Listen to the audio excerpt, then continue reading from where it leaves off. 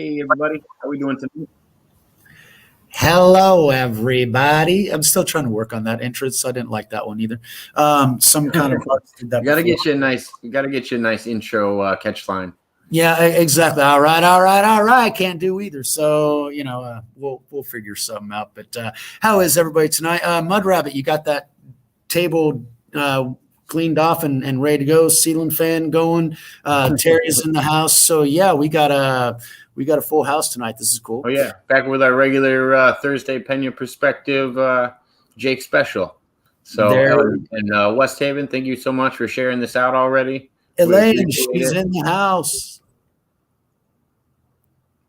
Hi, Mud Rabbit. Cola, lots of ice. Interesting. But you don't do a rum and Coke, just a cola?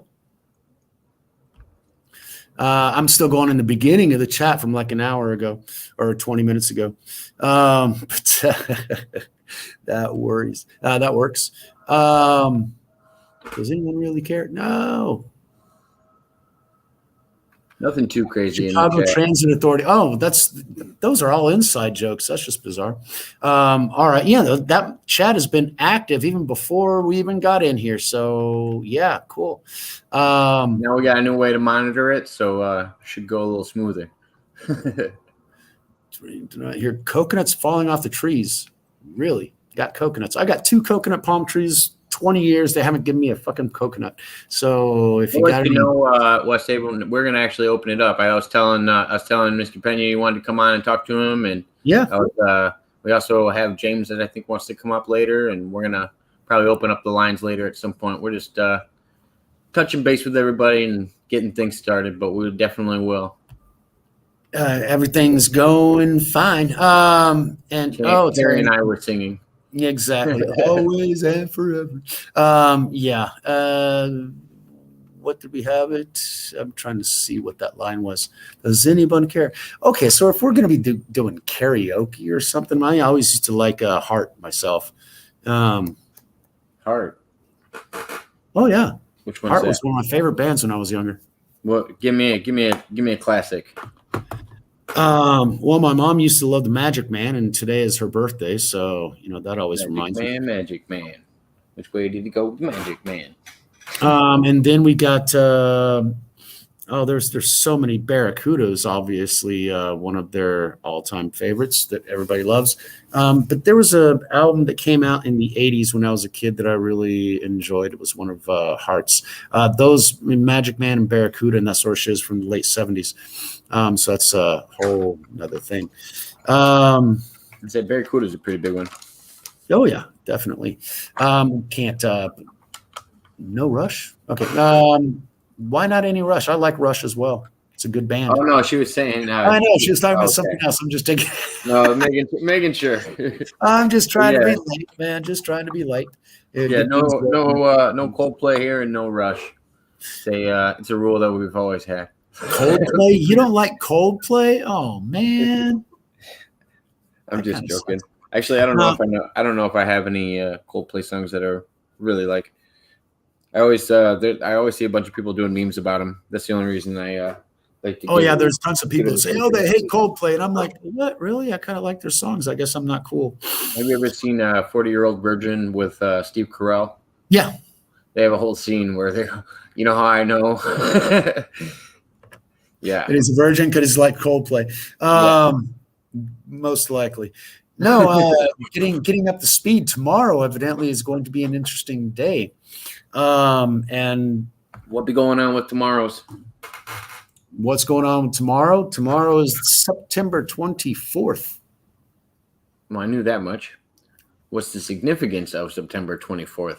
Oh, it is that little date that I kept telling you. It's going to be on Monday. It's going to be on the other one. It's going to be on the other one. But they actually got everything put together. And tomorrow it's supposed to be the day to where they'll have the Senate hearings in Arizona, and it will be made public. So, yeah, it's going to be an interesting day. However, yes, I do love the Doors.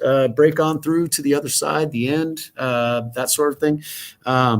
Yeah, I love the Doors. I used to have a couple of their albums, and there were days where it would just be Doors the whole damn time. I love me some psychedelic rock.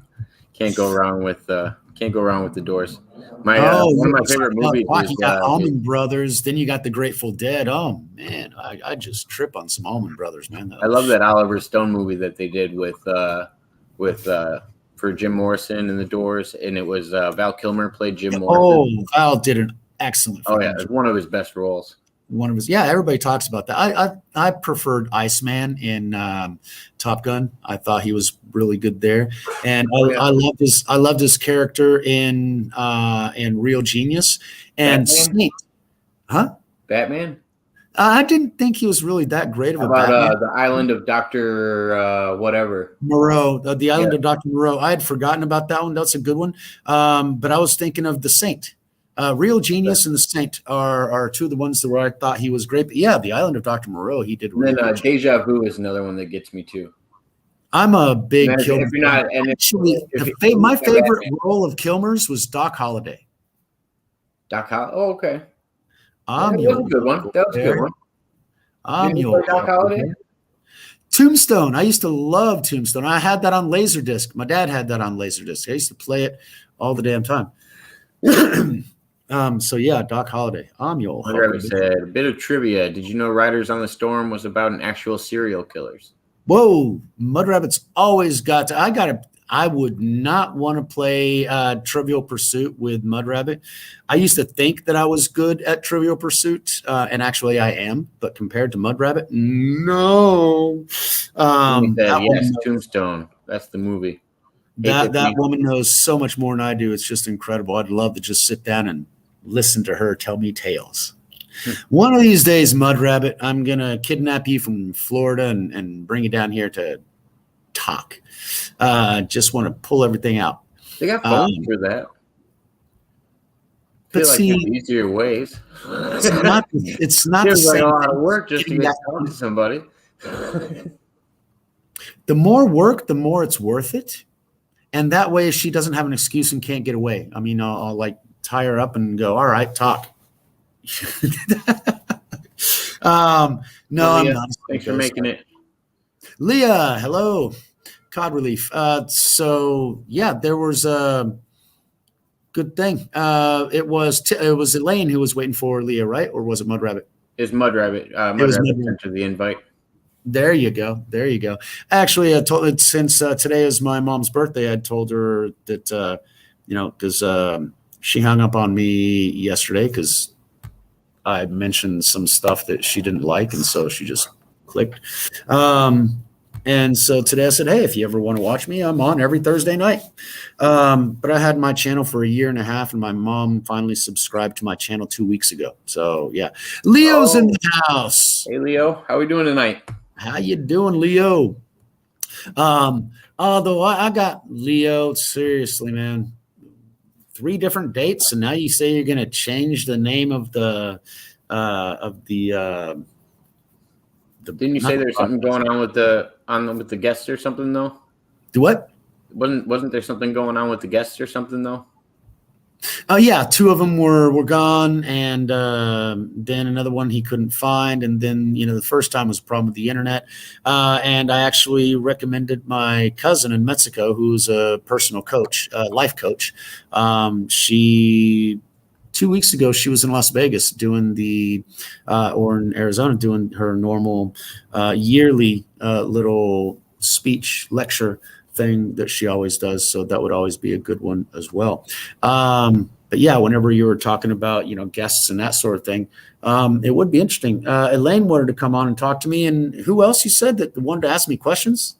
James as well, that we talked to last week. He's going to be starting up a podcast. He's got I'm gonna start co-hosting for him. He's got 12 guests lined up already, and and it's more of like the experiences and ghostly encounters, things like that. That's right. So I'm gonna host for him and see if we can't do a little side thing where he's pulling in some more guests as well, because I want to hear as many stories as possible. And if he absolutely, if he wants to have me stream it for him and get them to a better audience and just more people seeing it in general. I want to spread the content as best as possible. So, well, I'm happy. I talked to this with you offline, but now that we're online, I got 2-3 new subscribers out of the blue, and I thought it was, I was commenting on Marf's channel, but you brought something up, and you're absolutely right. It might have been from Elaine's guests.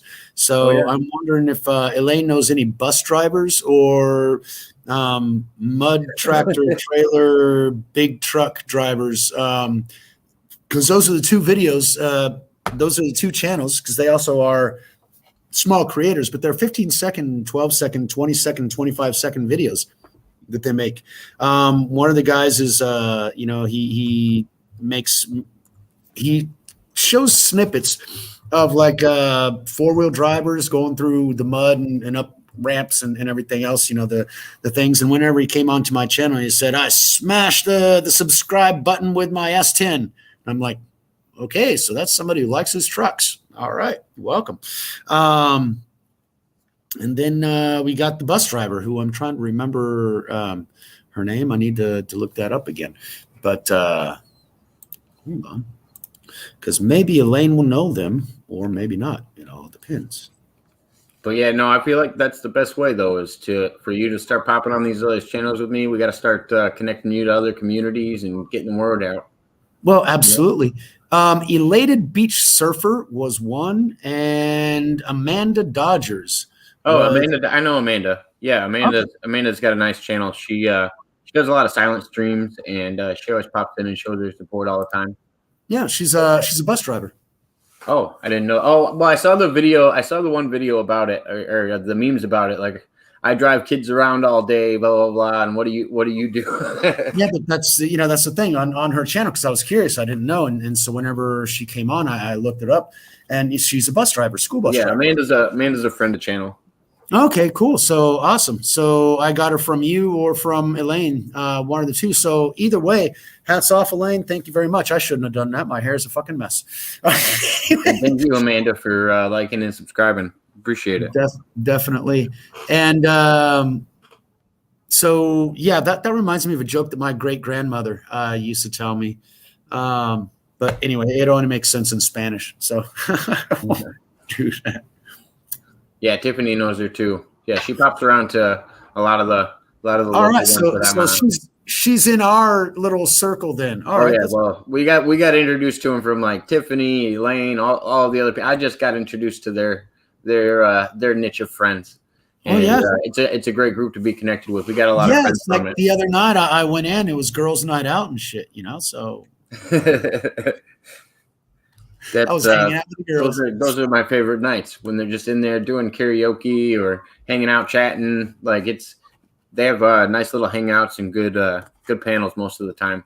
But basically, that's what life used to be about. Now we sit down and we watch a television, but it's not necessarily interactive. That's why they called it a boob tube, and that's why they call it programming, because we just sit there and absorb whatever it is that they want to feed into us.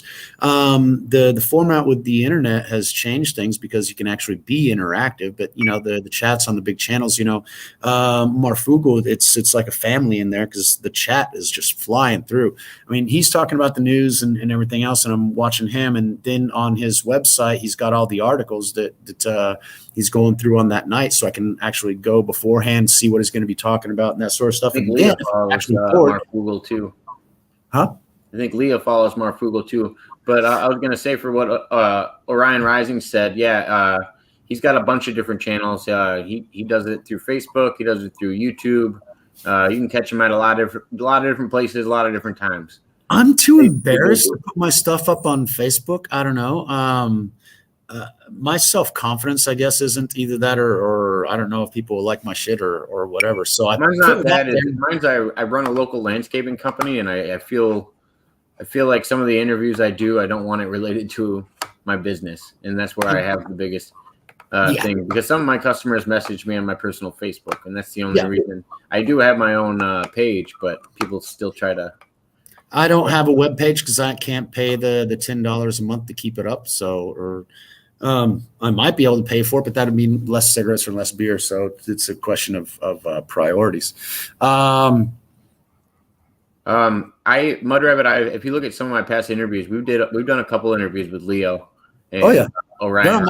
I put his interviews up on my channel as well. The one that we did with Jake, I tossed those up on my Peña Perspective channel on YouTube. It was like our after hours one. It was getting, for me at least, I was getting a little off the rails at that point. Oh yeah, it was the early days. I'm getting better at it. I'm not, evidently. I still go off the rails a bit too much. But yeah, Mud Rabbit. Yeah, Marf is good, folks, and he was kind of pissed day before yesterday. So yeah, that was worrisome. He usually comes on 11 o'clock my time, 10 o'clock Florida time, Eastern time, but he's out in Washington State. So it's usually whenever I started watching him, I'd have to be up at 1 o'clock in the morning in order just to watch his. So that was bizarre. Hold on, roll your own. I gotta catch context on that.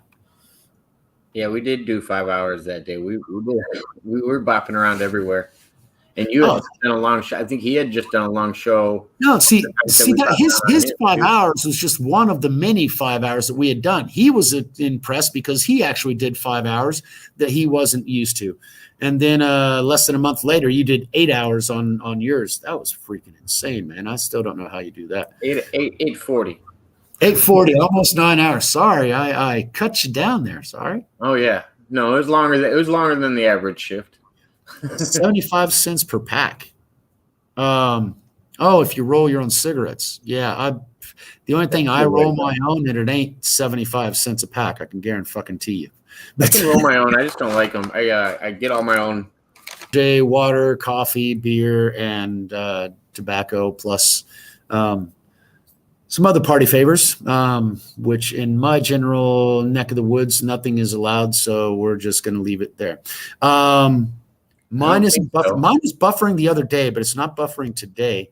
So that's bizarre. All right. Yeah, Leah, I love to roll. Got to roll with the punches. But see, I learned to roll when I got to Brazil. That's the really bizarre thing. Because when I was in the States, the only thing that I knew how to use this is a tiny one that I got here. But there in the States, I used to have like a 3-foot bong. That thing was huge. Then every time the year and the semester in college was over, I'd have to throw them away because I wouldn't be able to take them home because home was in Mexico and you can't cry. I don't cross borders with any of that shit. I don't mess around with borders. Is it better now, guys? Everybody said it was buffering for them. So hopefully I might have just tried to fix it. I don't know if I have. All right, so everybody's buffering. It might be me because usually my internet's the ones that's questionable, but I don't see any buffering today. I mean, I don't see it on our end, but then again, he said we're rolling good now. All right. All right. Cool. That will work. And let's see. Oh yeah, electric roller. Jake is life. So I can actually like. All right, it was quick. Good. All right, cool. We're good to go now. Hopefully. An electric roller. Oh God. I used to try and use those rollers when I was in college. Never fucking worked. I could never figure that shit out. Now that I'm older, maybe I'll figure it out, but I just use my own fucking fingers. I hope that's not the case. Oh yeah, Shadow Band. I don't think we're big enough for them to be fucking with us that way, but anyway, it's possible. Then we got Project Veritas. We had a weird guest coming in with us yesterday asking if we were starting a militia. Yeah. The FBI agent? Like sorry if like those questions weren't too weird. No, then he said I was funny because I was calling him an FBI agent and shit. That was what, Monday night, Tuesday? Yeah, that was a good time. that was bizarre. But anyway, yeah. So my topics tonight would be Arizona and Project Veritas. So unless we want to get off the rails on those, I would recommend bringing Elaine on to ask me some low-key questions, which she's always good at, or anyone else that you had lined up. James isn't in the chat yet. So no, I don't have anybody lined up yet. They just wanted me to share it to them whenever whenever we were opened up. Yeah, that wouldn't. No. Yeah, no. Like I said, I'm a lone wolf. I don't follow groups and shit because groups are easy to take out. I mean, look at the what was the it was the aid worker whose 7 kids got taken out. I mean, they were just in a car. It's easy whenever they're in groups, and we're seeing it in Australia as well. I mean, I was watching Andrew Clavin, and the video that he was showing of the absolute abuse that's going on in Australia. And then there was somebody in the chat that was saying that, I live in Australia out in the boonies and stuff, and yeah, that's going on, and even worse. And I saw 6 months ago on We Are Change, Luke Lewandowski's We Are Change. He was shown to where this woman posted a protest on Facebook, and the cops came in and broke into her house and arrested her. And her husband says, wait, she's pregnant. Why is she under arrest? Oh, because she was inciting blah, blah, blah, blah. I wasn't doing inciting anything. I was just saying that I don't agree with this lockdown crap. Do I not have freedom of expression? No, evidently in Australia, you don't. And it's Australia. New Zealand's even worse. I mean, they're fucking psychotic over there. I mean, you look at that, the Prime Minister of New Zealand, she's got those crazy, beady little fucking eyes. And you can tell that she is so far deep down in the pocket of the CCP. It's freaking scary. But yeah, the entire world's going to hell in a handbasket. He was talking about this. I'm not sure if I know much about this. Ed Buck. I don't know much about. I don't know about that one. I had heard something about it, but I'm not up on it, so I can't really comment because I don't know that much. Here, that was yesterday. Yeah, today it's another thing. But worse. Mud Rabbit, they were shooting rubber bullets as they were running away. People were running away from the cops, and they were shooting rubber bullets at them while they're, shooting people in the back, that's pretty fucking cowardly, especially when it's the cops shooting their own people in the back.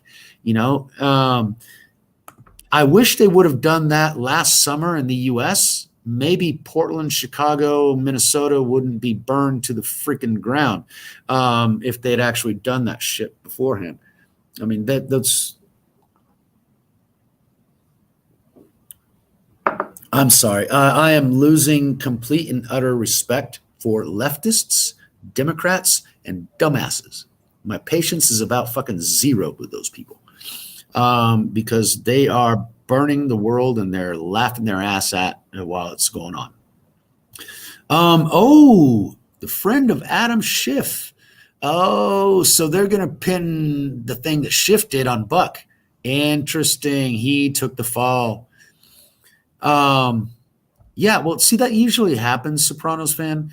For example, there's this old joke to where, they go, okay, so we're going to put in hurricanes in this country, and then we're going to put tornadoes in that country, and we're going to give that country a bunch of earthquakes, and that country is going to be a continent with almost no rain.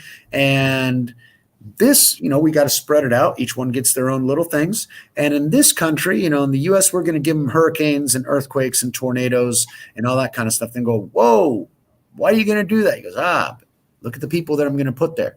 And in this place, they're not going to have any tornadoes, no earthquakes, no tsunamis, no volcanoes, none of that. And goes, wow, that sounds wonderful. Yeah, but look at the people that I'm going to put in there. So yeah, that's usually the way it is. Whenever things are nicer, things are much more fucked up because people don't have to survive. I mean, you can sit back in a hammock, eat bananas and coconuts, and you're good to go. So you can actually enjoy life. The people that actually have better societies are the ones that can't really enjoy life. They're too busy fucking working and getting out of. Okay. I thought it happened while Schiff was diddling the kid. But it might be a different situation. Schiff might actually be on the hook for the thing that he did in that hotel. So they're different situations. Yeah, I don't know what the actual conviction is. I would have to see what they're actually convicting him on. On Ed Buck.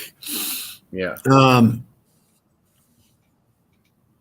Yeah, exactly. Ed Buck, and that's what he did for Schiff. And Schiff didn't realize that the kid was overdosing and died while he was doing it. Remember, these are underage kids that Schiff had contracted, and that's why he went to that hotel there in California. Well, that's the other. I was going to say that's the other thing. Soprano is with these upper class social structures. It's strange that suicide is more prevalent in people that have more money than it is for people that don't have anything and are actually, struggling to survive. Seems like one person has a lot more drive than the other. The thing is, well, you know what I mean? Is it a mental strength thing? Is it what is it that makes it an upper class issue? Suicide. Well, some of those, unless because the only other numbers that we have are from like Nazi concentration camps where it was actually done to get away from actual real problems. Like the only other ones that we have are usually upper class problems. It's usually a U.S. problem, to say the least. It happens around the world. I wouldn't go as far. When I went into my first year of high school, we had 545 students. When I graduated, we had 485, and in those 3 years, we had 9 suicides. I was also suicidal at that point, so I know a thing or two about that. And the U.S. is second. Why don't you give a little note on mental health as well while we're touching on it? Because I think it's really important if we're touching on these subjects. Because if you ever do have those thoughts, you got to reach out to somebody and absolutely let people know about it. Don't hide away. Don't ever seclude yourself. Do whatever. And the worst thing you can do is, you'll get over it. It'll be better. When people think, that's those are first world problems. You should know what real problems are. You don't know what problems are. They're not empathetic and they're not understanding. And but the U.S. wasn't number one. Japan is number one in suicides. Okay, and they have a forest dedicated to it, I believe. Well, see, the thing is, we assume that it's because of their culture. They had the Harry Carey and the honor and whatever and that sort of thing. But it goes deeper than that. It goes into future projection is what happens. In Japan, if they get bad grades, they realize that they're going to have a shitty job forever and their life is basically ended. And so they, end it early so as not to suffer through the menial garbage that they believe that they'll have to suffer through. In the U.S., it has a lot more to do with pressure from the parents, pressure from the school, pressure from society, peer pressure. And then we got the bullies. And there's a whole spectrum of actually just that. Like if you think about suicide bombers in the military, or in the Middle East, or in old those people aren't committing suicide. The whole idea of reason they're blowing other people up. But no, I'm just saying like kamikaze. You can't equate the two is the same. No, I'm not saying anybody had the right intention doing any of those. What I'm saying is there's a spectrum of it. It's not always just a depressed person. Sometimes people think they actually have an end goal in mind. It's a horrible mindset to get in. And then it could be like Jeffrey or McAfee, who neither one of them did it.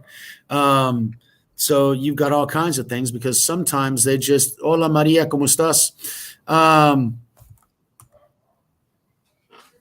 All right, yeah, Maria's playing in the background and she'll be listening to us, so that'll be cool. What the thing is that there's a spectrum of things, but when people don't understand it, they have a tendency of generalizing, and I do that a lot in many cases. But this is one particular topic to where I don't like generalizations, and I don't like the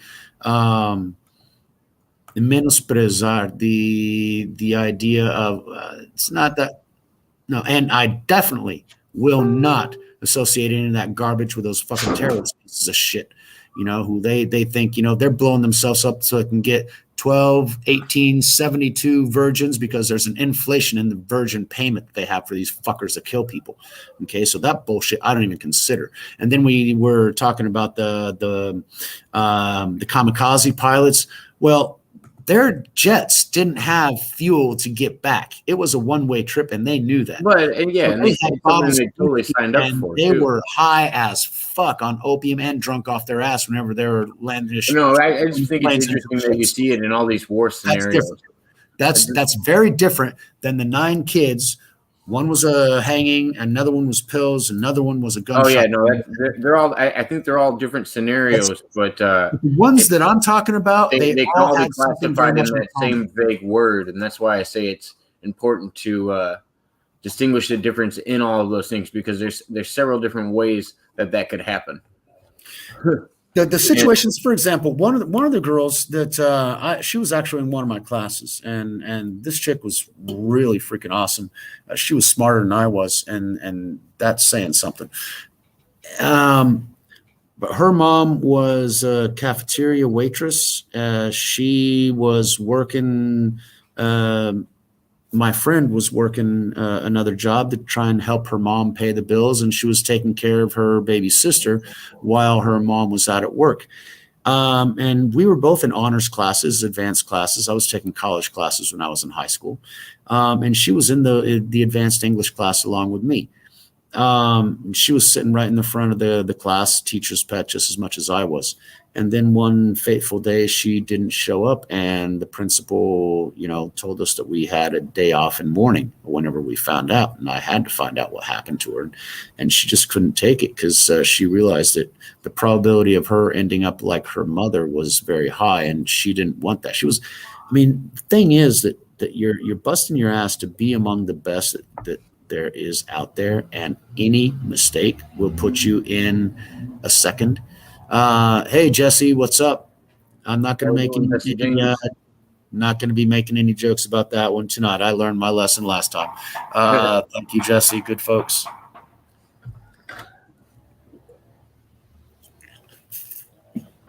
People get overwhelmed with reality and expectations in reality because we have very high expectations. But I also think that yes, you can get overwhelmed, but it's only if you think you can't relate to others. And I think it has to do with that privacy that we were talking about. When you're secluded from telling people how you're feeling, you think you're the only person feeling that way, and you think it's a lot more severe.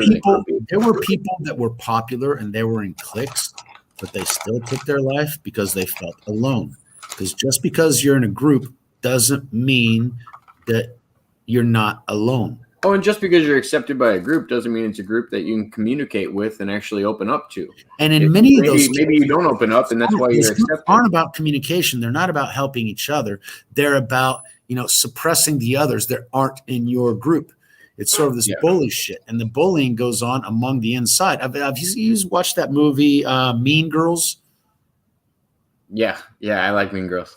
I think it's entertaining. I think it's entertaining to see those dynamics, and I think they make funny correlations because she's from Africa and been raised around animals, and it's funny the ties that she makes to the animalistic nature of the girls in the show and like all their different actions. It's a weird way to interpret it. Hey, it's Elaine. It's kind of like the nature shows. We're hanging out talking about Mean Girls now, the movie. It's all good. Or are we going to do karaoke? Okay. Hold on, guys. Karaoke's Tiffany's thing. I'm not getting demonetized for that. How would karaoke demonetize? It's a copyright. I'm not monetized, so none of it will really affect me. But it's usually a copyright. So what are we talking about? It was bizarre. My garden video actually got monetized. Nice. I haven't made shit off it. I got 5 views, or actually 5 likes and 14 views. But still, it's on there monetized. My other ones are ads free. But that one, evidently, they're going to be running ads on it. Maybe. It's just bizarre. I hadn't seen that. What you up to today, Elaine? Oh, nothing much. I was just fascinated by what Peter was talking about. Clicks.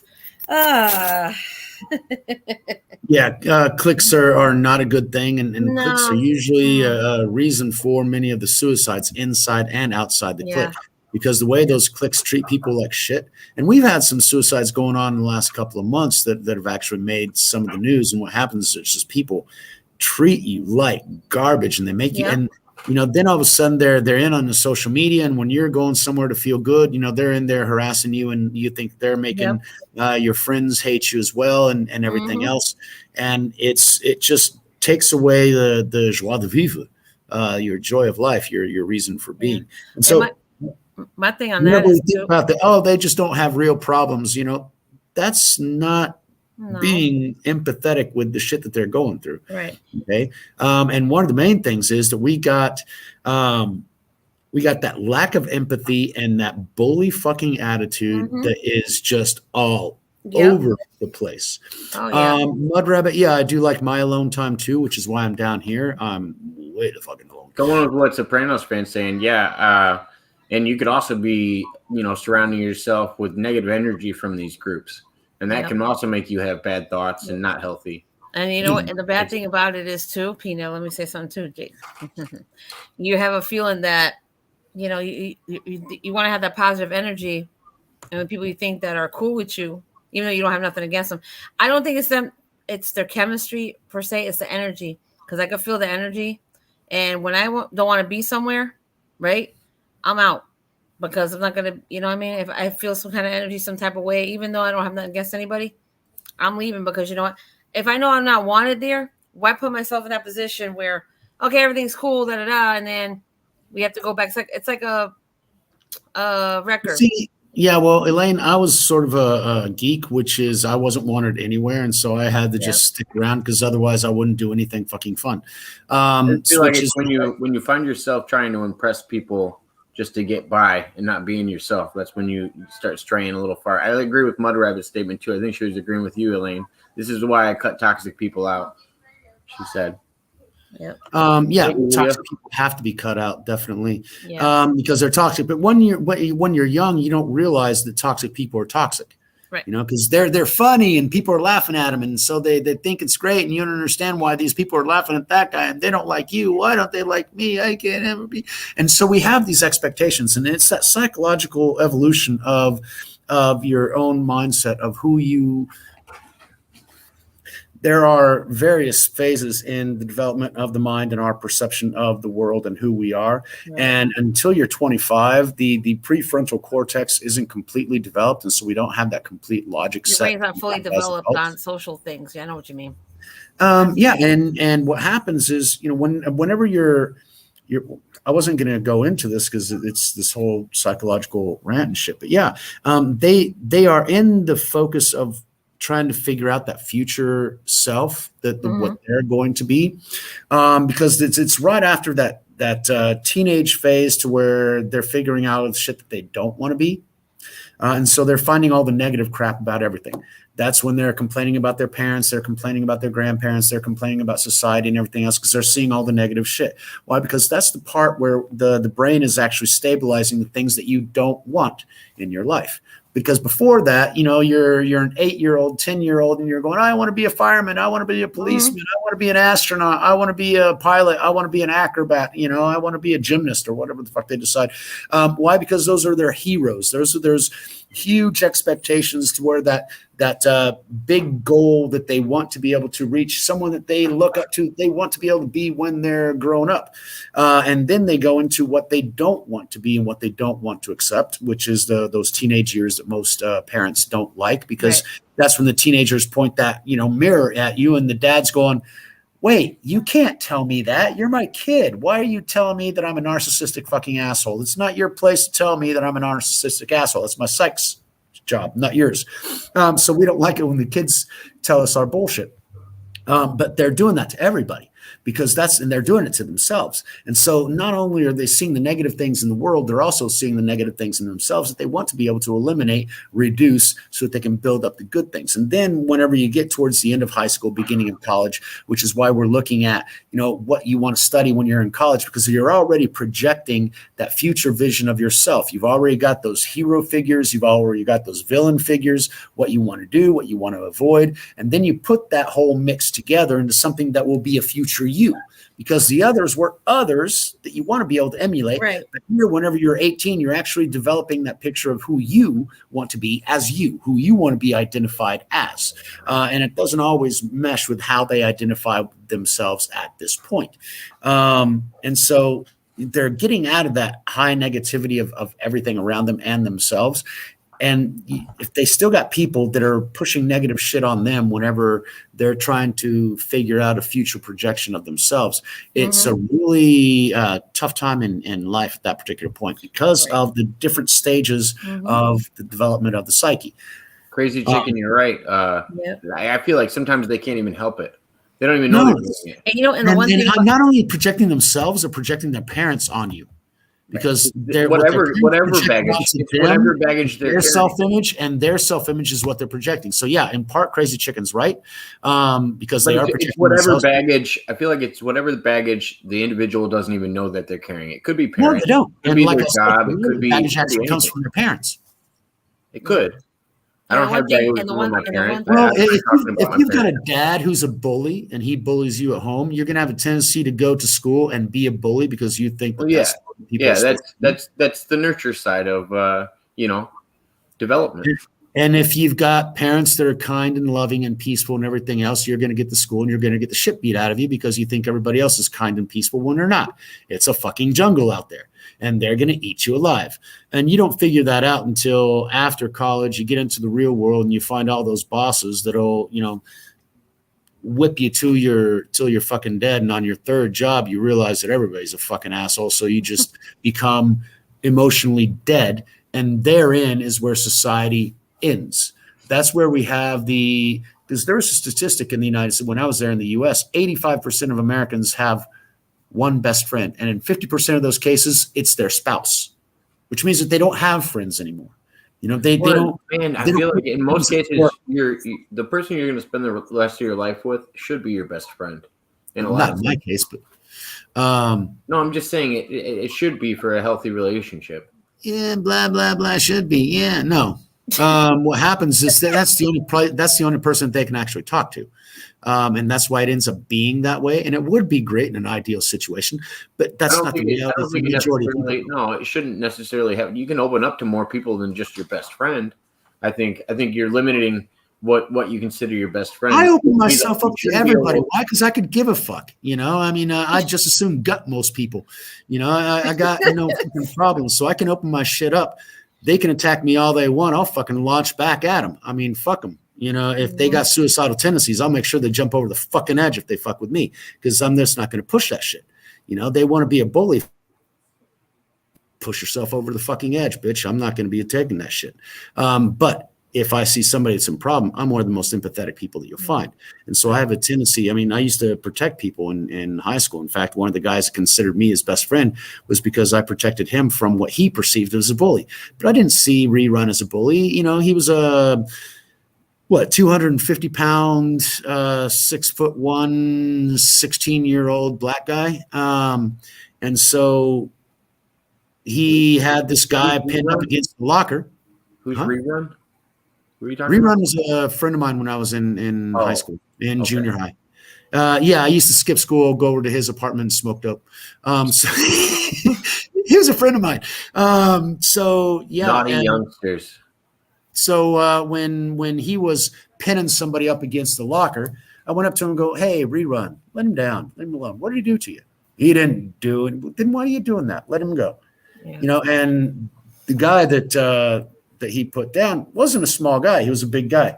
But he had some psychological problems because his dad liked to wear dresses. So, yeah, he had his own fucking problems. But anyway, he was impressed with the fact that I was able to tell this big-ass fucking black dude, "Yo, Rerun, chill." And he was like, "How does this guy tell that big-ass guy to fucking chill?"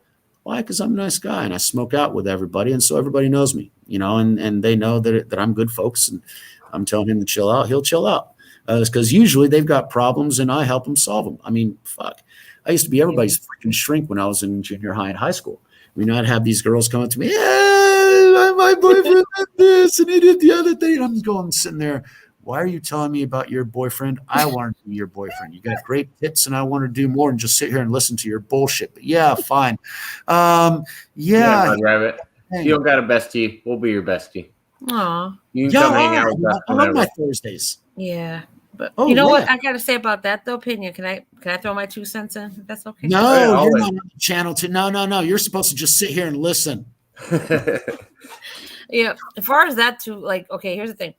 I like everybody here on YouTube, right? But when I get a sense of something, like, my thing is this: if you don't like me, you know what I'm saying? Like, it's always good to be upfront, honest. I tell everybody, look, if there's a problem, they got a thing called a DM. They got a thing called Instagram. They got a thing called Twitter. DM me. But see, sometimes I feel that I've had people talk behind my back, but you know what? It's just the internet. You understand what I'm saying? I don't really care, to be honest. I have other things I got to worry about. I got a family I got to worry about over here, not you. Yeah, you got a real world thing. Yeah. However, I've been virtual since '95. Right. Okay. So the internet is a way. Yeah, there are lots of people that say, oh, they were bullied on Facebook. Then why don't you just turn off Facebook or turn off your computer? It's not that easy whenever their entire reality is focused on that, because that's where they're getting their pleasure from. Okay. And so that's the thing, to where most people can't necessarily turn that off because they're virtually cyborgs already. For example, I talk more with you guys than what I do with my mother. She doesn't call me. Why? Because I'm a pain in the ass. I say things that she doesn't like and she hangs up on me. You ever think you could just not push your buttons for a little while so you guys get to talk a little longer? Yeah. Meet the halfway mark. Yeah, I start cursing and she goes, I can't stand the language. That's your fucking problem, snowflake. I mean, deal with it. That's just the way it fucking is. I got my issues. I love my mama. I mean, I love her to death. And if I were there physically with her, yeah, I'd be talking to her the majority of the time. I love my parents to death. I love my dad. Don't get me wrong. My mom and dad drive me nuts, but I've never called my mom a snowflake. Call a spade a spade. You know, I don't take True. The only one I haven't met your mom, so I wouldn't know. I can't make a judgment. You have my mom's not that bad. Most people love her. She's good folks and everything else, but she's what society's been pushing. And my mom I'm talking about back in the 70s. Think about the Jane Fonda type of women's lib type thing. That was me growing up. And so all the tips that she gave me, I was in that era too, Peña. I know about the Jane Fonda workout. So, but all the fucking dating advice that my woman's lib mother gave me didn't do fuck for me. Why? Because women don't respect that shit, or at least women at that age. Women after they're 35, and they've already done that. That's why chivalry is dead today. Do what? That's why chivalry is dead today. It's dead. Why? It's not that I don't want to be chivalrous. I just need a lady to be chivalrous. But you can actually get yelled at for trying to be nice. Yeah, no shit. And so it's a different time now. Different. No, it was. I understand wanting your psychology is different, and women don't understand their own psychology. They have these things to where, I should be like this. I want to be like that. I don't necessarily think it's just women. I was just saying that. There's this psychological pattern that I think there's this psychological pattern that humans can get in where it's, I can do this myself. I don't need your help. But I feel like there's a respectful way to say it to somebody without realizing that they're just trying to help. They're not actually trying to insult. I think there's a level of chivalry on both sides. I'm calling my mom a snowflake because she is a snowflake, period. But you know what I mean? If some 90-pound girl came over and saw you carrying something heavy and said, hey, do you want me to carry that for you? It looks like you're struggling. There might be an answer that you would give back. You know what I mean? If you think about the reverse side, that wouldn't happen. It doesn't usually happen. I'm just saying, if you thought about the reverse side of it, I could see how you would be like, well, no, I got this. You can't carry this. You know what I mean? If I've got a 190-pound woman willing to carry my shit, I'm like, I said a 90-pound woman. Oh, a 90-pound woman walks up to you and you're carrying something, and she comes up to you and says you look like you're struggling with it, and she's smaller than you. How would you feel? Like, you wouldn't hand it to her, would you? I'd look her up and down, going, are you fucking insane? But I'm just saying it's weird. No, then I'd actually hold out my hands and I'd go, try and fucking carry it for 2 goddamn seconds. Welcome to the real fucking world, you dumbass. But then again, I'm just a fucking asshole. And no, my mom has never smacked me, and she wouldn't smack me. And I just give her hugs, and I fill her up with hugs, and she fills me up with hugs. And it was a great thing. But I've been down away from everybody else for 24 fucking years. And so I'm more me than I've ever been me before, because I'm a chameleon. Whenever I'm around everybody else, I'm just like everybody else, because I try and integrate. And here I've been independent, and I'm in a culture that I tried to. I mean, the first 5 years, it was like vacation. I was just absorbing everything. And I was trying to integrate with everybody else. And then I started figuring out a lot of shit about the culture that I didn't mesh with. And so I didn't integrate that with me. And also they wanted to push me at being an English teacher and all that kind of shit, which whatever. And so I started focusing on the culture thing. And then I started focusing on, helping them more psychologically, because I was bored fucking teaching them in English and shit. I've got 5 family members that I haven't talked to since. Yeah, I've talked to them, but I don't talk to them much since the CV thing started, especially after the jab. I've got 4 family members that I don't even fucking talk to. There's one that her and my cousin, my aunt and her daughter, they actually made this comment. Why is he commenting? He doesn't even live here. And I'm going, you guys are supposed to be compassionate, understanding fucking liberal Democrats. And you're saying, why does he get an opinion? He doesn't even live here. How fucking compassionate is that bullshit? It's the lies and hypocrisy that fucking get me, as I don't like it. If you're going to be nice, fine. Be a Christian. Be nice all the goddamn time. But don't be a fucking hypocrite.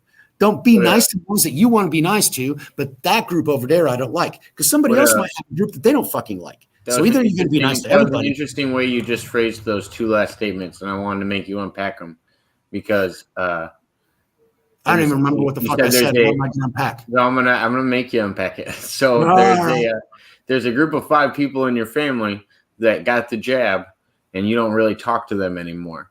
And then you said, why do these people put me in a group and then just exclude me? I hope you don't not talk to people because they might have done something that you don't agree with. I don't know. I don't talk to them, not Especially because they took the jab. I am very sorry for them. I'm going to miss them when they go. But what I'm saying is that shouldn't reflect on your relationship with them. No, the reason that I don't talk to them is because they don't want to talk to me. That's what I'm talking about. Okay. Wow. They don't want to talk to me because they don't agree with me, because they've got supposedly this open mind, and it's so fucking closed that they can't even listen to any of the things that I'm trying to tell them, because these people watch maybe half an hour of TV, and they get completely fucking brainwashed with that because they're too goddamn busy with their life. I watch 12 to 16 hours of videos on the internet. And it's not the sitcoms and the bullshit and the programming and everything else. I'm going deep into the information that I want to know. But I just feel like those are the people you just don't touch on those topics with. Like Mud Rabbit was saying, she's like, I'm not standing around dodging bullets. I'm just not going to talk to these people about things we don't agree on. If I knew how to do superficial conversations, I'd actually be a social motherfucker, which I'm not, because I can't do superficial. I never was. I mean, I was 10 years old talking to 30-year-olds. There is no superficial about me. And to me, it's like a waste of fucking time. I can't do that shit. The green switches, but whatever. Nowadays, the majority of the topics that the left wants to talk about just gnaw at me, because they're thinking, but the country's so racist. No, it's not. You are. Okay. Oh, but the country's going to. No, it's not. Your area is going to shit because the fucking people around you are turning it to shit. Oh, but these people are being abusive. They were always abusive. You just wanted to notice that now. Okay. Humanity have been a bunch of abusive motherfuckers for a long time. Okay. I got serious fucking problems against society because they're a bunch of ignorant, abusive motherfuckers. Okay. And so I don't deal with that shit because I wasn't brought up that way. I was brought up around, I had 4 grandmothers. I had 5 aunts. There were like 7 women that actually raised me. Okay, and so they were always around me the whole damn time, which is the whole reason why I don't like having a lot of attention, which is bizarre. I'm on YouTube and I'm opening up my own channel and shit, but I don't want attention. I don't like being the center of attention. My dad was always the center of attention, and he loved that. I think you like it a little bit. I love being the center of attention. I don't like the attention. That I'm going to have to unpack for you. You can't do new emojis. The bot will block them out. because well, you can't do like 100 of them. You can only do like you're allowed to share emojis, but usually it's set up because a lot of people like to use the eggplant one and stuff like that when they're trying to spam a chat or being weird. So everybody else isn't allowed to have isn't allowed to do it because how the hell do YouTube people won't like monitor it. Chopped up fried eggplant, yeah, maybe, but just a fucking eggplant, no big deal. But the I don't know what the new ones are. But the thing about the attention was that I was also the only grandkid on both sides, and I was the youngest nephew for a lot of my dad's cousins and everything else. And so everybody putting their attention on you, they put their expectations on you as well. And so as a kid growing up and everything else, you are expected to live up to their expectations. Oh, no, don't behave this way because this uncle is that way. And then don't behave this way because that other aunt is the other way. And you're coming over to your great granduncle's place and you have to behave this way when you're here. And you're like, okay, all right. Okay, this expectation, that, and the other. And so whenever you've got those people looking at you, I also know that those people are expecting certain things from me. And I'm like, I don't want to produce your shit. I want to produce my shit. Neither you like my shit, and that's great. And if you don't, get the fuck out. Because I like the attention because I like knowing that people like me.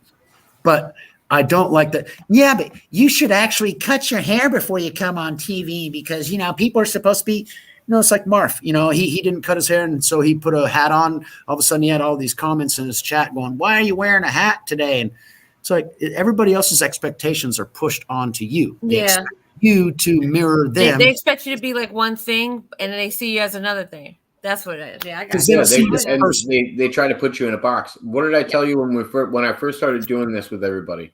I was like, I don't want to be put in any category.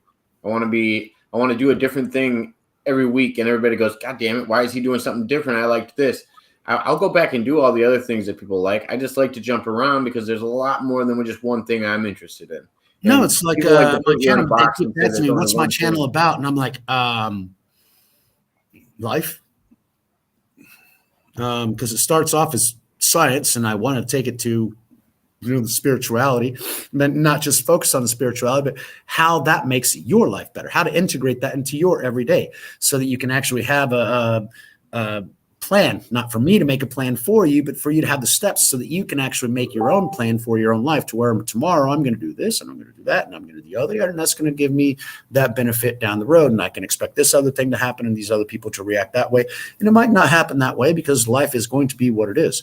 But you're going to do your things and you're comfortable in your own skin because you know why you're doing it. Many of the times we're doing things for somebody else. And when somebody else doesn't appreciate it the way we expected them to appreciate it, then that whole reason that you did it kind of collapses. Right. And so that raison d'être kind of disappears. So that's the thing, to where, I don't like being the center of attention because then everybody is expecting, oh, yeah, but you shouldn't. For example, I'll go with my wife's friends. I smoke, and so I go up into my own little corner. But whenever I'm there in the middle of them, I have my opinions, and my opinions are. Sometimes you can get to that situation where it's like, "Oh, you're a comedian. Tell me a joke. Dance for me, monkey." Dance for me, monkey. Exactly. Dance for me, you fucking monkey. Absolutely. I think you can definitely get to that point with people, and that's why I don't like being the center of attention. But I do love attention. I mean, if people actually, I would love to be a king to where everybody's just, bowing down at my feet and going, "You're awesome." That would be freaking awesome. But at the same time, it's false because they'd be doing it out of fear. So, I'm good where I'm at. But then again, I have attention. My birds come and visit me on a constant basis. They're always here because I'm a nice guy. In fact, my Jacu comes up and he looks at me going, "What? No food today?" He actually comes up. He goes over to the bowl. He looks in the bowl. Then he looks up at me because he doesn't look at you with both eyes. He looks at you with one eye. He kind of looks at me. And then he looks at the bowl. And then he looks at me like, "Dumbass, have you not figured it out yet?" So, it's like, okay, cool. So we put some bananas out and we actually got a curió, which is an expensive, really rare fucking bird that just showed up out of the fucking blue in, you know, my studio. Why? Because of my forest. I gave them a house to live in, and they have enjoyed their house. I'm sorry, Elaine, am I boring you? No, just listening. Sorry, I know it's a little later. It's a little later her time than it is yours too. No, she's a little later her time than what it is mine. Or you guys might be the same. Yeah. No, there ain't no way anybody in the States is the same time as me. 10:20 here. Yeah, I'm an hour ahead of you. So she's on the same time as Mud Rabbit, but I'm an hour ahead of Eastern time. Gotcha. But like you were saying about people being narcissistic, I'm like, I've seen those kind of people, and it's like, you don't want to have that around you, but I am those kind of people. You are those kind of. Oh, okay. Sorry. I love me. I think I'm fucking awesome. I'm just, surprised that everybody else doesn't recognize it yet. I think you're awesome. I think it's good to have that mindset, though. You can't think it. You can't go walk around thinking you're shit and right. I don't want to be around other people. But there's a balance to it too. Well, I did that for a long time too because others made me feel that way. And for a while here in Brazil, Brazilians made me feel that way because they were intimidated by me, but I didn't know that. And they were, people kept telling me that they were intimidated, but I didn't understand. I'm like, I'm not being mean. I'm not being a bully. What the fuck do you mean intimidating? I don't come in going, yeah, do what you're going to do. Yeah. I'm never like that, And I'm like, how do I intimidate people? And yet they'll tell me your presence is intimidating. I'm like, how the fuck is my presence intimidating? There was this English class to where I was auditing to where there was another English teacher and I was just supposed to sit in her class and watch and that sort of thing. And so I sat in the back of the room. Mm-hmm. And at that point, I'd wear sunglasses in the middle of class and everything else so people wouldn't see me stoned. I'd be sitting in the back of the class. And the only time that I actually said something was when they didn't know how to spell pyramid. They didn't know where the Y and the I went. And so I said, it's PY, and the MID. That was the only thing I said. And later on, they said, people felt intimidated when you were in the class. I'm like, I didn't say a fucking word. I sat in the corner. How the hell am I freaking intimidating? My presence is extremely scary. I didn't realize that. I am intimidating just in my presence. Why? Because people are scared shitless by me. Right? Either they want to impress me and they know that they can't impress me because people really don't fucking impress me unless they're freaking impressive. That's freaking tough. Oh, I hope I impressed you. I got my impressions. I got lots of impressions. But everybody's got their thing, and that's a good thing. And I stopped trying to impress a while ago, especially because I got nothing out of it. Especially after my dad lost his representation and subsequently wasn't able to finish his house, and his factory is half finished because he kept trying to impress, and then people figured out that he's doing so good. No, we can't allow this. He's doing better than we are. And so the representation, he represented Latin America, all Latin America, from Mexico down to Argentina. And so the owner of the company decided to break that up into 4 or 5 different representatives who, among themselves, don't feel as much as what my dad did, but the owner of the company feels better because none of them are richer than the owner of the company. The company was pissed because they had to pull out this huge ass loan to build their new factory when Dad was building his own factory out of the money that he was making off of his own hard work representing. And so they felt like, how does this guy, he makes more than the owners of the company? That can't be true. That can't be possible. We're not going to allow that. Those maggot pieces of shit. From that point forward, I realized most rich people are fucking pieces of garbage. Well, no, you can't put everybody there. They worked hard. They made their money. Yeah, there's a reason they are where they are. And others who tried to get there, they don't allow to. Right. It's like I got a friend of mine today that posted something on Facebook of Bill Gates. Bill Gates is sitting there in an interview, and one of the hostesses says, well, how did you get as big and do all the things that you did? And Bill Gates pulls out his checkbook, pulls out a check, and says, write down any value you want. Any number you want, go ahead, write it down on the check. And she's like, I don't understand. How did you get where you are? Write down any value you want on that check. She goes, yeah, but I ask you a question. How did you get to where you get? He said, here's a check. Write down any value that you want on this check. She goes, no, I don't want the check. How did you get to be as big as you are? And then Bill Gates grabbed the check. He rips it up in half. He says, because I see opportunities and I take advantage of opportunities. Wow. This opportunity is and she didn't take advantage of the opportunity. She didn't take advantage of the opportunity. And that's what my friend was putting up there. And I said, okay, so the moral of the lesson is bribe people to make them do whatever the fuck you want to do, and that's how you become successful. He laughed at me and said, no, it's capitalism, dummy. And I'm like, no, you don't get it. This motherfucker was giving that bitch a check to say, write down any number you want. Because as soon as she writes down any number that he can actually pay, because he's a fucking billionaire and she doesn't dream as big as what he does, he owns her. She will no longer be independent. She will be in his pocket from that point forward. He buys people. That's what they fucking do. Right. So that's what I tried to tell him. No, it's not about looking at opportunities, because that sack of shit didn't, he had opportunities, but he had opportunities freaking given to him on a freaking silver platter. His dad was best friends with the director of IBM. Well, right. Guess who Microsoft was used for, 30 fucking years by IB fucking M. Right. So yeah, it's opportunities. He took advantage of the opportunities dad gave to him. But you gotta remember too, Bill Gates and his wife they're not together. So now what? But do you know why they're not together? No, they're not. No, because do you know why?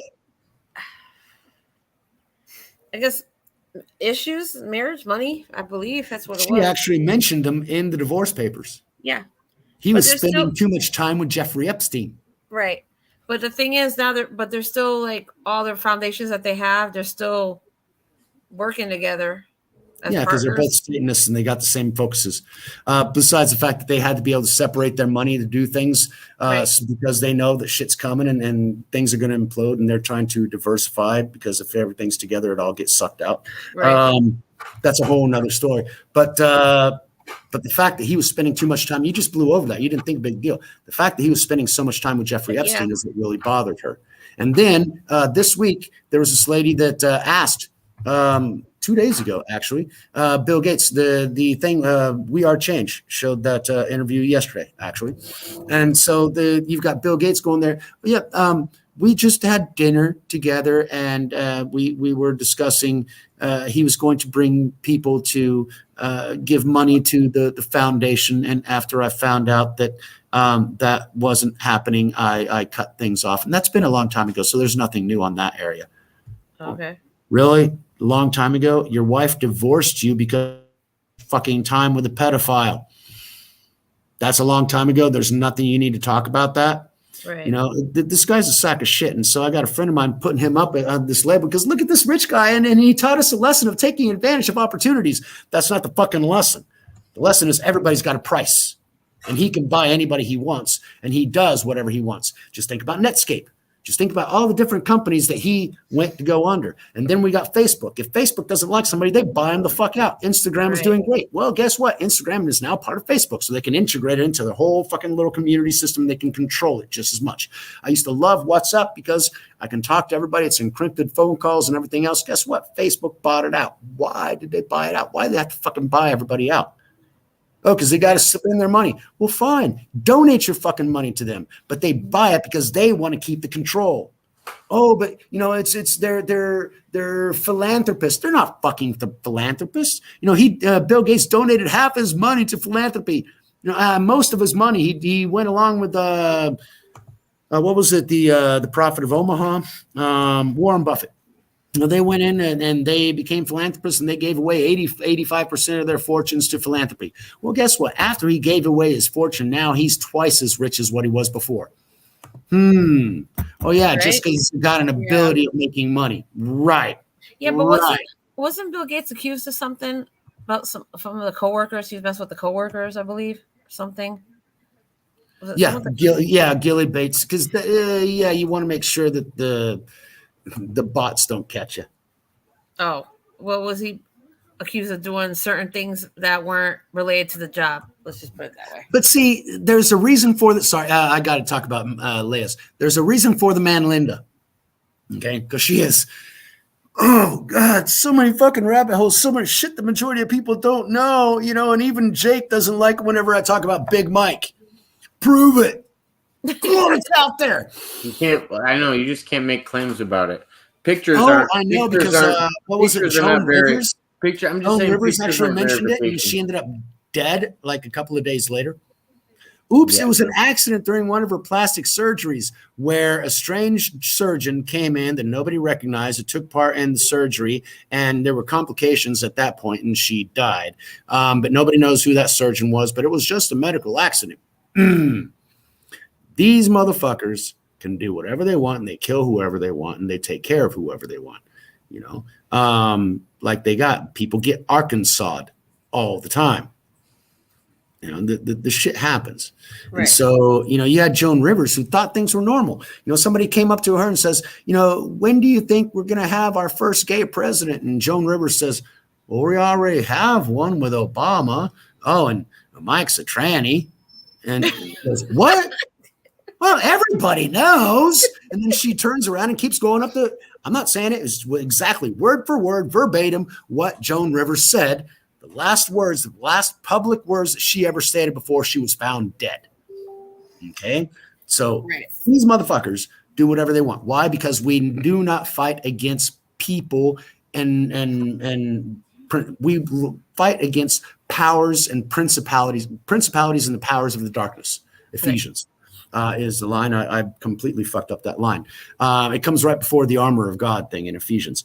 But yeah, it's talking about the principalities, the dark spiritual forces that allow these people to get to the places to where they are. And the way that they maintain their control is by killing anybody who doesn't fucking agree with them. It's kind of like, it's CIA. The Chinese do it. I mean, they did it to Hunter. I mean, holy fucking shit. In order for him to get that 2.3 billion, I guarantee you they made him make all kinds of videos and shit so that they could blackmail him later on to make sure. All right. And if you don't, and this is actually something that came out of, it's public. There's this whole process that they do. They go, okay, we're going to bribe you because we got this deal, but we don't trust that we're going to give you the money and you're still going to do what we want you to do. So you're going to go into this room and we're going to do this thing that you don't want to do with this other person, which you shouldn't be doing something with. And we're going to film it. And if you don't, well, we're just going to kill you right now. So those are your options. Either you die right now or you do something that we can blackmail you later on. And if you do what we do, you won't get the blackmail and you'll be able to live rich as fuck because we'll give you all this money. So, hey, it's a win-win situation. Just do whatever the fuck you please. You're mine now, bitch. And that's the way they do it. That's why China has the balls that they do because they think they've got everybody in their back fucking pocket. Mm-hmm. And the only one that defends everybody is the United States. And they fucking corrupted our election system and they own the motherfucker that's right there, China Joe. And he's the only one that's going to defend Taiwan, which is why they're going, yeah, we're going into Taiwan now because nobody's going to fucking defend it. China's they think they got everybody in their fucking pocket because New Zealand's going, oh, yeah, I got to do what she tells me to. Pooh Bear told me to lock my fucking people down, so I'm going to. But yeah, didn't they have a summit with the leaders? Oh, yeah, the Big world Mike leaders? is bigger than Barry. There's jokes about that one. Yeah, didn't they have what was it? Something about the world leaders, about the environmental thing. I know they had something. Oh, to where they want to enslave humanity and use the environment as an excuse. Yes. They want to make us eat maggots and cockroaches because they get off on seeing us do stupid, fucked up shit because they like to watch their slaves suffer. That's what these sadistic fucking assholes are into. Klaus Schwab, you'll own nothing and you'll be happy because we'll give you enough to where you'll be able to enjoy that stupid little fucking insignificant life that you have today. And we'll whatever says the Green New Deal and carbon credits. Right. Now I get with the carbon credits. In fact, I wanted to get carbon credits off my trees. They want you to use electric cars instead of the carbon, so it would reduce the emissions. Oh, right? Yeah. That's what I'm talking about. No. The idea of it is great. It's the buying and selling of the credits is what gets companies to a dark spot. You just buy other credits and then you're allowed to pollute more. No, see, hold on. What you got to understand is that these people are the children of the father of lies. So everything that comes out of their mouth is a fucking lie. Like Hillary said, I've got a public persona and a private position. Right. She's got a position that she'll sell the public. The public will accept because the public is Christian and they have certain expectations of people being decent, people helping them, and government being for them because they're our fucking employees. And then you've got your private position because you're in the center of power and you know, you got to pay to play. And so hopefully now that are fucking lawyers being indicted, the whole fucking house will fall down. But the old fucking bitch has already killed off so many goddamn people. It's fucking sick. They should have done this shit beforehand. I mean, fuck, 8% of the billions. She got more than $4 billion has helped save Haiti. And she spent 8% of that. And she didn't even put it in the place where it was actually affected by the hurricane or earthquake or whatever the fuck happens. Because always shit's happening to Haiti because of their voodoo. They got bad fucking karma. Yeah. And listen, and they're still, they're not using the border. They're not using the horses anymore because of what happened. Yeah, because because it reminded me of Planet of the Apes. Oh, yeah. I mean, those but listen, they're on administrative leave or something like that. Oh, I really want Nuremberg 2.0 because Maxine Waters, that fucking psychotic bitch.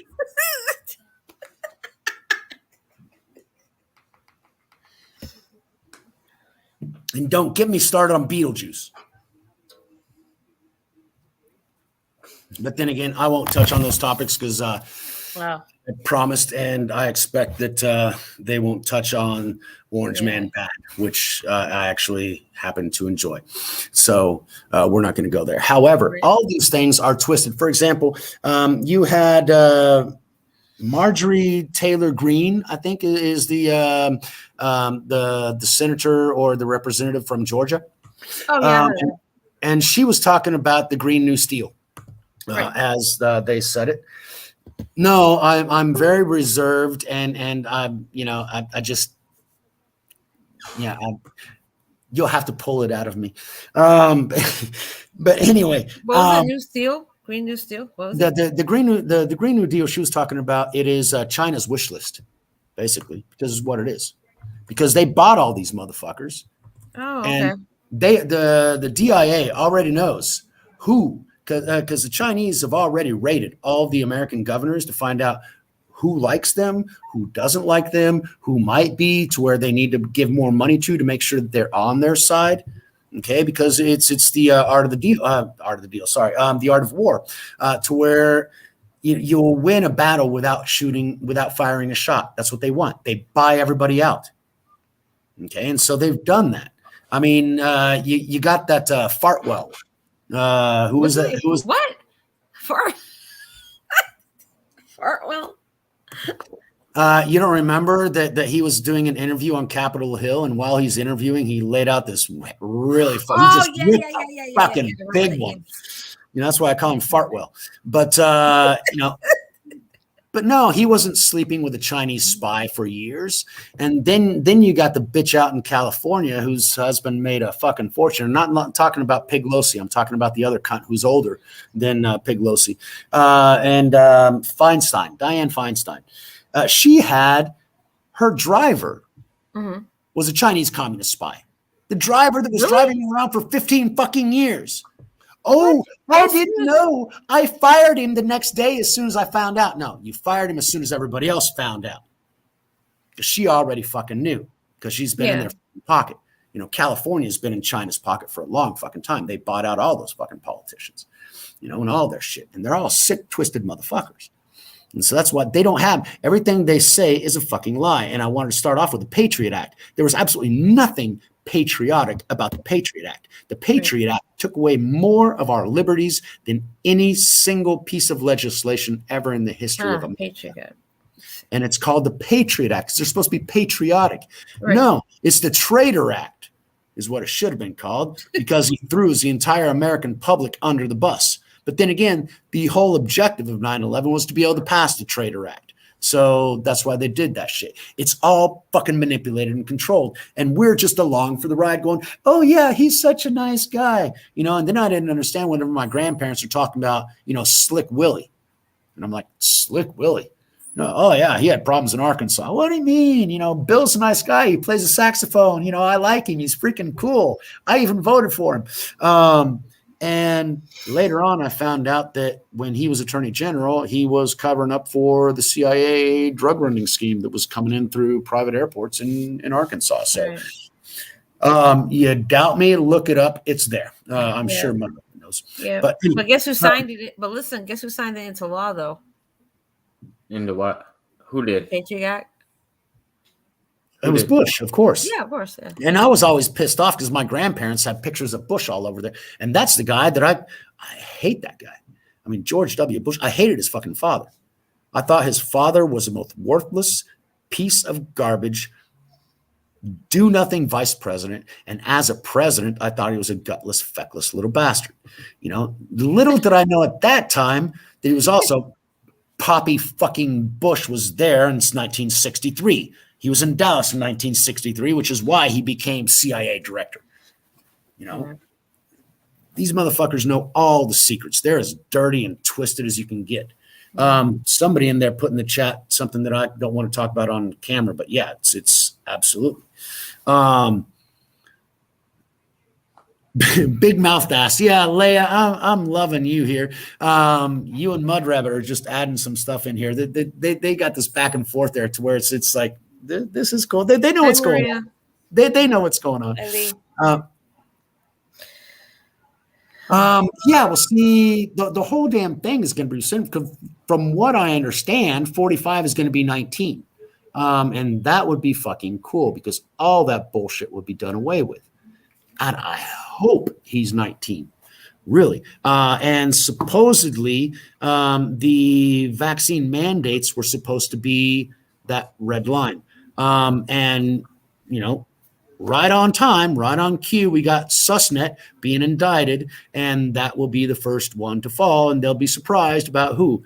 But I'm still waiting for that Supreme Court fucking justice. The third article that I read this week to where the Supreme Court voted on something, and Roberts, who's supposed to be a conservative, voted with the liberal bloc. I wonder fucking why. Every fucking time. Why? Wow. Because that guy is compromised. It's got something to do with his two daughters. He adopted from Ireland or some shit like that. Okay. Wow. But they're all compromised because he went down to the island as well. You got all kinds of people doing that shit. But it's the thing is that we've been living in this little bubble created by television and everything else. We all think we're living in Friends, right? We go down to the coffee shop and he, ha, ha, ha. Yeah, it's like a typical, like what you see on TV, like, but, like a lot of the media has changed over the years. A lot of people are more, I'm more like, I watch like TV from a regular standpoint, but when I go on social media, it's like different messages, you know what I mean? It's different things, Yeah. Social media has changed the way because they can't control the narrative anymore. Yeah. But that's why they're trying to censor everything. Yeah. Because they are sadistic, controlling bastards. And they tell us about freedom because they're lying fucking bastards. But yeah, I'm just gonna, I don't know.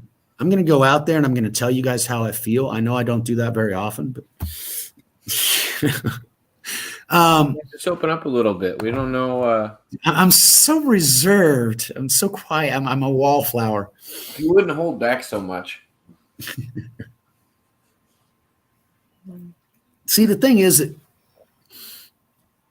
that Waco fucked me up because that, I feel like it fucked a lot of people up. Yeah.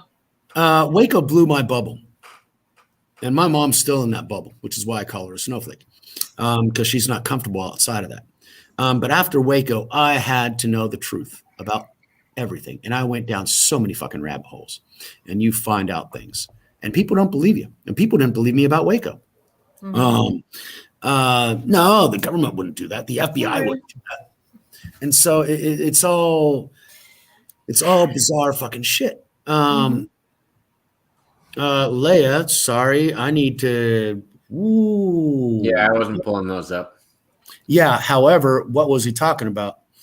Yeah, It's over there. Just leave the comments open. Yeah. I'm going back and I'm. So Susna has just been charged, indicted. Actually, he hasn't been arrested. We're all catching up. But Thomas is in charge of the conservative end, but Roberts is still voting. That's why the thing. They are supposedly Mud Rabbit. The spirit. So what? They got their clones in there, or they got the body doubles, or they're using those fucking masks that Mission Impossible type thing, which is also. No, you laugh, Elaine, but I've seen it. Yeah, it's I just want to see him drop down with the rope and.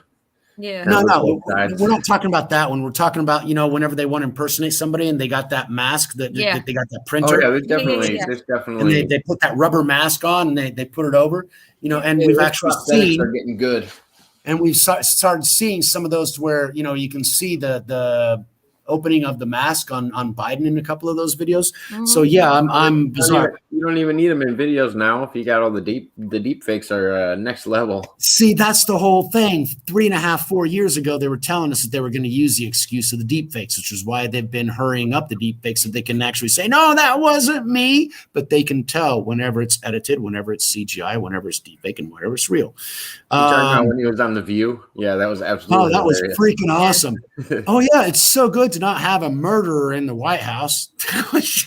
All right, let's move on. All right, homicide. No, that's right. You're right. No, manslaughter. Right. It's just homicide. That's all. All right, manslaughter. Landslide. No, it was this long drug out joke that Norm did on all of his jokes are all of his jokes are drug out, but if you know when it's coming, they didn't even realize he was still doing the joke, and they're he's trying always to just in the middle of move it. Who are we talking about? Norm Macdonald. It was on The View. Oh, yeah. Norm Macdonald that just passed away. Oh, it was on SNL, right? He was on a lot of things, yeah. Oh, and then there was this one show to where I watched it that he was going because the day that he went, Louder and Crowder was actually doing a tribute. And so I went in, and that same day there were like 20 videos on Norm Macdonald specials and shit. And so I watched about 4 of them. I watched about 9 hours of Norm Macdonald there. And so at that point, it was like, he's sitting in there showing, going, it's really bizarre, the things that people say that they're proud of. I'm proud that my kid is gay. How can you be proud? Now, my kid, he went to Harvard. He graduated first. Let's not tell that joke. It's a good joke, though. Let's not tell that joke. But yeah, no. But here's him sucking it. Every 5 fucking minutes, that word came out. He just had to put that word out. And I'm going, dude, let it the fuck go. And because he's super religious, and people try to act like he's not. He's a diehard He was a Christian. Absolutely. He's very open about it. Yep, and not religious. He was Christian. There's a difference. Okay? Oh yeah. Because religious, you can be Buddhist or. I wish I could soprano. It would just get muted out. Only the people on the live could really see it. Hey, Jacob, I'm gonna have to jump off. All right, no problem. I'm mad. Soprano, thanks, Elaine. I enjoyed your laugh. I'll probably be live this weekend. It's that actual interaction, the seeing somebody laugh whenever I say something, that feeds me. So that's cool. Aww. But like I said, I'll probably be live this weekend. I'll let you guys know. I'll talk to you guys over the weekend. Yep. Cool. Have a good night. Good night, guys. Appreciate you. Yeah. Good night, guys. In chat. Have a good night. Much love. Bye, Sopranos fan. Whenever we had. What was the video that we had to snip out that part? It was that was the one where Stephen Colbert went on, or Jon Stewart went on Stephen Colbert, and he talked about it's really bizarre that and he mentioned the name, came from a laboratory with the same name. Yeah, and then he goes on. I tell everybody look up that video because I can't show a lot of videos. It stinks. But yeah, we got flagged for that one. Everybody in the chat said good night, Elaine. I hope she tunes in the chat for a minute, so hopefully she gets all of her good night wishes from everybody. Well, definitely, which is why whenever I get off, I usually go back into the chat and I see that. Yeah, exactly. It's a good thing. The name of the lab is the name of the virus, LOL. Exactly. And so we put that clip in the beginning of our video. Why? Because it was public knowledge. You know, it was out there. We thought it was. We thought it was a fair thing to do, but yeah. Evidently, the censors still have their limits. Like, even though we've got the audit coming out tomorrow, we still can't talk about 2020 because they'll take the whole fucking thing down, even though the evidence is about to come fucking out and people are going to jail. Hopefully. They have Rogers has already said so. Okay, and there are other a lot of people that have said so. I'm just hoping that the ones who have actually seen the audit and seen the evidence, saying when this comes out, they are going to jail because it is just so absolutely. Now, I watched Giuliani walk around the U.S. in multiple cases and never present evidence that he kept referring to. I'm saying, like I say, I hope these cases develop into what they are prospected to be, but we've also seen it as, oh, I got this stack that I'm gonna unleash. Never unleashed any of it. He did. He had the stack. They wouldn't let him unleash it, and none of those cases were defeated for lack of proof. It was usually always on technicalities and processes and all this kind of bullshit. You know, they knock you out before you can actually, because one of the objectives of a lawsuit is that you bring out the evidence during the lawsuit. And once you have what they call, it's not exposure. It's an AI monitoring. It picks up copyright sound. A soprano, just to give you a heads up. Well, yeah, both. It's not no one's actually watching us. It's just picked up by the noise. It's the AI. I don't know how it does. I don't know how it monitors the video and when it catches that. I assume no, but the AI monitors every video. That's what you don't get.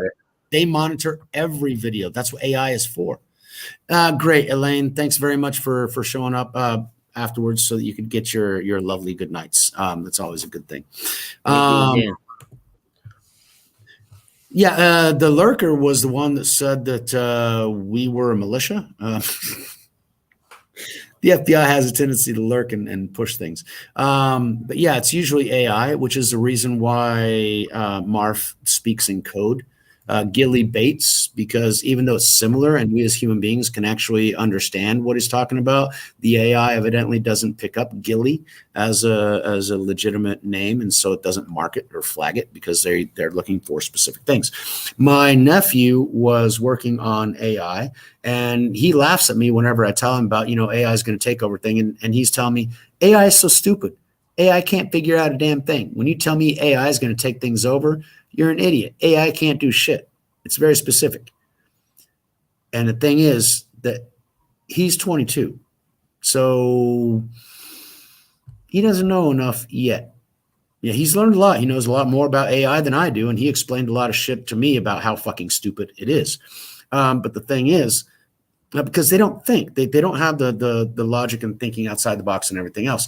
They're still programmed. There's still algorithms that you have to program the AI how to learn, and it's going to learn specifically the way you teach it. But we're getting better at it. And the thing is, you've got specific AI, and you've got specific AI that has been developed specifically for different things by experts for that specific thing. After all, we've got AI driving cars. We've got AI sweeping the floors, Roomba with the camera now that can actually scan your entire home when you're there or not. We've got AI doing things all over the place. And whenever you integrate those into the Internet of Things, then you've got a larger AI system which monitors all those different little things. And you've got AI that's programmed to listen for specific words, specific phrases, specific things, which whenever you're watching Marf's show, he's always going, whenever I ran to the store, because he can't say those things, because if he is actually reading the news as it is, he'll get knocked down. Even though it's news, even though it's public information, the AI will go, oh yeah, strike here, strike there, another strike. What? I wonder if it was a connection issue or anything, because it usually shows on my end if they said something inappropriate. Got booted by YouTube. What does that mean? Interesting. I'm Hey, there might be a little crossover. Somebody's joining in with us, but there might be a little crossover for a minute. I'm going to try to pull that up and make sure we're still on live. Yeah, the thing is that they also monitor, the AI also monitors the chat. I mean, I remember Red Pill 78 got knocked off of YouTube because of the chat. And so that's you've actually got Marf's what is the channel? It's not Disturbia. Disturbia was this fucking awesome song that I loved by Rihanna. But it's Discord. Disturbia. I mean, I love that because I consider myself extremely disturbed. But anyway, the Discord, which is sort of this private chat, and which you mentioned that's here on YouTube as well. But he had his own Discord that they set up, and they had military groups and everything else to where you had active military that was there. And if you weren't military, you couldn't be in there because they wouldn't accept false valor. You couldn't say that you were military and not actually be. They would actually vet people that were there. And so they started talking about things before September of 2019 that were getting questionable, and they knocked down that whole damn thing because they didn't want that information coming out. Because the controllers really do want to maintain that control. Okay, so this will be cool. But he wasn't the FBI agent, right? No. Different agent. I think he's working for a different agency. But no, he's the guy we had on that we were talking to last time in with us, and he's going to be starting. Yeah, he's the spiritual ghost. Hey, James, if you can hear me, try to get your camera fixed. I just got a white screen on my side. All right, not a problem. But interesting. There was it was fun listening to our reading Leah's comments because Mud Rabbit's freaking awesome. It just accompanies everything that I'm usually talking about, and she's like 3 steps ahead of me. And it was Leah was going in there, yeah, Roberts was Bud was after it. Yeah, exactly. And so yeah, they're also talking about things in that have supposedly happened, but we don't have proof of it, but we will have proof later on. And so it is one of the largest intel drops to ever happen in American history, which is they wanted to do that because they needed to have the public participate. Because if we didn't have the 17th movement, we wouldn't know the things that we know. We would have suspected. I always knew that Hillary had a freaking list because people just have a tendency of disappearing. So we always knew that there were twisted fucking people. But we didn't know the depths and the profundities of really for the blood to be younger. Holy shit, that can't be true. And then you look it up and you're going, holy fuck, they sell that online on Alibaba. Holy shit. And when you start figuring out that it's all this stuff is kind of real. And then you got what is it? Aaron likes to call them the normies, to where they have no idea what the fuck's going on, and they're still living in that little bubble world that was programmed for them. They're still living in the matrix. Like my mom is still living in the matrix. She's not comfortable living outside the matrix. That's why she's not comfortable with the things that I tell her, because she does. It's a cognitive dissonance. She doesn't want to deal with that, and that's okay. It's understandable. To each his own. They have their things. Am I supposed to be careful around that and tiptoe around the tulips? Yeah, you know me. I tiptoe around the tulips a lot, don't I? Yeah, that's the thing. I do. But then again, I haven't been a very social creature, or at least for the last year and a half, because after this whole CV thing said, they asked my kids, you've been taking classes at home for the last year and a half. How does it affected your life? And my youngest, he's 13 now. He goes, not at all. Actually, a little bit better because I get to have class in bed. Like I say, I've been under house arrest for 20 years, but it's personal. Morning news channel. Okay, that would be freaking cool. I think they're the ones that got taken down for their chat for a little while too. I think she does that on Mondays, if I'm not mistaken. Mm-hmm. Why did you leave them? Oh, you prefer to spend time with us, and we're up late, and we don't allow you to wake up in the morning for them. I thank you, Mud Rabbit. I appreciate the preference, us over them, definitely. Yeah, that's not being arrogant or anything else. Yeah, exactly. So, Mud Rabbit, your ex is like my mother. So that's why I call her a snowflake. I love her to death. I'll give her a hug every day of the week if I can, and twice on Sunday. But at the same time, I know that not only does she not know what I know, she doesn't want to know what I know. Now, my dad, he doesn't know what I know, but he trusts me. And my dad's one of the smartest guys that I know. But he tells me, you've read a lot more than I have. And I'm like, well, yeah, damn straight. Let's see if we can get you loaded. James, can you hear us? James, we are reaching out to James. Is there a James around? Everyone hold your hands. Let's all chant. Oh, all right. James, put come to us, James. Put your hand up, Michael. Put your hand up. Sorry, other hand. There we go. All right. James, is there you. James? We're looking for James. Together. Come together, James. No, he was having some Wi-Fi issues. So might not be able to load. Sorry, James. Oh wait, we got a picture now. We got a dead screen now. We got something. You there? Maybe sound. We got sound. We'll see. Let's do the chant Maybe thing. It was helping. James, we're summoning James. James, come to us. We want to talk to you, James. See, it's really bizarre. On my screen, you're on my left, but in order for me to touch you, I have to go out to my right, which is really bizarre. There's a difference between the virtual and the real. Oh, no, I get it. My left side, I got to move when it's actually over here for me. I get it. Woo. But yeah, is Leia back, Mud Rabbit? But anyway, oh, cool. Yeah. Thank you, Mud Rabbit. We love you too. But wait, I haven't seen Tiffany for a while. Tiffany, speak up. Or maybe she's off doing. Maybe everybody's just hanging out. Yeah, no, I know. Not everybody wants. I know some people put it up on their screens and stuff. So we got 5 people in there watching. We got Maria listening to us in the background. We got Sopranos fan that's been on there. I haven't seen Terry chat for a while, so I'm hoping he's still around. He's probably working and has us playing in the background. Most of the time, he has us most likely. In the background too. We've got 4 watching right now. We got 16 likes and. Holy crap, we got 1 dislike. Who did I piss off? I feel like it could be anybody. It could be anybody. It's difficult to see.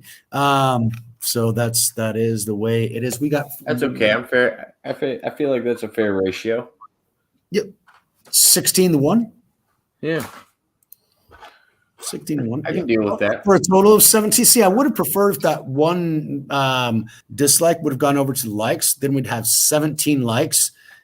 Then I'd be really cool. Okay, Terry still showed up. Cool. Still doing something. I had a feeling. I felt like he was working in the background. All right. And Mud Rabbit's, Sopranos fans there and laughing at Mud Rabbit's conversation. Oh, Leah's reloading. Okay. So is her PC. Raise your hands. So I think I'm here, right? So yeah, Maria's listening to in the background, and Terry's still there, and Mud Rabbit. So that's 1, 2, 3. Well, we appreciate everybody tuning in. You guys, and I would be 4 because I've got it running on my YouTube there as well. You guys don't have to stay in the chat. I appreciate you guys just having us playing. It's good to know that you're listening, and even if you'll just pick it up later on, it's. Like you guys mentioned, it's family.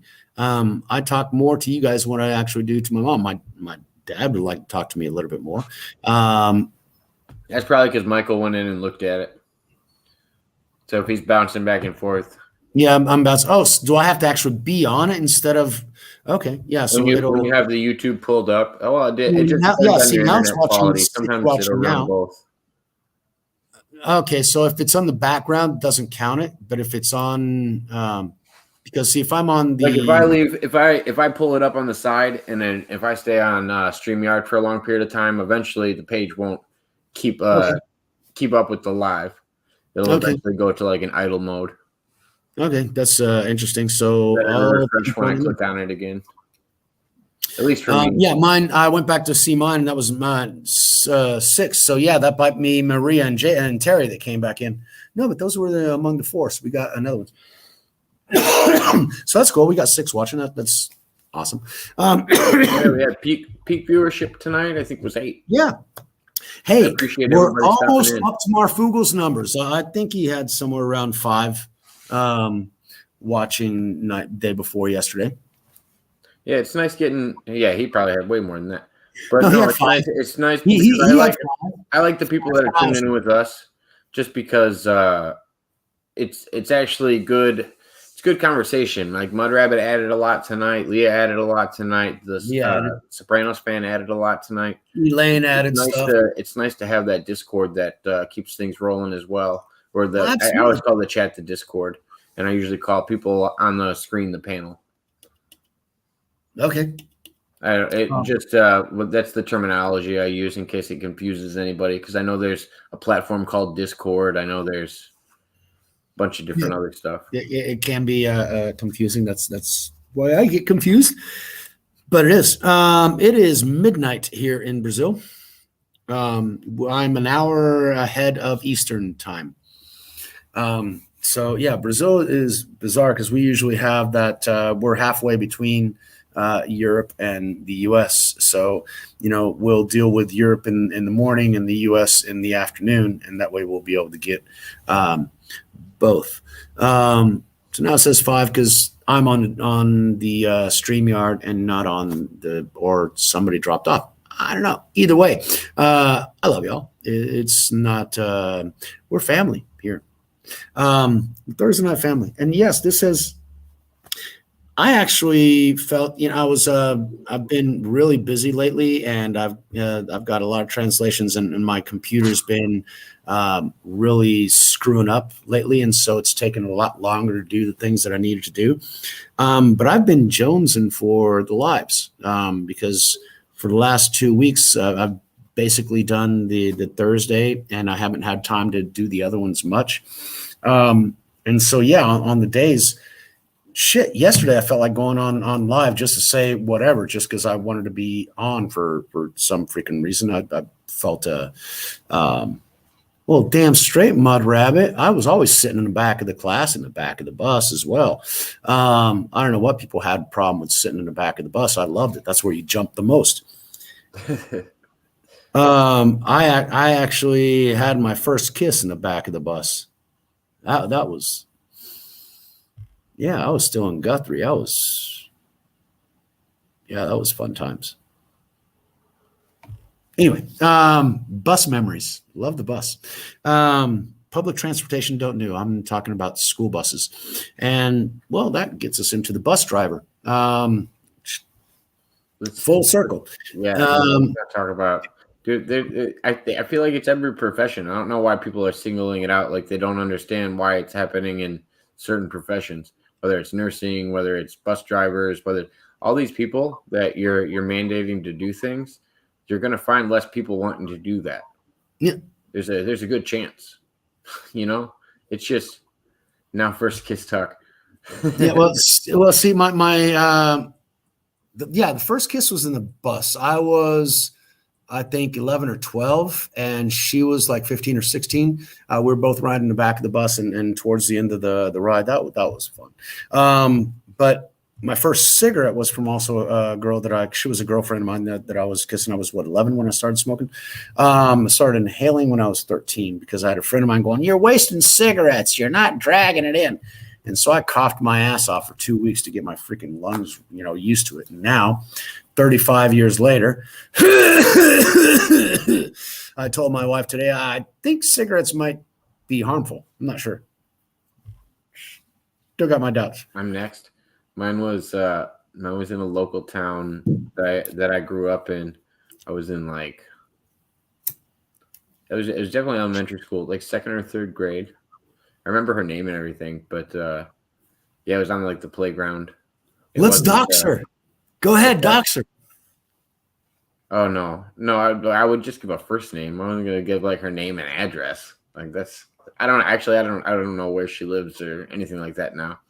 It was so long ago. I don't even talk to that person anymore. But I remember it. Definitely. The first thing that happened. I was laughing my ass off at that comment whenever I read that. Lot deeper than a kiss.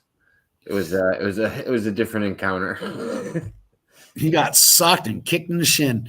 Exactly. Yeah. Leah's back. Yay.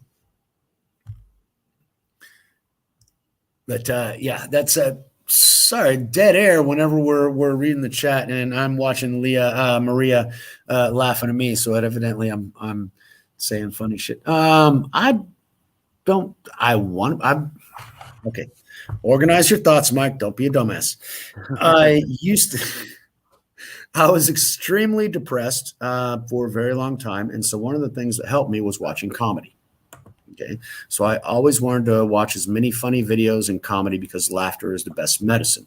And so watching that laughter and everything else made me realize the timing of the jokes, the setup of the jokes. I mean, George Carlin was freaking awesome. If holy crap, Eddie Murphy back in his day. Here, Mud Rabbit. What? I know you're joking, but no doxing here.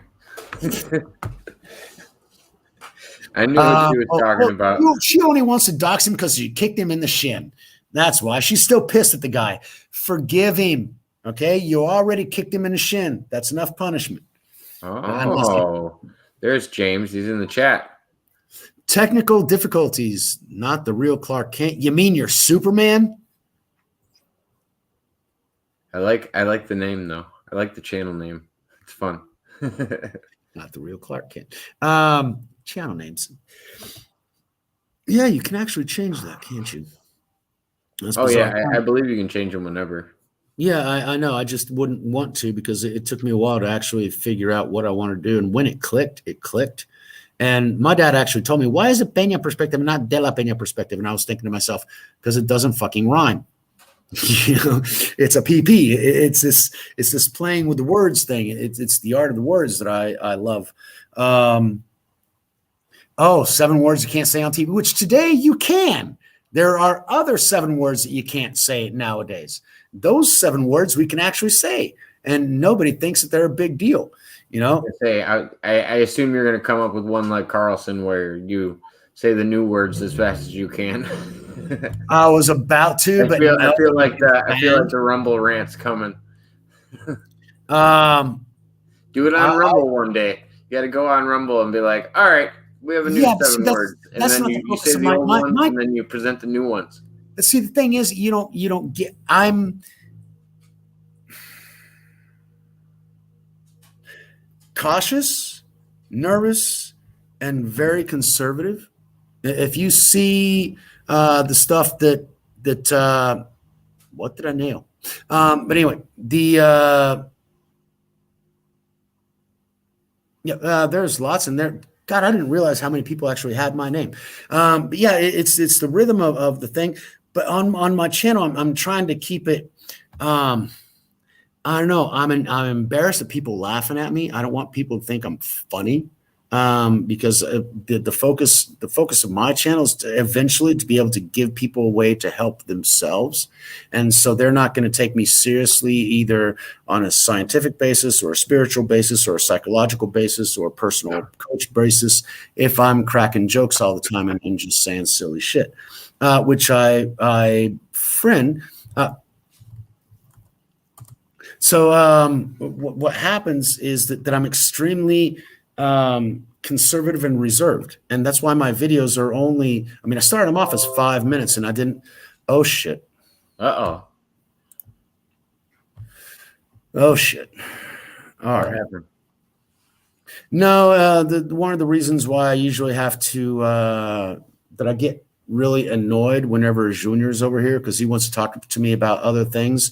And then my nightly news program just came on. So I'm just. I know Mark Rubel was on a little while ago. No, he's not a little while ago. He's going live now. He just did a warning one. Yeah, exactly. So that's what it's the only one that I receive. I don't know why. I think I did it on, but I don't get the one from YouTube. YouTube doesn't tell me about him. It's from his actual web page, sending it to my Windows, and the Windows comes up. In fact, it doesn't bring it up on the Brave browser, which is my standard browser. It brings it up on the Windows Explorer browser. So it's all through the Windows that I get the things from Marf. But still, the things on my channel want to be, but I'm not, whenever I'm dealing with other people on a personal basis, I try and keep it live and try and be playful because I like comedy and I like to be kind of sarcastic and funny and everything else. And I can't be serious all the fucking time. Yeah, embarrassed. Why? Because if I do things and people call me out on it, I don't like being laughed at. That's my whole thing, because people laughed at me the entire time because I was always the outsider. And so that really, gets me. In this particular case, I love you guys laughing at me because I'm kind of doing it on purpose. I kind of want to be a clown around y'all, because there's another aspect about this channel. And I like that. It's lighter, and it's, I would never do 4 hours on mine, because I don't have the focused content. Mine has to be absolutely structured. If you'll notice on my videos, if you can actually understand the ones in Portuguese, it's structured out. I got specific points that I outline before each video. And but that was the only time it was actually good. After that, it was dog shit. Saturday Night Live in the 80s, 90s, and now, for God's sakes, there ain't nothing as funny about Saturday Night Live now. But James Belushi, who? No, there's some good people on Saturday Night Live. I mean, when you had, I don't like the writers for it. Yeah, I don't know, but the Saturday Night Live for the last few decades before. I grew up with all that, and it was a kid's version of a sketch comedy show, and Keenan and Kel were like a really big duo that I grew up with that had some hilarious comedy when I was growing up, and like there's a few people I like on it, like Jason Sudeikis I really like, and Kenan Thompson, but no, I can't do everybody. There's a lot of people on there I can't stand. Maria, yeah, I would like to meet Jorge, and the reason that he's joking around, because I'm assuming somos mexicanos, cabrón, tenemos que hacer fiestas.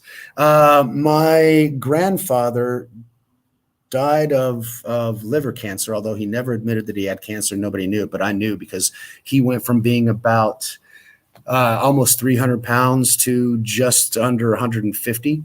So yeah, cancer does that to you. And the fact that he drank fish. Oh yeah, absolutely. In fact, one of the reasons that I wanted Jake to put Jon Stewart on that clip is because Jon Stewart was my news. I mean, he was a comedian, but he actually told you shit that was real. And so, yeah, getting back to Maria's comment, the fact that my grandfather, he was the life of the party, and he was always the center in the parties and everything. I started smoking and drinking because of the life in Mexico. I enjoyed the levity in Mexico that we had. In the U.S., everything was, you're workaholic, you have the work ethic. If you don't work, you're not going to be anything. You got to do something in your life. It's like, dude, chill the fuck out. You're going to die soon, and it doesn't fucking matter. It matters, if you enjoyed and people enjoyed being with you. And so my dad, as a consummate fucking salesman, he's got this repertoire of jokes that going around him with the entire time. My mom and I laugh. Oh, yeah, joke number 52. Yeah. God, that was a good one. Hey, did you like 25? Yeah, 25 was an awesome freaking joke. Oh, I like that. Oh, 13. 13 is off the rails, man. No, but we can't do joke 38. No. That one, no, that's dangerous. That's not for this one. Because we knew all the he'd start in with all the jokes. And the thing, my dad isn't a drinker, and the reason my dad doesn't drink is because my grandfather drank, and the reason I drink is because my father doesn't necessarily drink. But my parents are wholesome individuals. In fact, I used to tell my dad, you must have had a lot of fun in the 60s. He's like, "Oh yeah, I used to wear those fake turtlenecks, to where you got the turtleneck and it's just the top of it, right? And then you put another shirt over the top and it looks like you're wearing a turtleneck, but you don't have the whole damn thing." I'm going, "Dad, you were a fake in the 60s." I mean, these guys were so straight-laced, which is why my dad was as successful as he was, and why my mom is able to do the things they were, and why I'm the fucking shit show that I am.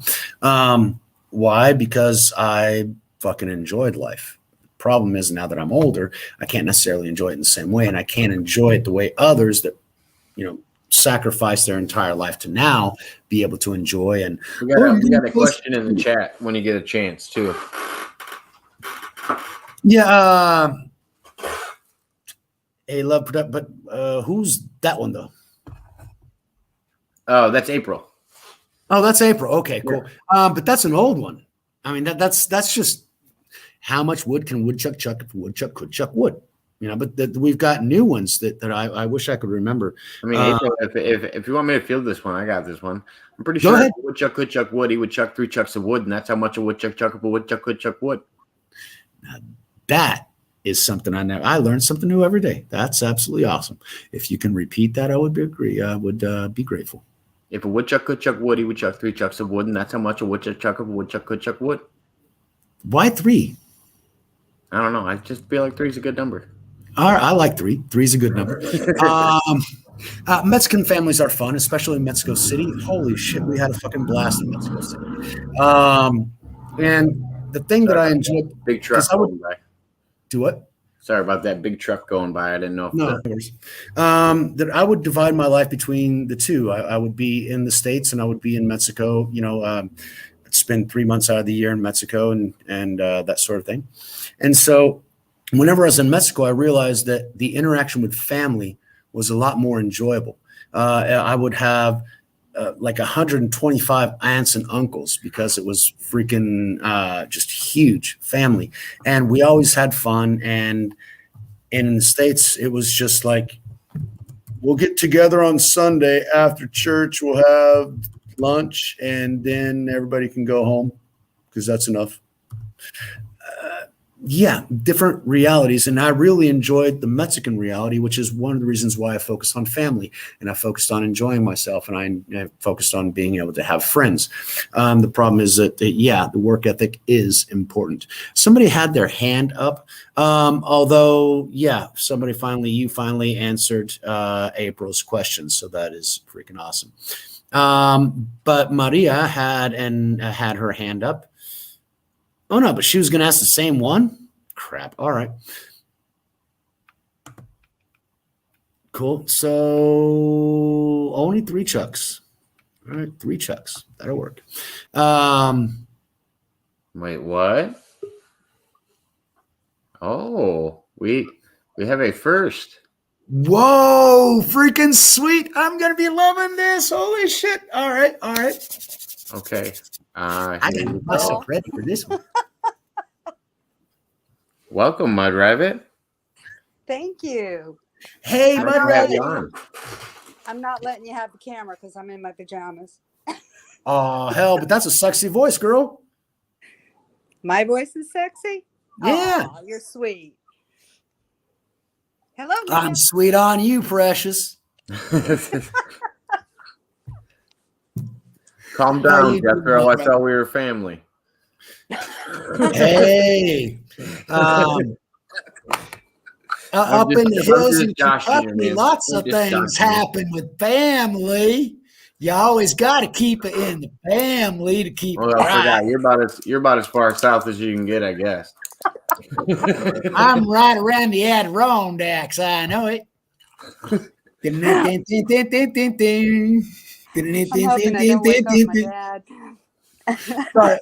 So what's on the topic tonight, Mud Rabbit? I don't know. I figure Michael always comes up with something good. Oh yeah. Oh, damn straight. And I'm loving the accent. Yeah, but that's not a Florida accent. Yes, it is. That's a Florida accent? Well, if you catch a real Florida accent, and it's not just a Hollywood Florida accent, you get. No, but it was. I felt it was more like Georgia or South Carolina, not necessarily. It's actually Florida. closer to Louisiana. depending on, well, there's some thick Louisiana. Louisiana's got another accent, brother. You can't do no Louisiana and other places. Louisiana's got its own. I'm originally from Central Florida. All righty. All right. So yeah, what's our... Bring it on, man. Yeah. So are we going to... Mud Rabbit, which rabbit holes are we going down? Are we going Turin? Or are we going Q? Or are we going Biden's a fucking dumbass and should be impeached? Oh, wow. Are any of those safe? No, absolutely none of them, which is no topic is safe with us, Mud Rabbit, because we just go, oh, God, the rabbit holes.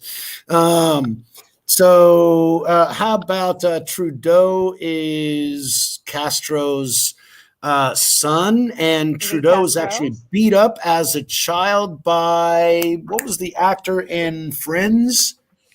That was actually an article that I read today. I didn't know that. Actor in Friends. There's a lot of them. What are we referring to?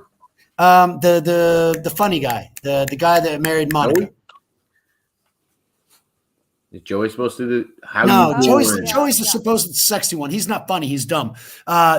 Chandler. Chandler evidently is the actor who plays Chandler. I never thought of Friends as funny, so I wonder. Sorry, I watched every fucking episode, and I would wait for the day of the week to come by so that I could actually watch fucking. I'd rather be watching Seinfeld. I had to give the old Friends a pass. Well, hell, I used to watch both. But, between the two, I prefer Friends over Seinfeld because they were just a bit. They were starting to be left, and that's okay. But anyway, Chandler, when he was a child, he beat up Trudeau in school. I would have beat him up too. Trudeau? The guy never knew when not to wear blackface. He's the only person I've ever heard that wore blackface. That when they were asked about it, he was like, "Actually, I don't know how many times I did it, but it was a large amount." I'm like, "What? How do you not know how many?" Like that shows that you did it on a quite regular basis. You can't remember the actual numbers. He's not that old. Blackface. It's funny to make fun of black people. I mean, these guys. And now he fucked up the LGBTQ2+ thing the other day too. I didn't even hear about that. Yeah, there's lots of stuff that I hear about. I'm wondering how he won the election. It definitely wasn't a landslide win this time. Actually, it was a China win, just like it was last time, just like Biden's was. And I'm not making those claims. Stop that. I'm not making any claims. I'm saying tomorrow we're going to find some shit out, buddy. I hope so. That's why they were looking for that router information. I hope so. And when it comes out, I hope we can come on here and actually talk about it. No, we won't because we're going to be in the middle of the Third World War. Because when it comes out, they're going to have to distract by blowing shit up. That's what Mud Rabbit just said. They're going to black out the media. Yep. 10 days of darkness. Yep. Mud Rabbit. Sorry, I'm. It's okay. I've got my blessed candles. I'll have light. No, but turn up the microphone a little bit and let us know something. You're on, so we got to have you saying stuff. Okay. Oh, no, we just didn't want to talk over you. Sorry. That's okay. It's your show. Oh, no, but we've been waiting to get John. I'm happy to have you here. Oh, I wish I could have come on earlier. We could get into a pretty deep rabbit hole. Wait, there's as much as I know, there's no time limit for tonight that we have set. She's got to go to bed. No, I don't. Well, then there's no earlier now. Let's go down that deep fucking rabbit hole. Which ones you want to go down, Mud Rabbit? Portals. Which one? Portals. Tunnels.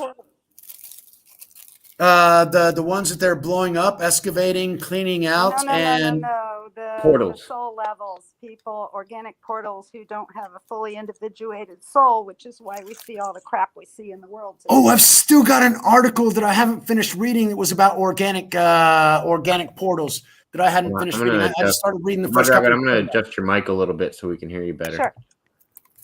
It might have been the same thing that happened to my dad because when they first come on, the StreamYard puts them at 50%. Go ahead. Give me a testing 1, 2. Testing 1, 2, 1, 2. Testing. Is it a little bit louder now, everybody? Better. Okay. Oh, good. Definitely. Okay. I hear you fine. I'm on my phone with this. But you're on your much better. So thanks, Jake. That was it. Appreciate it. All right, so organic portals. Let's go down that one because I'll be learning some stuff from you on that one. Yeah. Thanks And for that. YouTube can't censor that one because they don't have any idea. They have no freaking clue. But Neither do we yet. and yeah, no, it's not Said, dumb. neither do we yet. Open us up. Who, me? You. Tell us about these portals. Oh, okay. Soul levels. There are people who don't have a fully individuated soul, so they don't work above the third chakra. Okay, So, they're stuck in the the third. chakra- They're stuck in the third dimension, right? No, they're stuck in their third chakra: tribal, financial, and food. Okay, I So know when lots you- of people like that. Exactly. Is And there when a you certain look thing you around have you to? today with these politicians and these actors, especially with actors, you see it. Oh, they're completely superficial. So Is there a call certain thing, Mud Rabbit, that you have to go through to get to that level, to the next level? No, it's natural. We all go through it. At some point, we've all been portals. It's you grow your soul as you repeat coming here. And eventually your soul becomes individuated. If you think of your chakras as electrical outlets, there's only 3 of them working when you're a portal. When you're fully individuated as a soul unit, all 7 of them are wide open and working. But people are on various levels between the 3rd and the 7th. So if you look at these politicians and you look at these actors, you can tell where their energy stops. Terry, Yeah, and I don't like Any superficial sense? people, and the majority of people that I tend to avoid, I never really recognize it that way. But now that you mention it, yeah, those ones that are only at their 3rd level, I don't like interacting with those people because it's a waste of fucking time usually. No, because it's all about them. Yeah. And it's all about the money. Right. And the food. Terry And was so- asking, is it like the Ouroboros creating and destroying itself? No, that's a whole different thing. Yeah, that's a whole different thing. No, this is I how think he was referring to those like cylinders that open up, those sky No, the portals. portals. No, the organic portals. That's also something completely different. No, an organic portal is a person. Yeah. For Yeah. instance, okay, the best way to describe it is the people who become, let's say, psychopaths are born, sociopaths are portals that become sociopathic. Okay. You see what I What do mean? they call them portals? I mean, I'm thinking portals are for transportation, but people that are stuck in the superficial material realm aren't, very. These are people. Okay, Sopranos fan made a comment earlier that we were talking about social vampires. Yeah. These would be the social vampires. Yeah. But why do they call them portals? That's what I was. So Because your energy is sucked into them. Mud Rabbit, like you said, you had to go black through. holes. You Then said is you what had you're to go talking through about. this. Yeah, it's those people that are black hole. They just suck your energy out of you. Gotcha. But that's Mud what they Rabbit, you call said you had to portals? go through this like this process. It could it also be compared to like reincarnation, having to live multiple lives and things to eventually move up in progression. Yes. Because And you can't progress if you don't expand your chakras. Right. Well, your chakras don't become activated until you have reached that point of understanding. So which chakra is open on me? On you, you've got your dream chakra wide open, baby. That's the top one. No, what I'm saying is it's the energy they exude. You can tell some of these people who don't vibrate above a certain level. You see what I'm saying?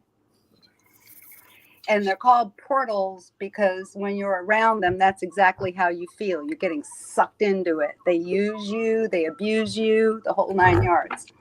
I remember this Buck Rogers, the 21st Century episode. They were talking about the soul energy vampires. Mm-hmm. I don't know if you ever watched Buck Rogers, but that was an excellent movie. Actually, Erin Gray was an actress on there. I so fucking loved Erin Gray. But they were talking about the energy vampires, and I was like, dude, I recognize that in people. And now you're telling me it's a real fucking thing. So yeah, it is a real thing. It's a very real thing. That's why toxic relationships you feel drained in. I'm in one. I'm trying to elevate her, but she doesn't want to because she thinks I'm fucking nuts. You can't. It's a learning process for them.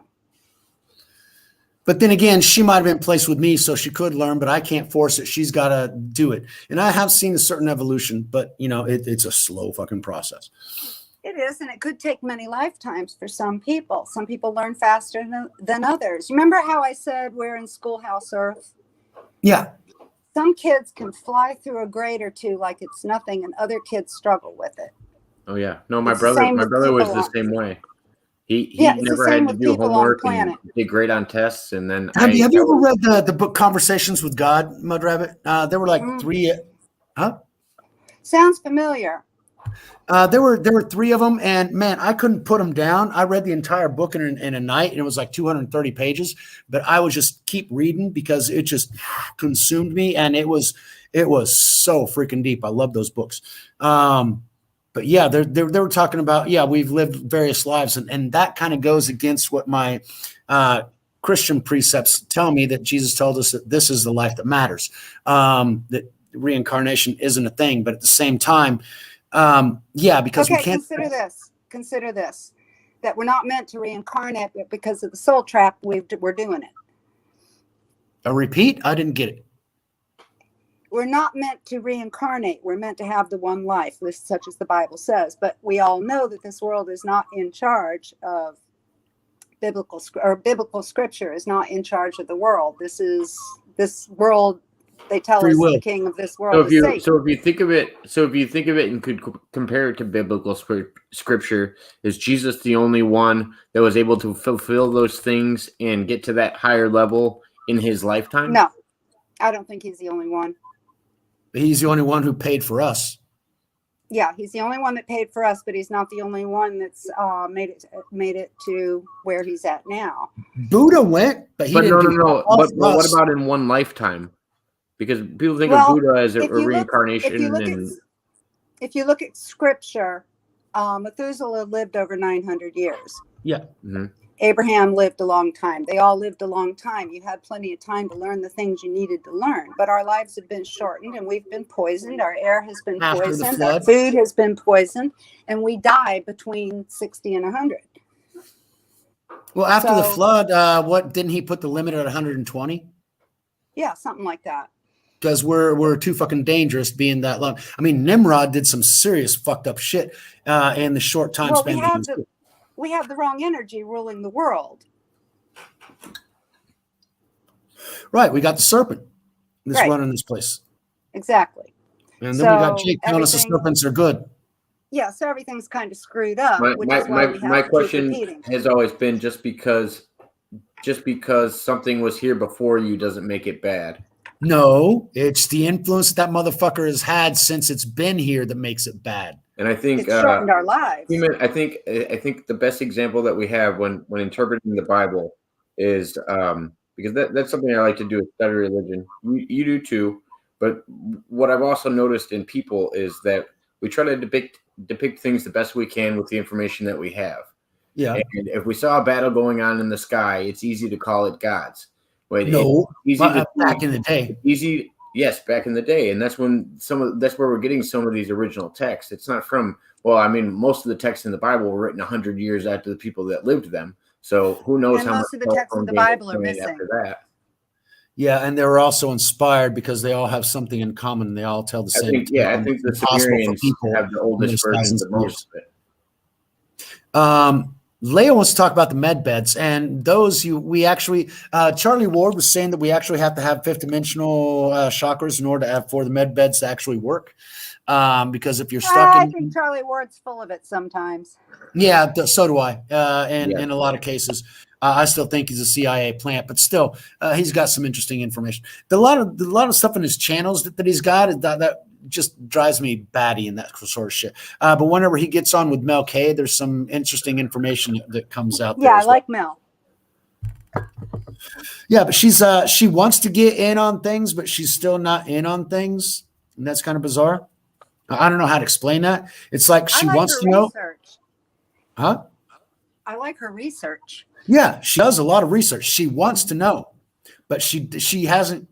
I don't feel that she's quite there yet. That's the whole thing. There's still something a bit. She's a lovely girl. I mean, I love Mel K. She's funny and she's gracious and everything else. But I don't think she's. Know what I'm saying? Gone up. I think so. So Mud Rabbit, what made you end up stop doing the morning show that you were doing?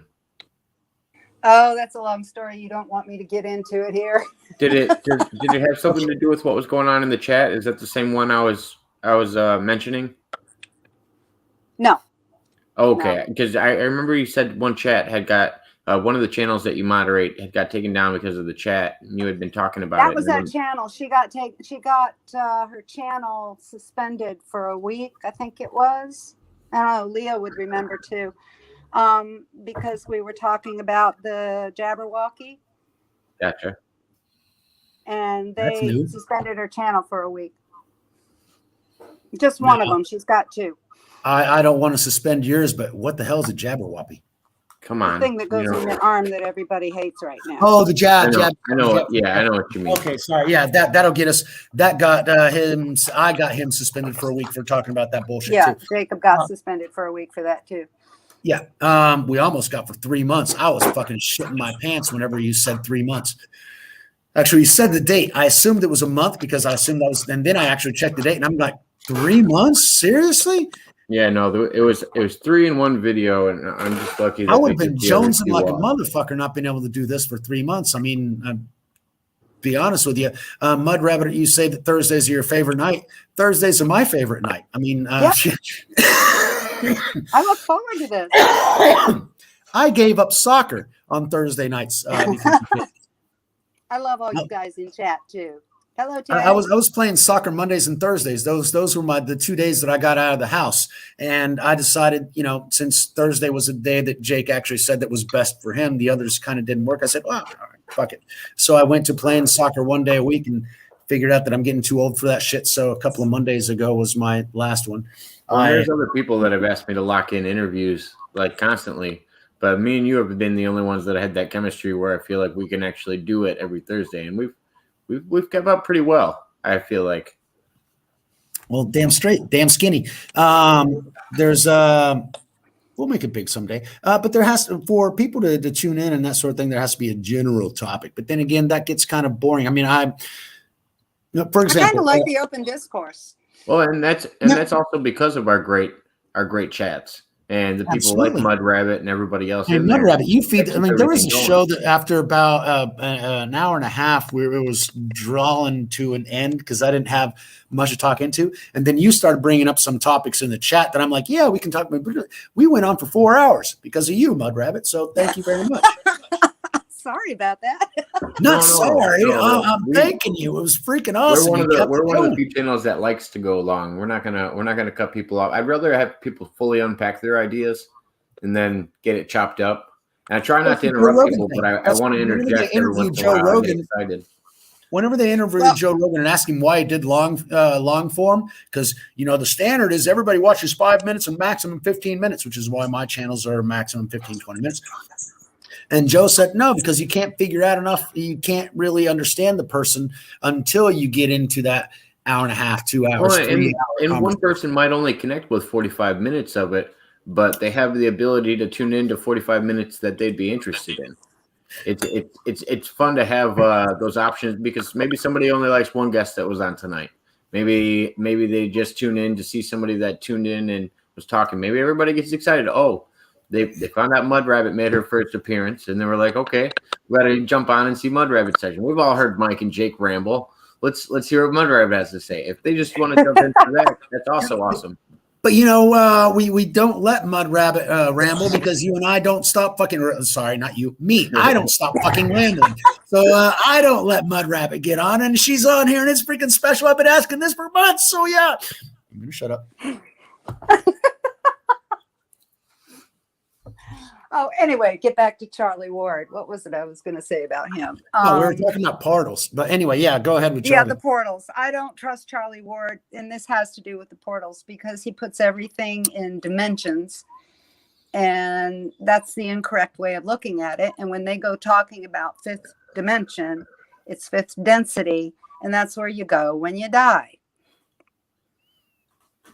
All this talk that we're seeing on the internet about fifth density and fifth density this and fifth density that, and they're all excited to go to fifth density. Fifth density is the Akashic record. That's where you go immediately after death. Oh, but see, I always love the idea of the Akashic records because that's basically Gaia's memory. Yeah, that's all your books too. That's the whole library. Well, and I also do like the idea that higher dimensional beings could travel down to lower dimensional beings, but I don't think it works the other way unless you're dealing with some kind of out-of-body experience. Usually, Jacob's ladder. My mother was a channeler, and depending on what you're channeling, it could be either good or it could be bad. Now, when you're channeling what you want, you have to ask for, and it's the oversouls in sixth density, which is above fifth. When you what kind of strength do you think it takes to recognize who you're actually? Because I know you have to open up to get to those. It's not strength; it's resonance. But I feel like a lot of people can invite themselves. It depends on how you do it, and every person's individual. But the point I was trying to make is when you channel for information, for spiritual information, you got to be asking sixth density oversouls to do it, and they come in as a group. They don't come in as one. But when you start channeling a single spirit, you're channeling something below you. Interesting. So you're telling us that the sixth, they're more like the hive mind than the Borg? No, these are sixth density is there to guide us. Actually, you know what it reminds me of what I'm thinking of? There was this movie back in the early 80s. It was Space Cowboys, I think it was. Because it was out right around after Star Wars, and they were trying to make it, but they had these different beings that were. I think I saw that. Yeah. And there was this one group of beings that were all like white colored, and they all, telepathically communicated with each other. And when you hurt one, you hurt all of them, and they all felt the same thing, and they were kind of like this group think kind of thing. It was really bizarre. When my mom would channel, they would come in. This group of oversouls would come in, and they would call themselves Gus. Gus? But they would Gus just to simplify matters. No, because I remember the Guff is where the souls come from. Gus, Gus. Oh, Gus. Okay, Gus. All right. And they would take turns channeling the information. And you're not, I don't know, my mom kind of went half trance-like, but when I do the automatic writing, I don't do trance-like. Okay. I stay aware when I'm doing that. Yeah, because Edgar Casey basically didn't know what he was writing whenever he said it. He was always in a trance whenever he was telling things about like the pole shift and everything else that is coming up. How much about Edgar? I'm sure you know more than I do about Edgar Casey. What's your ideas on him? Oh, I love his books. My mom. I've got two of them here next to me. That guy was awesome. He was channeling groups too. He was channeling groups from sixth density. Remember the Sephiroth I always look at those cases because some people talk about these groups identify themselves as individuals, and I never recognized that as a universal consciousness group. Like I feel like there could be negative groups as well. No, the negative groups are down here with us. The negative groups are called Washington, D.C. Well, can you astral project on your own plane as well, or is it only a higher? Plane? Of course you can. I don't know. It's called. They always astral project into other areas. I mean, we've had people that in CIA has been training these guys for 30 freaking years. Good. Yeah, but the only reason they're not having success with it and they keep running into problems is because they're looking at lower entities. You don't want. Lower entities lie. They mix truth with lie. Yep, and the way that you can tell what you're getting depends on what you're asking. If you're asking for the good of the whole for others, for everybody, then you're getting the right people. But when you're asking selfish questions like, I don't know, when am I going to fall in love? How much money will I make? Things like that. You're going to channel a lower single entity. And you're not going to get the right answer. Right. You're going to get what you want to hear so that they can manipulate you into doing the stupid shit they want you to do. Right. You got it. Terry left a message for everybody. Said gratitude for having found this group. Absolutely. Oh, Terry, you're so sweet. Oh yeah, and we love having you too, Terry. Absolutely. I still got to look into that book that you and Terry were talking about the other day. Yeah, I need to look into the Blue Book as well. But I was still. That's a heavy book. Yeah. In all ways. I'm going to have to not be working whenever I get into that, or maybe once I get into the psychology, spiritual thing, and be focused completely on that, to where I'll be able to get into that point. The great advantages of technology. I bet there's an audio version somewhere. Maybe. What did you say, Mud Rabbit? When I read things, I get sucked into them. And this book, my goodness, when I was reading it, it was hard to stay sucked in because there's so much information. You have to stop, you have to reread, you have to close it, you have to think about it, and then go back to the next paragraph. You have to process it and integrate it, because that's good that you have that strong of a I don't know what you would call it. It's not like a consciousness. It's she's got a thirst for knowledge. Thirst for knowledge, but enthusiasm and stuff. Because I don't have that type of imagination where I can actually stay locked in all the time. It has to spark with me, but to have that type of imagination where you can actually picture the things presented to you in a book, that's even harder. So that means you have a high imagination most people say you lose it as a youngster. And I feel like I lost mine quite a bit. My willingness to be dangerous, you know what I mean? The fear because you fell into the programming. You got droned. Michael said it. You fall into the program. My benefit is that I actually had the break in the program because I lived in two different cultures at the same time. So I had two different programmings, and I realized that neither one of them was absolute and true. And so then I started trying to find a deeper programming, and that's where I got into the rabbit holes and where I am today. I find that that's a big part of it, because I grew up with three cultures. And when you learn about other cultures and you learn about their customs and their habits and what's acceptable and what's not acceptable within that culture, it really does open up your mind. And it bothers me that we have so many people in this country that never traveled outside this country, because if they did, they would think differently than they do. Oh, God. Did you watch that Project Veritas video that he got on the guy from the FDA? He was talking about bringing guys from the Amazon to blow darts. And I'm going, you fucking moron. What the hell do you think? You're going to be able to go into the middle of the Amazon and find a cannibal group, which haven't fucking existed in like 100 goddamn years.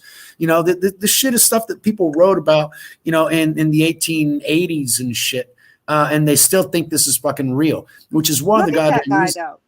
Really look at that guy. Where's his professionalism? He's an What I'm saying is, where is his professionalism? People like him 20 years ago couldn't get a job in the place where he's working right now.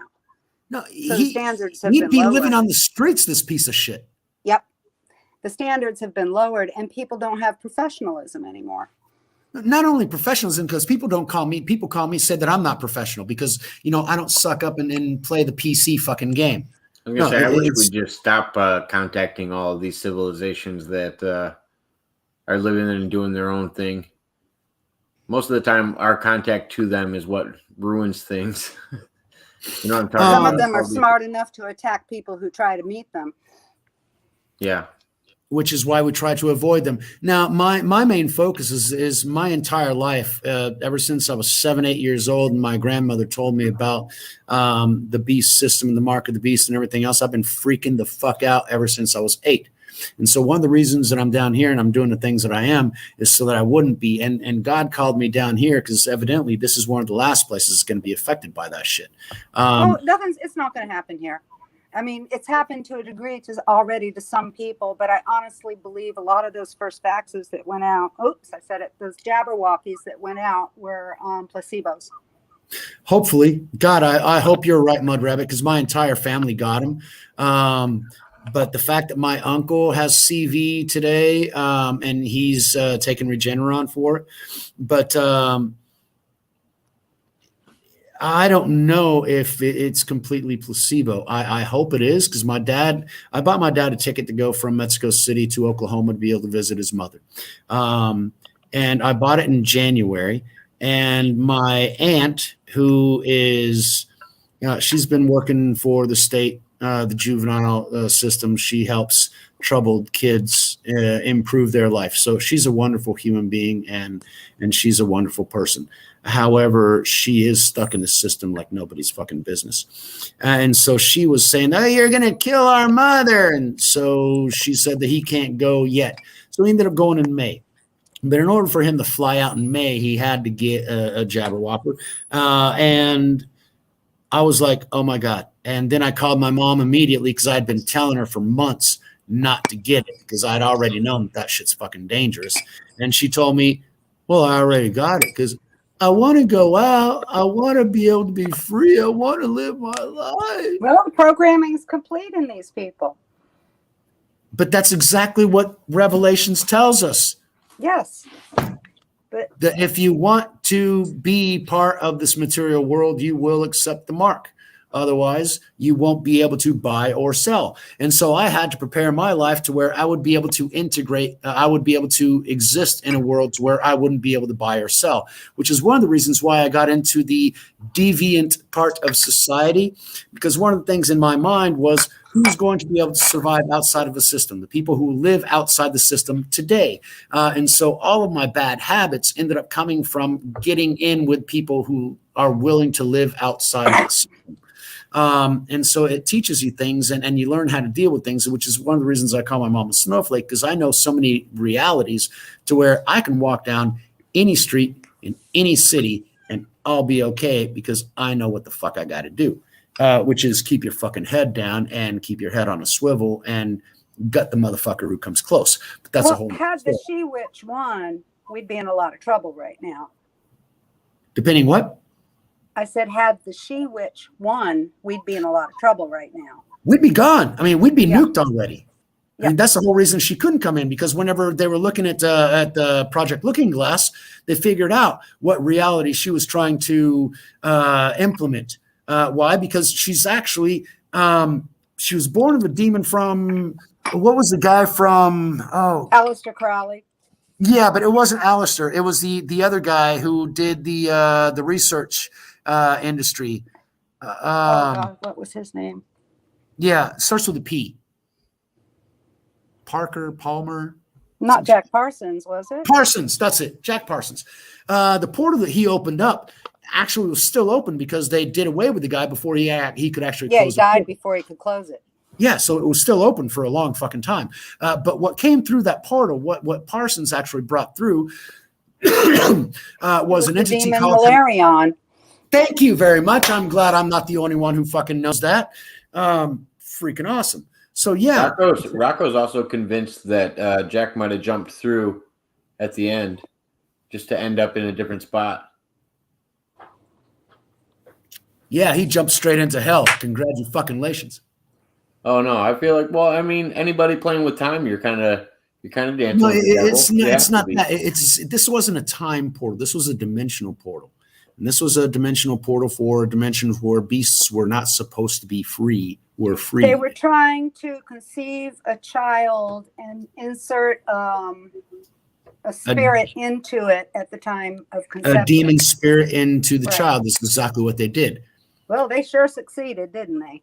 Damn straight. I mean, who has a bigger body count than that? So, if we're thinking about it on the scale that we were talking about before, would a demon on a smaller scale, we're seeing Joe doing what? Well, no. Let's not talk about politics and Jabberwockies and stuff like that. Going back to what Meldreva was talking about, when you're talking about like a demon possession, is that a singular entity going at a singular entity, or is it for them? Is it that same singular or group? Who are you?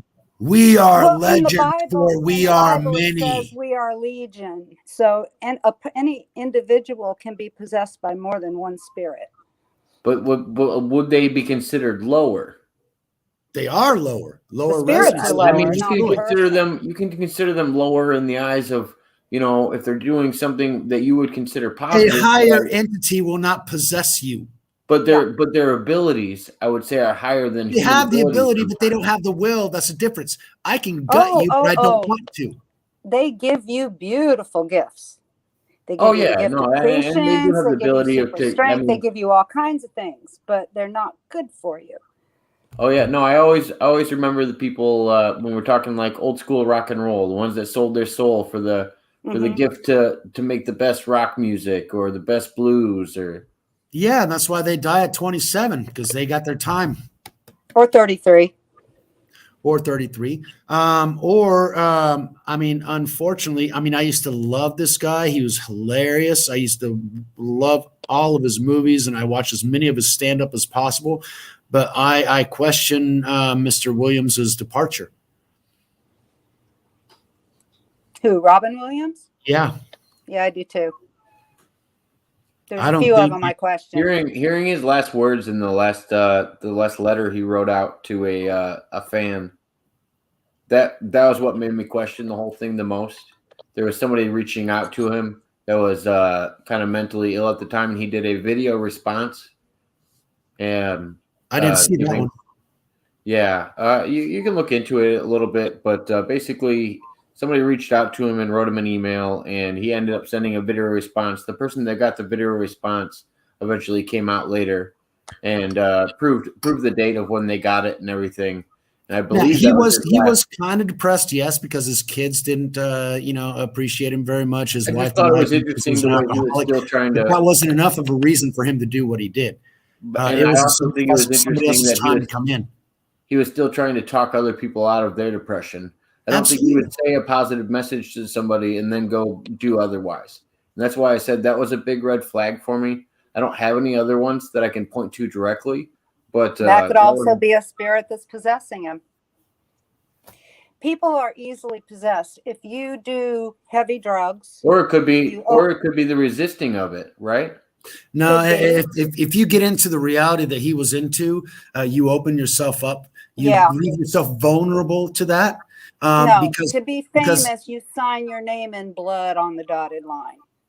This is why Jimi Hendrix is dead, why Janis Joplin is dead. That's why they're all dead. They wouldn't sign. That's the 27th. They wouldn't sign? No. I thought they did. Janis Joplin was about to blow a whistle on what goes on in the rock and roll world. Jimi Hendrix had just died. Janis Joplin was getting ready to blow that whistle, and she ended up dead too.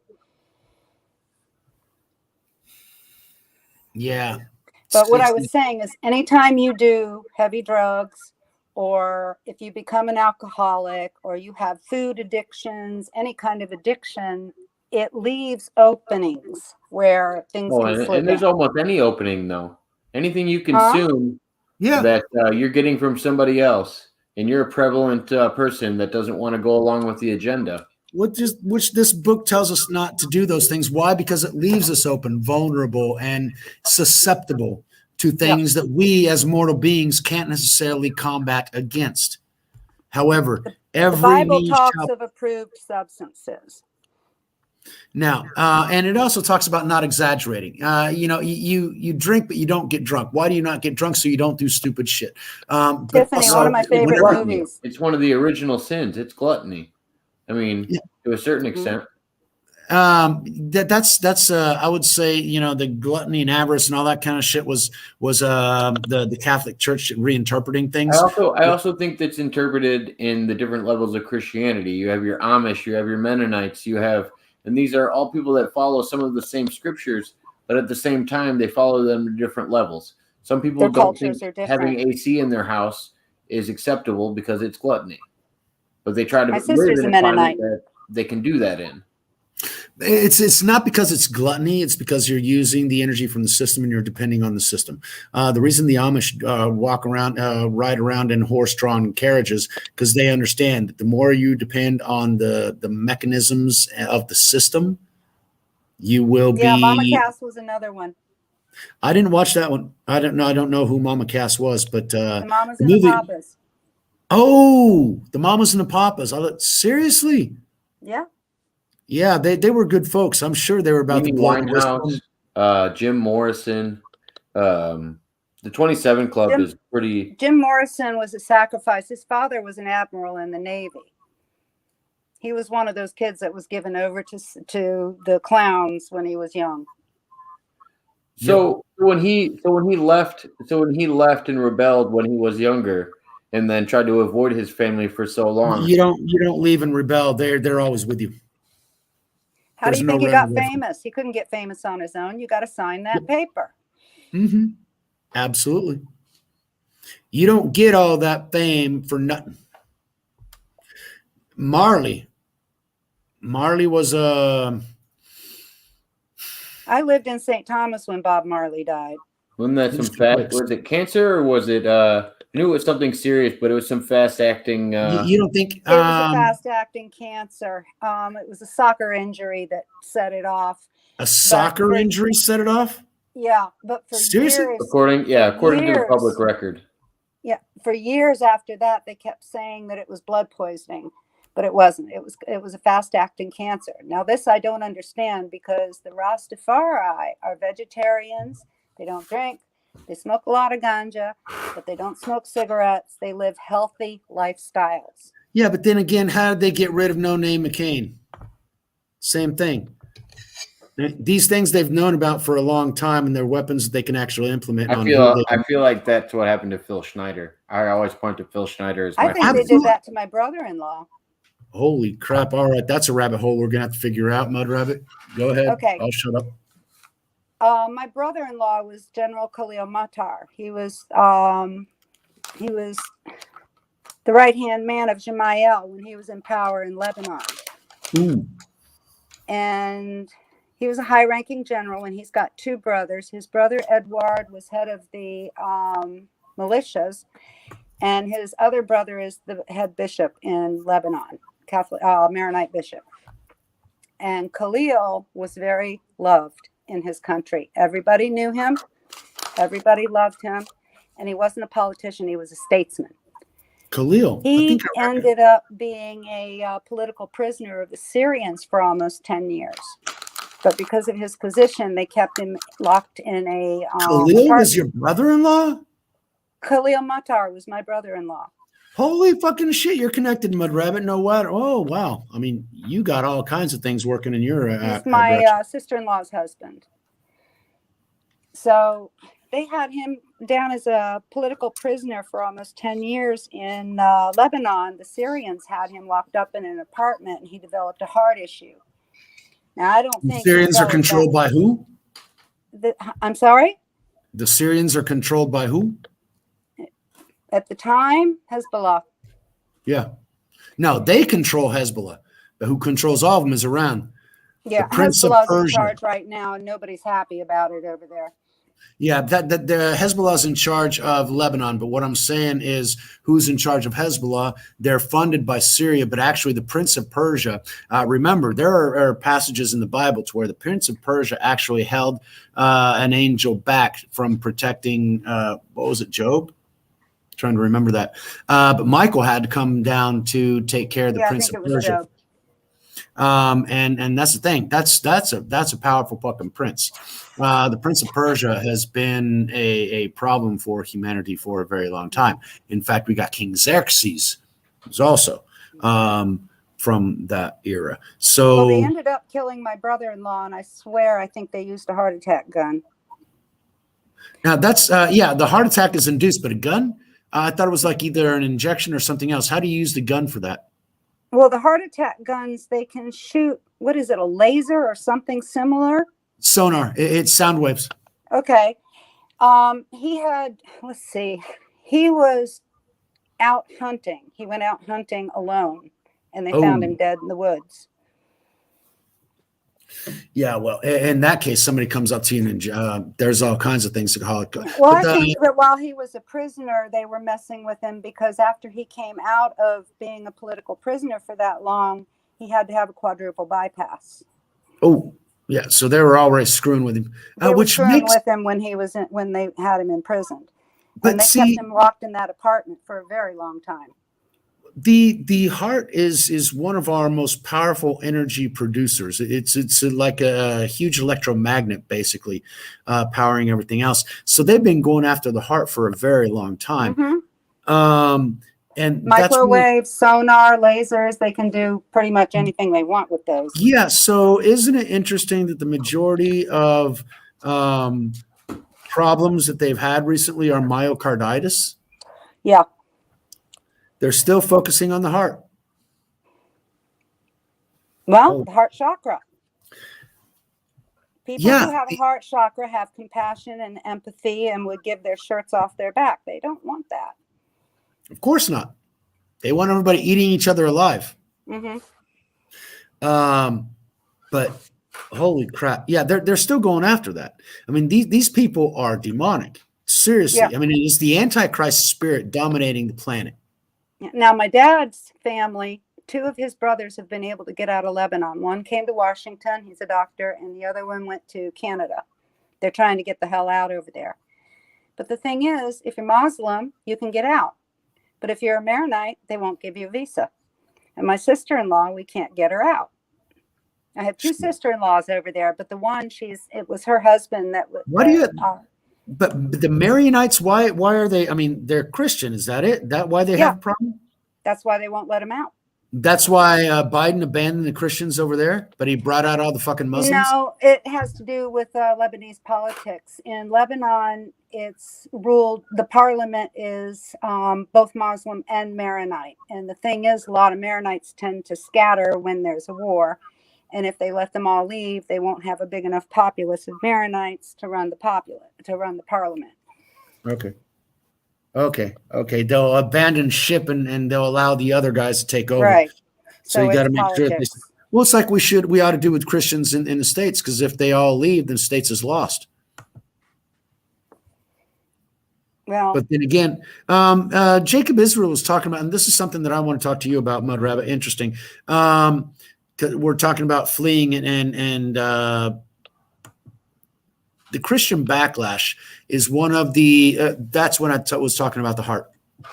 The Christian backlash. It's what's going to save us from this particular mark, because we got the parents speaking up and protecting their kids, and the school boards, and we have people actually standing up for what they see as their human rights. Now, it is written that when those that protect will be drawn out in the harpazo.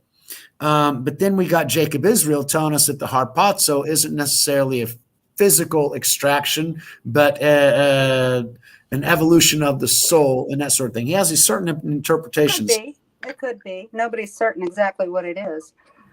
Well, see, I happen to think that it'd be like a Star Trek type thing. Beam me up, Scotty. There's no intelligent life down here.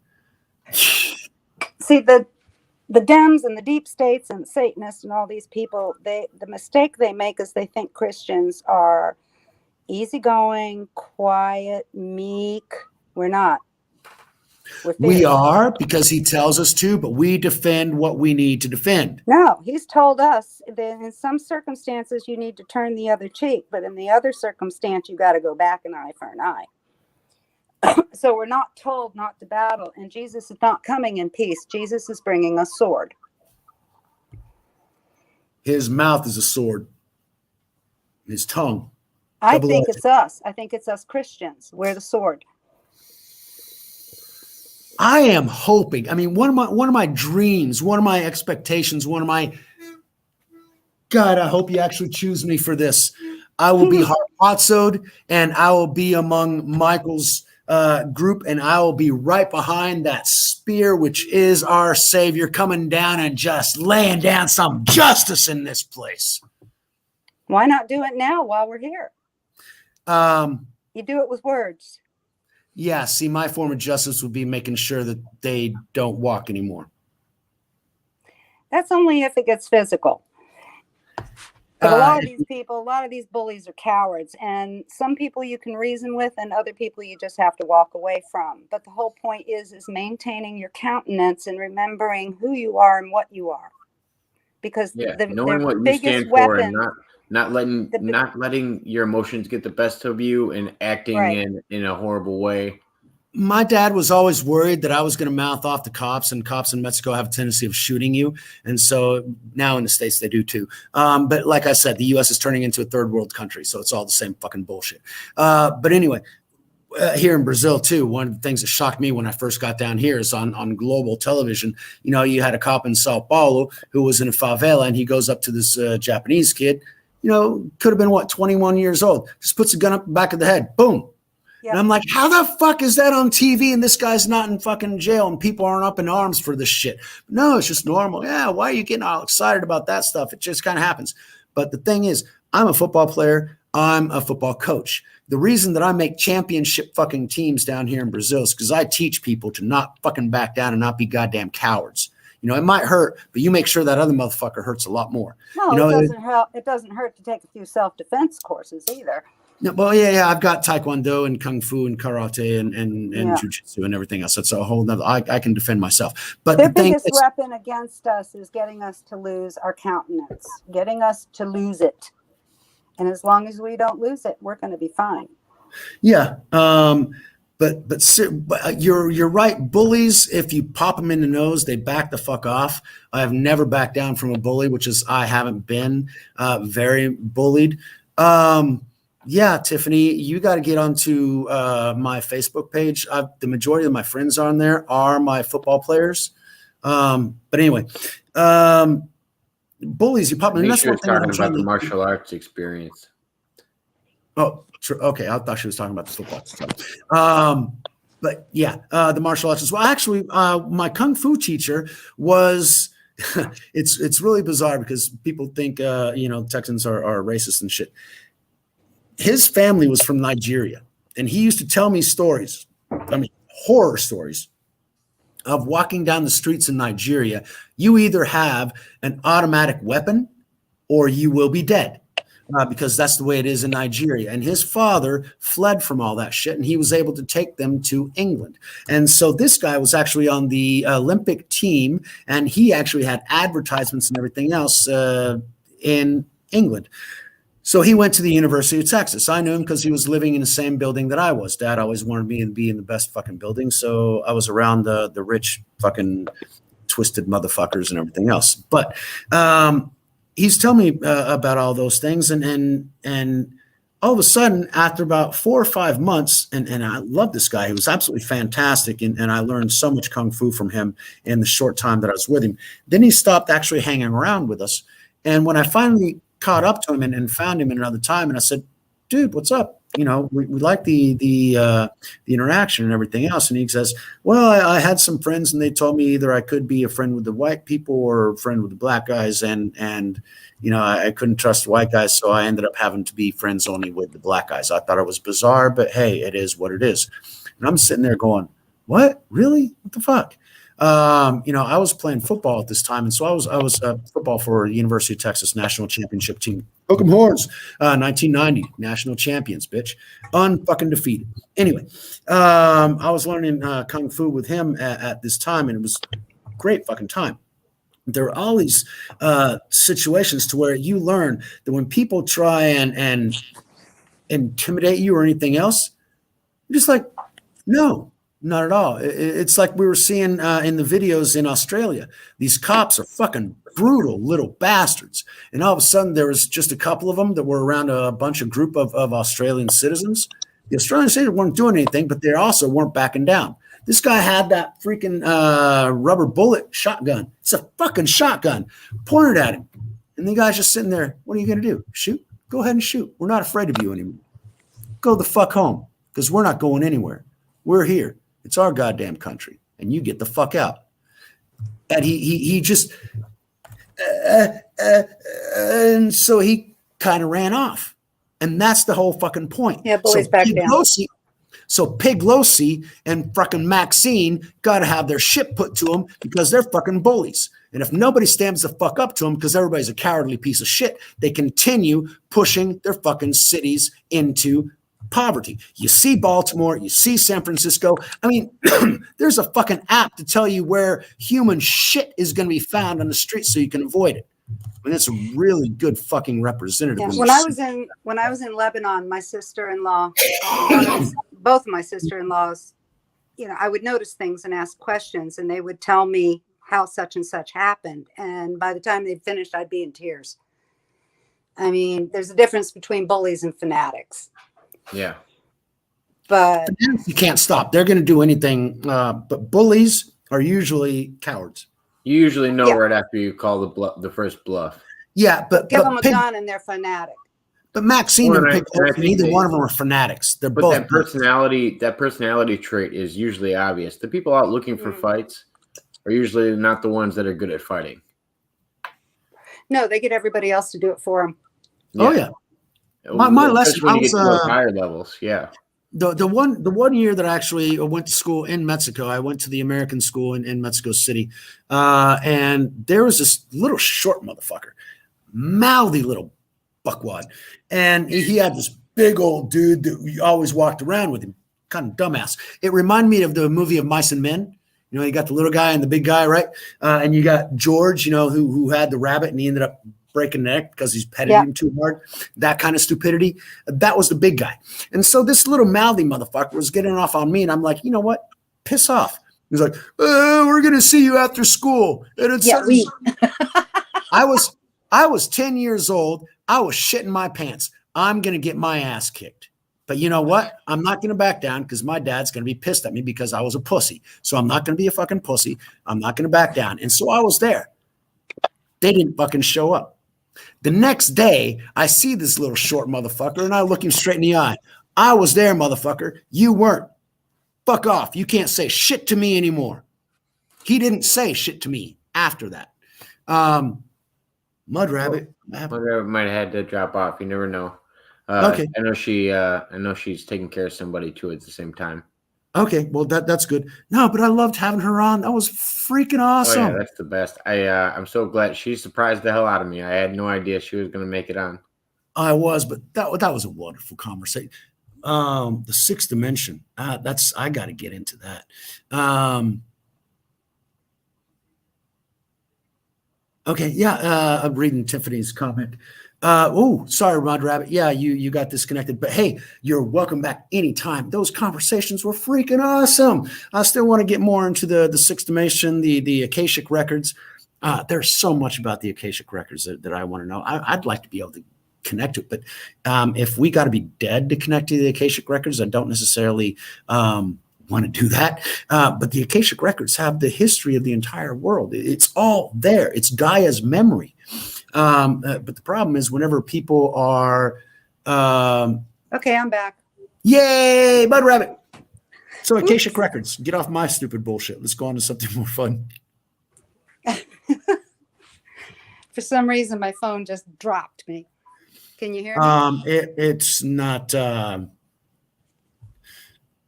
Google or Apple. Everybody in the chat, Mud Rabbit, says you have a beautiful voice. Oh, thank you guys. Absolutely. Sopranos fan mentioned it. Tiffany mentioned it. Maria. Michael definitely mentioned it the second you heard it. I just wanted to let you know. Yeah, I've got these things. But anyway, yeah. Jake knows my weak spots. But anyway, anything with. Never mind. I'm not going to go down that road. Let's not go there. Akashic records, Rabbit. What can you tell me about the Akashic records? The Akashic records are on fifth density, and that's where our books are at. And when we die, that's where we go for our reflection and to assess what we've learned. But do we have to die to access them? Can we access them without having to fucking die? No, you have to go there to get them, but you can do it in dreams. Oh. But isn't the fifth? Wouldn't that be like hell, or is it just the pausing of existence? No. I think the concept of hell. I think when we split to fourth density, that's where The service to self and the service to fourth others density. split. Okay. Lower than the fifth. Yeah. Okay. No, yeah, fourth density is where we split, and service to self-oriented people go one way and service to other people go the other way. And it's not just us that splits, it's the planet itself. It divides like a cell. The multi-dimensional, the quantum multiverse. This is where the dimensions come in, because you can have many dimensions within one density. Yeah, that's the quantum multiverse that I usually try and talk about in what will be my book eventually. Yeah, but that's not for a long time yet. But on the Akashic records. What do you mean that's not for a long time? I'm thinking that's pretty much coming up, because the last book in this book is basically we're that book tells us we get 1,000 years of peace and happiness. True, 1,000 years. Yep. And then when it splits, they're going to go back to the caveman days, and those who have strived to be good people get to go the other way. But on fifth density, the Akashic records is the library. And doesn't matter what density you're living on, when you die, if you look at that Sephiroth that I showed you guys a while back, there's a straight line to that middle circle. That's fifth density. And when you die, you go straight there, no interference, or so they say. I think that has something to do with this soul trap that we're cycling around in. The prison planet, you mean? No, the soul trap. Yeah, I guess you could say that. The soul trap, because our lives have been so shortened that we need more than one life to learn everything we need to learn, and to grow our chakras, and to become fully individuated. Can't do it in one lifetime. We don't live 900 years anymore. I don't know if I'd want to. Not on this earth, no way. But it's interesting. You can reach it. You can reach it in dreams. I don't think I can handle 90 years on this planet. You can reach it in dreams. I've dreamt about it. My dad's dreamt about it. Interesting. You recognize it because it's got these beautiful, beautiful light blue cloisonne pillars. Cloisonne pillars? Yeah, they're huge. Interesting. When you enter the library. Oh, that's why the library in Alexandria had the huge columns to try and emulate the same thing. Probably. I don't know. Could be. But when I dreamt it, I was really weirded out about it because it was a lucid dream. And my dad is very spiritual, so I spoke to him about it, and he was taken. His breath was taken away because he had the same dream years before I did, and he described it the same way. When I described it to him, it was exactly what he had seen. Wow. So we were talking about it, and then my girlfriends, we used to gather once a year up in North Carolina and just have a weekend on Memorial Day weekend where all of us girlfriends could get together and network and talk. And it turned out that my friend Marty also had the dream. So I asked Marty, I said, tell me what it looked like. And I wouldn't tell her what I knew. And she described it to a T. So I know you can get there in dreams. Excellent. I haven't asked for that. He's given me the knowledge that I need here in all the different libraries. I don't know that it's something you can ask for. I think it's just something that when it's needed, it happens. I guess I haven't needed it. I would, because I'm curious, because history is written by the winners. Yeah. And I would actually love to know what history actually was. Yeah. Because there are lots of things in this great awakening that's happening that we're finding out, things that about heroes that they weren't so fucking heroic. And to go back in a lot of these heroes were possessed. The great men of old are actually the demons, and the Bible tells us that. And Genesis 6 tells us. Mm-hmm. What is going on? So that's a whole nother thing. Two cameras. Wait, hold on a second. We have another guest. Are there two cameras going? Is it my old one? No, okay. Let me see if I can figure this out. because one of them's off my screen. Oh, yeah, we have two guests that want to jump on. Okay, so first we have Terry hanging out. Hey. Terry, how are you? Hey, Mud Rabbit. I thought, what a special occasion since you decided to grace yourself, grace us with your presence here. Oh, you're so sweet. Come on and I'll give a quick check-in and give my gratitude for everything that you do in the chat and keeping it going. And we're talking about some things that is very near and special to me. And I'm really enjoying this conversation. Oh, cool. Yeah, the Akashic Records. I have been there. And wait, hold on, Terry. I got to bring in our other guest. We have another guest hanging out. I got to take my hat off to you, man. You've been to the occasion. All right. Yeah. Terry, did you see the pillars? Welcome back. Yes. Hey, April. And were they blue cloisonne? Were they what? Blue cloisonne? Blue. I'm not sure I'm hearing the word. Can you type that out? Yeah, let me get over to my thing. Okay. Put it on the. That's the best way I can describe them is cloisonne, the way they look. I'm not sure I comprehend that word. Okay, have you ever seen cloisonne jewelry? It's very colorful and it's got all the swirls and the gold and the silver and the colors. Iridescent, like they look. Yeah, it looks like a mosaic. Yeah. For me, it was more of like crystal clear. There's patterns in them if you really look at them. Yeah. Here's the spelling of it, Terry. Pulling it up at the bottom right now. Cloisonne. That was bizarre. Cloisonne. Like the jewelry. Okay. I'll look that one up. That's the best way I could describe it for me. Is it like a color, or are you like describing like a pattern? They were transparent and they were beautiful. Okay. Yeah, from what I remember, it took a lot of meditation, and it came through in a lucid dream. And I remember once I got into the Akashic Records, just going into even more meditation just to even stay there and be there. But it's a very high level to get there, and of course you have to approach it with a certain amount of reverence and gratitude as well. So so I just again wanted to say hi, Mud Rabbit. I'll yield back to you because this is you're more than welcome. I was gonna say you're more than welcome to hang out, Terry, too. Don't feel like you gotta run away if you don't want to.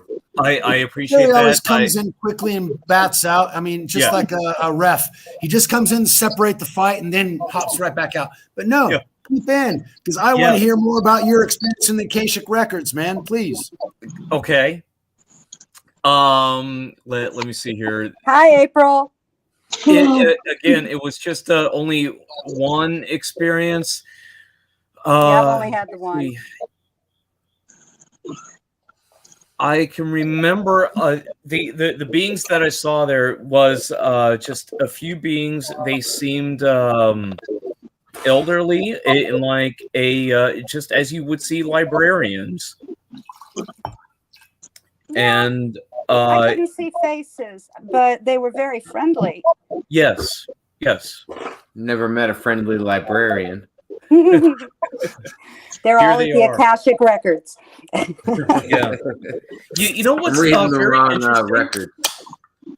You know what's very interesting. What actually got me interested in the Akashic Records was back a couple decades ago. I was studying Edgar Cayce, and I was reading the book "There Is a River," which is the autobiography of Edgar Cayce. That's a good one. Yeah, and there's a little detail in that book where, as a child or as a young adult, Edgar Cayce went to a local bookstore in his hometown of Kentucky, and that bookstore is the Hopper Brothers bookstore. Oh, cool. Yeah. What a neat little detail. So that's kind of what just added on to my fascination there. And of course, Edgar Cayce is known for having going into the Akashic records on a more regular basis and having the ability to do that. Well, he was an adept, and he had the help of many sixth density beings. Yeah, and just being able to do that. So, what is your experience with the Akashic records, and did you see it in a lucid dream? Are you an adept in meditation?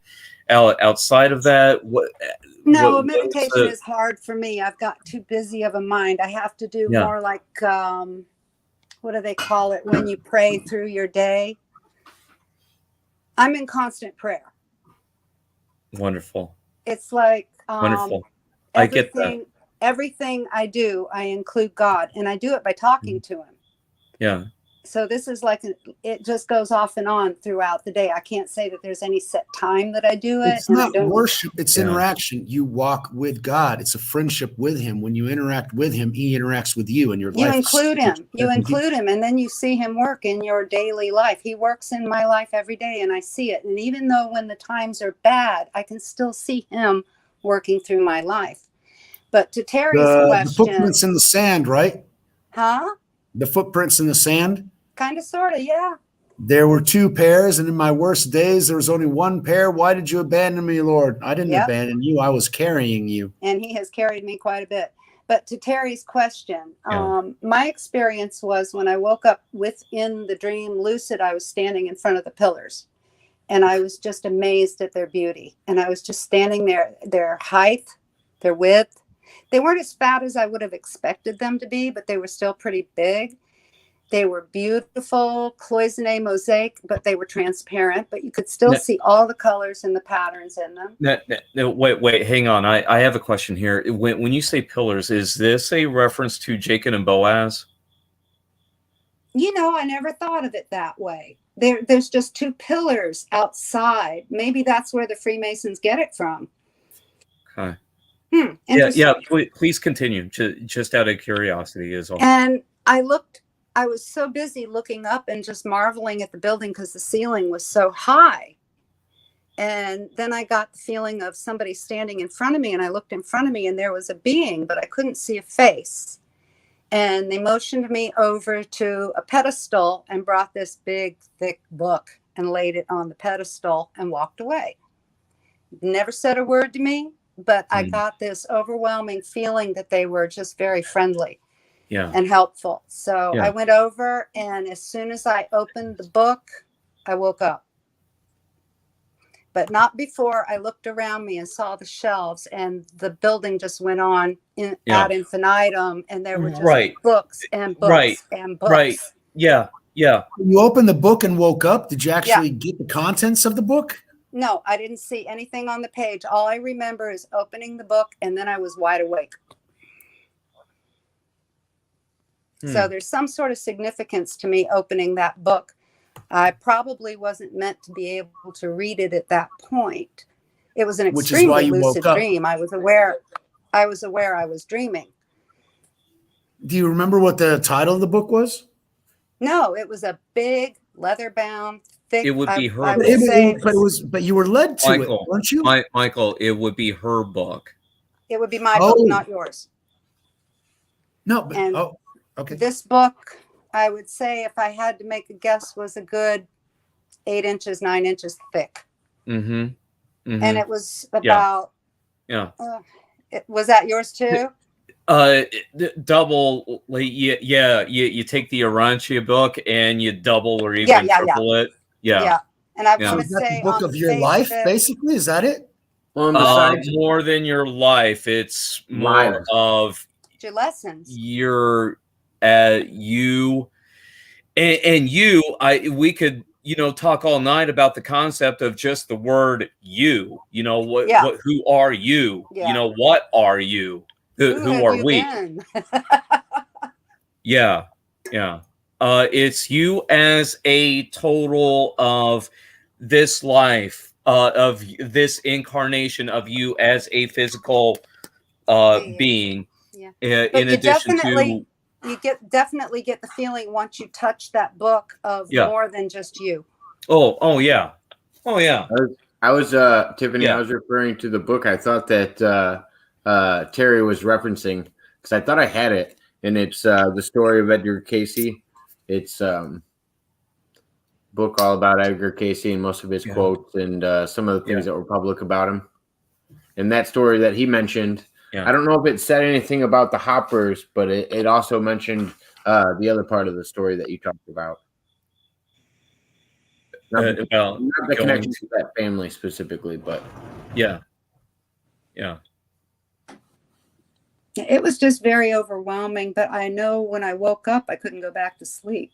I was too excited. Yeah. I mean, that energy would be insane, because it's just like you guys were both saying, nobody else can picture your book. It would only have so much emotional impact on yourself. Like, there's nobody else that could feel the way you felt about it. From some of the understanding I got was you can't look at somebody else's book. They're not for you. You're not allowed. You can if you're a guide. It's not that you're not allowed. It's just not for you. Your book is for you. You can if you're a guide, but you can't see the total. Yeah. Well, do you think the guides little bits and pieces that's what psychics and guides and higher level mediums. Terry, do you think the guides can present like the path, but only you can see how your path goes, kind of thing? A good spirit guide will lead you with the Socratic method. He'll ask you questions that will lead you in the right direction. They will never give you the answers. They'll help you work for them. Morpheus, I can show you the door, but you have to open it. Yep. Right. Yep. Here's the way. Yep. Rather than pointing over there, here's the way, if you so choose. I've already been down that road. I'll walk down that road with you. And they'll even help you along that road, but they're not going to give you answers. If you ask them a question, they'll give you another question for you to research. They want you to learn it, because if they give you the answer, you don't evolve. You have to get the answer yourself. But if you don't even know what to ask, that's why the psychologists aren't advisors. They never tell you what you're supposed to do with your life. They ask you questions for you to figure out what your best trips are. Well, it's the same way in the immediate too. It's that idea that no one can tell you what the right and wrong thing is to do. You have to have your own experiences just in regular life and be like, oh, well, I had to learn a lesson there. Nobody could tell me I couldn't go push the button because I just felt like I had to push the button. And I learned it was a bad idea. Don't push the red button. Which one? This one? Exactly. But it takes a little while to learn that you can take other people's thoughts and ideas into consideration, but you're still going to make your own decisions.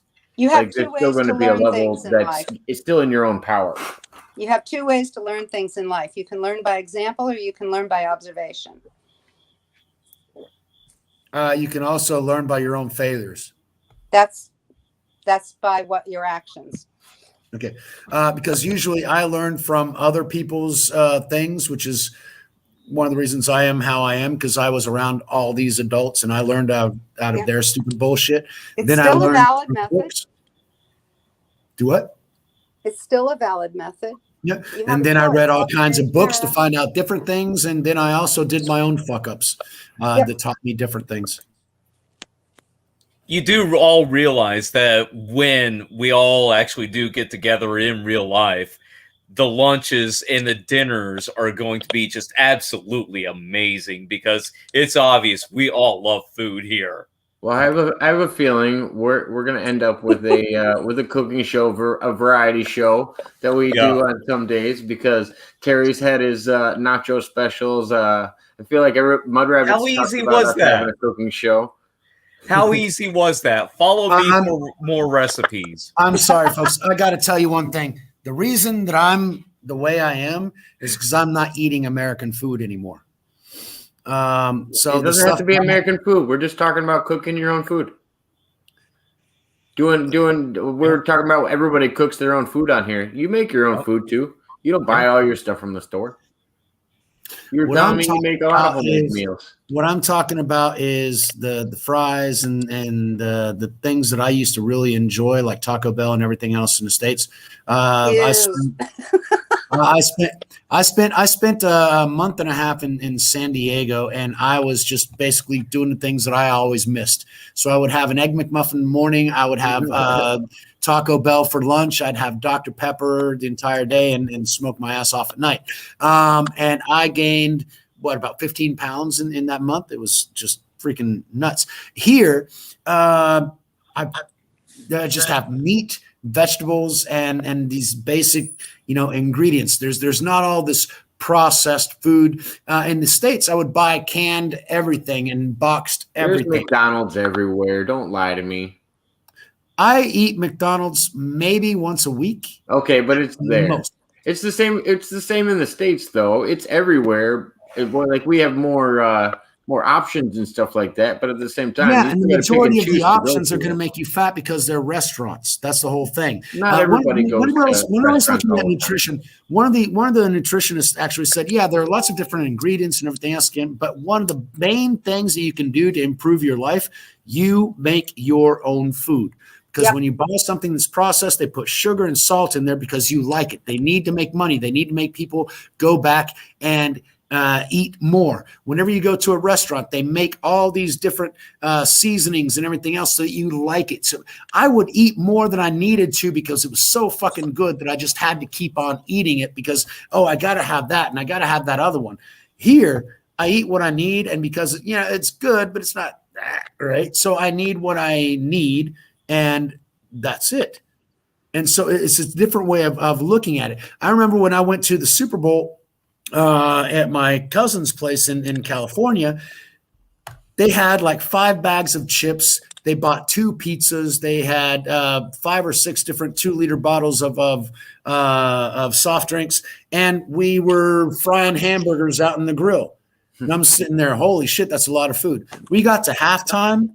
We ran out of food. We had to get some more food. And I'm sitting there going, holy fucking shit. How the hell does... And that's the whole thing. It's really good, so you keep on fucking consuming it. And that is why they make it that way. Because they make a lot more money on the more you consume. But you consume more than what you need, and you consume the wrong fucking kind of calories, and you fuck your body up because you're just going, this is just so good, I can't resist. Here, I can resist all fucking day because I'm bored of the food. But I eat what I need. Well, once you're off of junk food, you'd have no more desire for it. Oh, I still got fucking desire. If I had a Taco Bell down here, I'd be eating all fucking day. Oops, I'm doing things wrong all of a sudden. Yes, Maria Carne en su jugo. That's in Mexico City. I went to La Mansión. My dad used to take me there all the time, and I used to love that. One of the best things is jugo de carne. Now that, I just loved jugo de carne. It's just I'm a huge fan of paella. My dad used to make that all the damn time. He loved it. Not so much. He used to put all kinds of seafood in, and I got the thing. You had a question for you, Peña. Did you see it? Maria was asking if you had this dish before. Hold on. Yeah, that's why I answered her in Spanish. Oh, okay. I didn't know if you saw it. And then one of the things that she said, carne en jugo, which is meat in its own juices. And one of the things that I mentioned, one of my favorite restaurants, the one my dad took me to that I couldn't afford nowadays, but they had actually meat juice, which is what's left over after you fry the meat. Oh, and they put in, that's just good fucking stuff. Meat juice. Oh, awesome. But see, I mean, I love French food. I love American food. I love Mexican food. Brazilian's food's okay. They're great things. I mean, they're not, the meat here is absolutely fantastic. But there are all these different flavors, and I miss all of them. But at the same time, if I actually had my will and I ate the things that I wanted to eat, I'd be about 5 times bigger than I am. I run into this problem with my dad. He's Lebanese, and he's an old restaurateur, and he loves to cook. and he's like a Jewish mom. You got to eat dinner. Here, eat, baby, eat. You're And I'm looking like, skinny. You're I'm skin not and hungry. bones. You got to put some meat on your bones. I'm not hungry. Sometimes I just skip dinner because I'm not hungry, but it drives him crazy. That's my mother-in-law in Morocco. I've gone to Morocco a few times. My mother, she's like, here, you need to eat. And when I'm at other people's house, I eat less. But she's like, she sees my plate and I like barely have anything. Yeah, have a little more. Have a little more. I'm a grazer. I eat when I'm hungry and I eat in little bits, and it's probably healthier for me, but I just can't sit down and eat a huge meal. I can cook a huge meal. I can't eat it. I get lazy if I have the huge meal. I need to like have snacks. Otherwise, I'm ready for a nap. It's like when you I'm have a that grazer. big Thanksgiving I'll dinner. graze through the day. Love my pasta. Kind of like Jacob. Yeah, it's little meals throughout the day, just little bits and pieces. Because that's what keeps the metabolism going. Yep. Especially when you're training. It's also how you're supposed to eat. You're not supposed to sit down and eat 3 square meals a day. Right. Well, I mean, if you think about how humans developed, I mean, that hunter-gatherer situation was you're snacking while you're out there hunting. You were grabbing berries and nuts on your way just to kind of keep things rolling. You were never sitting down and having a meal at lunch. I eat 1 meal a day. That's good, but do you overdo where your body's working harder to process it? Because I used to. I'm too fucking old for doing that. I used to. See, the thing is, I actually had to learn because my dad told me something when I was 17. But then again, I was playing football, and so I was hungry as a motherfucker. So what I used to do, my dad used to tell me, "Que te sustenta el gobierno, cabrón." Let the government fucking pay your bills because you eat too much. And I would go over to cousin. I mean, I'll eat you out of house and home. I love to eat, but the thing is, I've actually enjoyed the fact that the food down here doesn't make me want to go out and eat.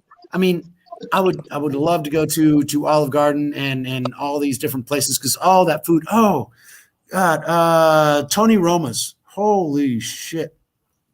Oh, don't get me started on Tony Roma's. I worked for Bobby Rubino's.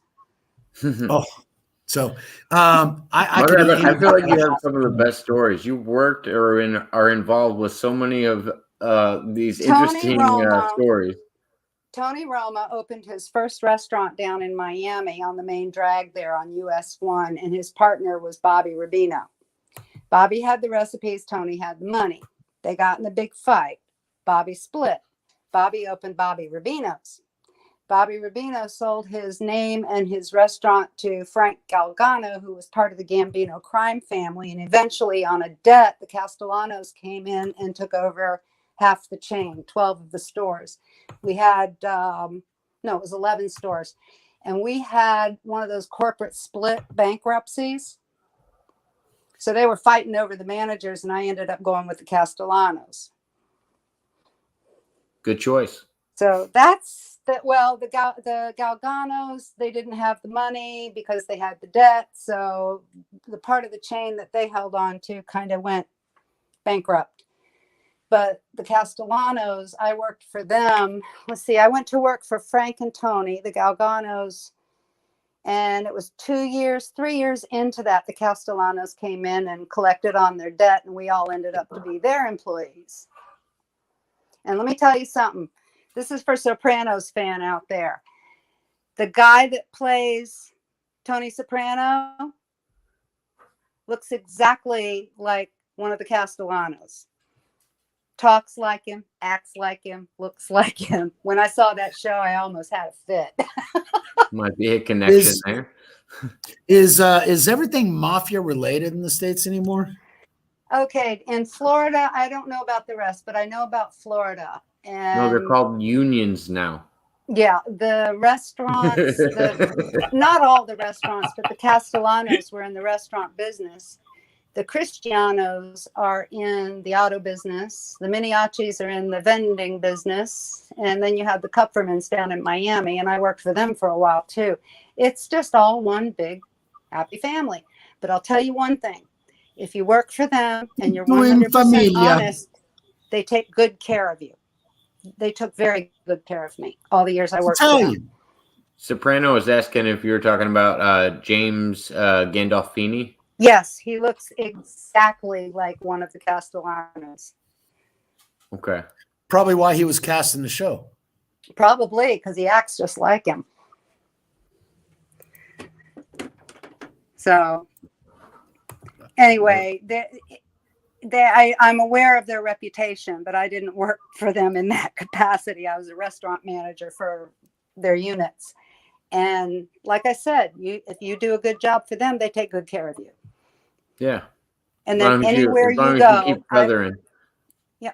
anywhere I went, when I moved to North Carolina, I needed to get a job at night. And I couldn't find a job at night until I walked into this restaurant called Double Olive. And the guy was Italian and he knew them all and he hired me. Didn't ask me for application, didn't ask me for anything. Oh, you worked for the Castellanos? You know so-and-so, you know so-and-so. I was like, yeah. He goes, okay, you're hired. Hey, it's like they always say, it's not what you know, it's who you know. Well, it's not just that. It's that if you worked for them that long, you got to be good and honest because they won't hire you if you're not honest. And God forbid you won't be alive steal from anymore. them. You never steal from these people. Well, you'll steal once. Huh? You'll steal once. No. And then you won't do anything ever again. You just don't. You just don't. They have a rule book that it's very much like the books that stewardesses have as far as dress codes and policies go. So you sit down with your employees, you run over these policies, you make them initial each one, you make them sign the paper, and then if they fuck up, they're out. Yeah, but what do they mean by out? Like out of their business or out of reality? Out of a job. Oh, okay. See, you got cement boot size shoes, you know? Oh, no, they didn't do that to their employees. Going on. What had happened was the older Castellano, the one that was shot by, who was that, John Gotti? Yeah. The one that was killed, this is his sons and grandsons. And the thing is, the older Castellano didn't want to get so much into the drug trade and the rest of them did. So they got rid of him. The sons and the grandsons took over the restaurants. When he collected on the debt, he gave them the restaurants, the whole chain, the part of it that he took. And that's how they made their money. But sometimes, like in the Pompano location where my ex-husband was general manager, they had a Shylock that, if they worked for them in the past in this capacity, they'd always give them a job. So they gave this guy a job and all he did was sit on the bar and smoke cigars. That was Sounds like a great job. Yeah. But he was loyal to the family and he was a Shylock for them back in the day. So they made sure that he was secure and that he had an income. This is their retirement. They take care of each other. He didn't do a lick of retirement work. Better than capitalism where they fuck you over when you get close to retirement. Yeah, right. But no, this guy, well, he was a Shylock. Did you hear me say that? You know the movie, what was that movie with Robert De Niro and Joe Pesci? Goodfellas, was that it? Goodfellas. One with Sharon Stone and Robert De Niro. Okay. The scene in the cornfield. This was Pete Sabatini's doing. I can talk about it because he's dead. But that's an actual thing that happened. Also, do you think it was a reenactment? Yeah, it was a reenactment of something that actually happened. You know which scene I'm talking about, right? I'm trying to, because I didn't really watch those too much. I know about the movies and I watched some of them, but I don't. I mean, if you ask me anything about Star Wars, I'll be able to tell you. There's a scene in the movie where they take Joe Pesci and his buddy out to the middle of the cornfield.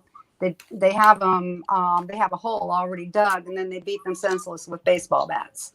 Ooh. Tony Splitoro's death. I'm sorry? Tony Spilturo's death. Is that that's what Sopranos fan put that in the chat. That's why. I'm not sure of the names because it's been a while since I saw the movie. Gotcha. But Pete had told my husband at the time, he said, you know, we were talking about the movie and he went to work and he was still talking about the movie with Pete. And Pete says, that shit really happened. And when Pete said something like that, you just didn't question it. Yeah. Well, see, part of my family, my family line on the Mexican side is Rizzo, and we come from Sicily. So yeah, whenever I put on my glasses, people think that I'm mafiosi and shit. But yeah, there was this scene in The Godfather where the guy questions him and he just walks by and then he's got this bat in his hand and just whacks him in the head with a bat. And Yep. I'm sitting there going, yeah, that's what I need to do to all these fuckwits. All right. I couldn't watch the whole scene. It blew me away. But Pete Sabatini, his son, let's see. Do you remember the incident with this kid and Sony? He went to New York and he rented a penthouse and he told everybody that he was a CEO or some head biggie of Sony Corporation. So he would get these hotel rooms and this food and stuff because they all thought he was a bigwig.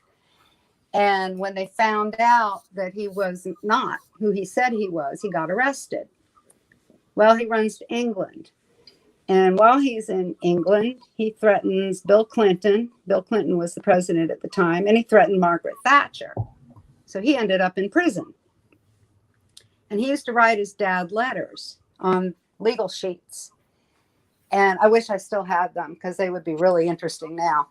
He would write his dad these really long 5- and 6-page letters front and back, and his dad would get them in the store and sit in the office and read them and then throw them in the trash.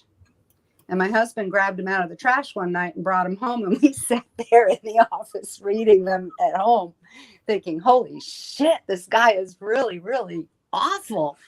He was threatening Margaret Thatcher. He was threatening the Queen. He was threatening Bill Clinton. I mean, this kid was so friggin' spoiled rotten that he thought if he threatened enough people, they'd let him out of jail. Well, he ended up sitting there and rotting away. I don't know when he got out. But Pete died about, I think, 10 years ago. He had colon cancer. So I don't know what happened to his son, and I don't know what happened to those letters because we had them at one point. I think my husband got kind of weird about it and threw them away. Yeah, there's stuff in it was there. juicy. Yeah, whenever they start talking about juicy. Kennedy and that sort of thing, you will tend to throw those letters away. This was Bill Clinton. He was out for Bill Clinton because Bill I understand that, but see, they get that kind of chutzpah because they know they did that to JFK. So if they can do that to one, they can do it to any of them. Yeah, but the problem is, by that point, their teeth had been removed. The old man was dead because Gotti had him shot, and they're running restaurants in South Florida. What can they do? They can give you food poisoning. Yeah. So it was like the Tony Soprano guy, you know, have the local little businesses, have your local little thing going on the side, and you just sit in the restaurant all day because that's your front. That's the front. Yeah. And people are disposed of out the back. I don't think that was going on with the ones I knew. I think that was going on with his father, maybe with the sons in New Jerry, York. put that down. Florida. You too. Damn it. You are making What's me. Terry got? I don't put any of that shit down here. The screen's too small. Dr. Pepper City over here. Yeah, the zero sugar doesn't really impress me. But Terry's original Dr. Pepper. It's even better. That one makes me want. Oh man, I can still taste it. Okay, guys, I'm gonna go back and chat because my battery's about to die. All right. Well, thank you very much, Mud Rabbit. God, I have to awesome, I have to agree with Lena and Tiffany. I have learned so much tonight from you. Thank you so very much, Mud Rabbit. I appreciate it. We loved your voice. So please show up again. Thank you. Okay. She enjoyed it. I know she's going to now. Thank you, Mud Rabbit. Appreciate it. Love you, girl. Have a good night. Too. She'll be in chat. She just can't have the video because she was using the phone for the video. But she'll hop back in the chat. Nice. That was wonderful. That was awesome. So that was cool. And quite special. We've been asking for Mud Rabbit to do that. And Holy cow! Did she open up She some was books? talking about one time she wants to do an interview in the future when she's got more time. I thought it would be fun. That's when I can sit here and we can kind of unpack the whole Mud Rabbit story. We just got a bunch of little hints towards some of Mud Rabbit's interests, and I feel like she's got a very interesting life. Absolutely. It sounds like she knows a lot about a lot of things I have no clue about, especially when it comes to the Middle East, when it comes to involvements in some of these government projects that she was interested in that I haven't even looked at. Portals, I feel like some of the stuff I've looked into relates to what she's talking about, but she has a whole nother perspective that I'm so glad we got to experience tonight. Blessed. So happy to have her on. To have her. Thank you, Mud Rabbit. Thank you. Yeah. And Terry, your stories on the Akashic Records, I mean, both of y'all opened my mind to that one. I knew they were real and I was curious about them. However, you guys have put that into a completely different perspective. Yes. And what Mud Rabbit said where she's in a constant meditation, Mud Rabbit, that means a lot. That made a lot of sense to me. I know where you're coming from and where you're going and where you're saying that put beautifully well. Yes. Jake, you are going to have to send me this one. I'm going to want to put this one on my channel. Having Mud Rabbit on there, I want this on YouTube and on Rumble and on fucking everything. Well, yeah, let me go all those edit any content that needs to be taken out, and then should be Rumble doesn't require any content being eliminated. I'm just joshing you. We didn't say anything. We didn't say anything bad. No, besides Jabberwhopper. I think Jabberwocky is a lot better than some of the words you use sometimes. You did so well, but you didn't even know what it meant, so I thought I did a pretty good job. I think Mud Rabbit over-exceeded with code words. You didn't even understand it. We got it was that one I didn't get. That was a new one. But yeah, definitely. April, your mom would have liked the mafia talk. Oh, she's still muted. I didn't know if you said your mom would like the mafia talk. Yeah, only because she likes like those types of stories and stuff. So she likes the, I don't know if it's from being from Boston. I don't know if it's being part Italian. But she likes like the mafia, hearing the mafia stories and whatnot. Well, I do too.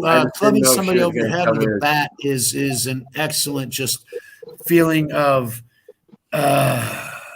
release. I just didn't know if April was going to tell me that her mom was in a bunch of gangs when she was younger, and she just has this connection. I didn't know if it was a Westie story. I don't know what any of those symbols are because I don't do any of that shit anyway. But not that kind of gang. I was thinking of like old school, like it was the beginning of the mafias in the gangster stories. Especially in the old New York. Well, yeah, we're not from the North End. We don't live in the North End. That's Little Italy for Boston. Oh, okay. No, Boston's got its own thing. I've been up in Boston. Yeah, it's got its thing. And if your mom's Italian and in Boston, yeah, she had to face the Irish because in Boston the Irish are big. Depending on where you are, South Boston was known as the primarily Irish community. North End was Little Italy. Which is, in the heart of Boston. South Boston is a little further out. I'm from East Boston, which is across the harbor. Harbor. Yeah, and then you got Charlestown. When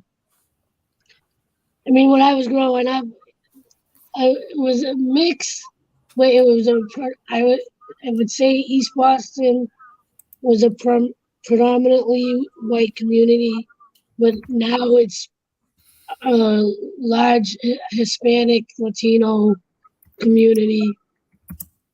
There's a melting pot, and now with all the development, of condos and overpriced. Mud Rabbit was there when they buried him. I guarantee you. She watched it happen. She threw some dirt on him. She knows. She was there. Don't worry about this. She was there. I come in. Where's Leah Jimmy says, Alpha? "Where's Jimmy?" My answer: I don't think anybody knows what happens. Mud Rabbit tells us she knows exactly where he's at. I'm like, holy shit! Even when I don't know, Mud Rabbit knows. Holy fucking crap! Yeah. All right. That's freaking awesome. Absolutely. So yeah, he's in the end zone. But the Orange Bowl, holy crap! That's down in Florida. All right. My local school went to the Orange Bowl one year. My local college. No, I only know about the Cotton Bowl because that's where we play. Gotcha. You guys always play there? No, we played in the Orange Bowl, but I can't go over there to watch it, so I don't know much about that. We play in the Cotton Bowl with OU every year. I'm talking when I say us, it's the Longhorns, Texas Longhorns. Yeah, and Teamsters is rough, but it is what it is. However, that's how she got her name. They buried Hoffa in the mud next to a rabbit. There you go. Perfect. That's it. You got it. Surprise, man. She's joke of the day. He nailed it. To reveal those secrets online. Well, we're just a small platform, right? There's nothing being exposed. Don't pay any attention to the man behind the curtain. Nothing going on here. Keep paying attention to the COVID over there. Yeah, seriously, Taiwan's going to be a problem. But yeah, sorry, I'm going to shut up. I keep getting on bad fucking topics. Oh no, you're fine. It's no problem. But I'm just catching up the chat a little bit. She's Mud Rabbit also said she did work the Orange Bowl for one season, and then of course Soprano said he was just kidding. But yeah, kidding. It was a joke. Yeah, yeah, you were kidding. We know. You don't have to elaborate. But man, whatever. We're about at the 4-hour mark. We're probably gonna wrap it up pretty soon. I would say so. It's about 2 o'clock. It's 2:08 here in Brazil. If anybody has any closing remarks, any goodbyes in the chat, feel free to. Everybody pay attention tomorrow. The Senate hearings will be made public. Everyone will be able to see the router information, who was involved, how many dead people were there, and how many fake shit was made up. What are you surprised at, Terry? You're still muted, I guess. But honestly, nothing surprises me anymore. It will surprise me when people say, no, none of that is true. They falsified everything. It's all good and legit. Moves and counter moves, moves and counter moves. The problem is that we're seeing Australia right now, and the counter moves is that the people are standing up because we're sick of this shit. It's been 2 fucking years now. If Hillary were there, we would have been doing this shit for 5. But actually, if she were there, we'd be in a nuclear war right now. However, if they wanted to prolong this, they wanted us to fucking have no jobs, be dependent on the system so that they could bring in the Great Reset, which is their fucking, you will own nothing and you will be happy. So the only way for us to get out of this bullshit they put us into is for us, the people. We keep waiting for the military and everything else to do what they told us they're going to be doing. But wait, they are waiting for us. Why? Because without the people behind them, they're going to say none of it's legitimate. So when the people stand up and say, hey, stop this shit. You're full of fucking garbage. Then the military will go, hey, we're backing up those people, and y'all motherfuckers are going to get the fuck out. Why? Because Ireland, there was a woman in Ireland who filed a lawsuit saying that all this shit was fake, and they couldn't prove that she was wrong. So that's news out of Ireland, and that's going to be used. We all knew that before because nothing's been isolated. But Herman the Merman is on. How you doing, bro? Hey, I'm Herman. doing all right. I'm here just to hang out, I guess. We're here. That's a good thing to do. Watch your back, man. We're Watch actually your all making fucking closing back. remarks. Do you have any? Hey, Herman. What's up? Herman, Yes, the what's going question of the night. Have you been to the Akashic Records? I have not. I don't even know what those are. Would you like to visit? Maybe. I'll think about it. I'll have my agent, Jake, talk to you about that. Yeah. Okay. Just have your people call my people, Terry. Exactly. And then my people. Exactly. Hey, a good baseball bat will make Hey, When you're on this level of it's a record we just store. use a baseball bat and we can make you visit the fifth dimension and be in the Akashic No, Records. we've been talking about this. There's no way us like single entities can reach up to this multiple energy level of greatness. No, but Mud Rabbit said you can get to the Acacias real easy. All you have to do is die. Like I said, a baseball bat can make that real fucking easy. Oh my gosh, everybody's stopping by. Man, all right, sorry. We're not going to wrap up yet. If everybody wants to hang out a little bit longer, I won't wrap up. Olivia's here in the chat. Hey, Olivia. I appreciate you stopping by. Hi, Olivia. I'm going to. You can just say hi. Why do you got to be all overboard about it? Hey, that's the whole fucking reason my first Facebook page was taken down, because I am uncontrollable and basically a piece of shit in certain levels. You're doing fine. You're doing fine. Toxic person I removed from my life. Leah, I'm not sure who that is. You just added me. How do you mean you eliminated a toxic person? You just added me. You added a toxic person to your life, not eliminated. What the fuck? You moved that. You didn't remove. You added a toxic person. If you say so. Mud Rabbit, yes. Yeah. There's certain things that people, entities, beings, spirits, souls, whatever we are, anyone that's actually been there can know someone else who has been there. You are absolutely correct on that. Oh, and to answer a Sopranos fan question earlier, how did I get there? For me, it was going, I guess, a step above a lucid dream. It began just through just going to bed at night normally. Here we go into a deep sleep, lucid dream. Pop, I'm there in the Akashic Records in the library. Deep meditation level. Yeah. So there's several books out there too. Edgar Casey has said a lot about the Akashic Records and how they get there. So yeah. Yeah, no, I always reference. Oh, I wanted to translate that. April, again, oh my God.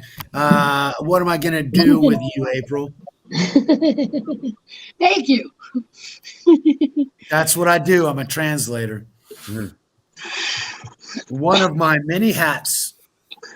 Okay, Maria, now that he translated, Aki, come on. Let's go. Come up here. Yeah. I know that one. Lucid dream. Lucid dream. So what kind of strategy do you use for lucid dreaming? Is it a meditative state? For me, it's kind of like that place between awake and asleep. Like I have to get myself to that point with my body or my mind can relax enough. if you want to go into a detail about that, talk for 1 minute. I'll bring you the answer. Hang on. Oh, okay. Yeah, you're fine. Hi, Herman. Hermie. Hello, April. I'm here, guys. I'm just kind of, No, you're fine. I appreciate. Not sure what I'm saying. I didn't I'm not say sure. hi. I'm not. That's what I I'm got to saying. see the beard, though. Got to see the beard. I don't It's want the gone. coin. Wait, hold on. How come my camera's not working? Hold on. My camera's not working for some reason. Okay, let me get it to work. Olivia has a question for everybody. Does anyone here get sleep paralysis? That's where Technically, you're. everybody gets sleep paralysis. When you Yes. dream, your body goes into a paralytic state, so you're Well, not. no, I think she's assuming that like awake asleep point where you're actually like Where Actually- you're somewhat aware of what's around you, but you can't move. yeah. I've been there. I feel like I've there's been- levels to it. I've been What do you there. got there? Astral multiple projection. Ooh, nice. I barely fucking sleep, so being sleep paralysis definitely Who's not. that? Pronounce it for Ophiel. me, Terry. Mm-hmm. Ophiel. Yeah. Oh, Yeah. OPL. Okay. And what was the name of the book? The Astral Projection. All right. You got some interesting books, Terry. I think I'm going to have to go to Chicago land once the World War III is over. Number one right here. I just This got to is it. figure out a way for pay for everything. I do have a Bitcoin account. If anyone wants to donate to that, that would be. It's on my description on some of my videos.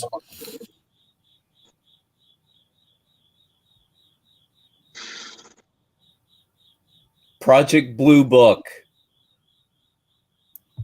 Fun little fact, Project Blue Book, I'm sure you've heard of it, came out around the same time that the Urantia book. Project Blue Book was about aliens, wasn't Yes. it? Okay. Yes. And supposedly, Not to be allegedly, confused with where did Project this Blue book Beam. come from? But it's not to be confused with Project Blue Beam, which is different.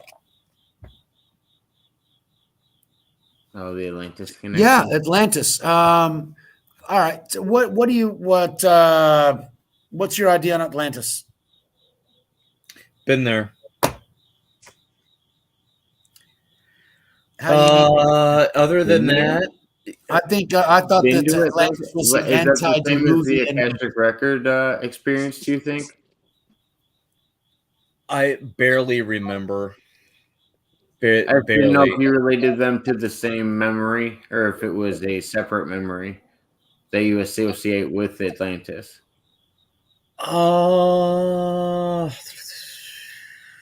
Like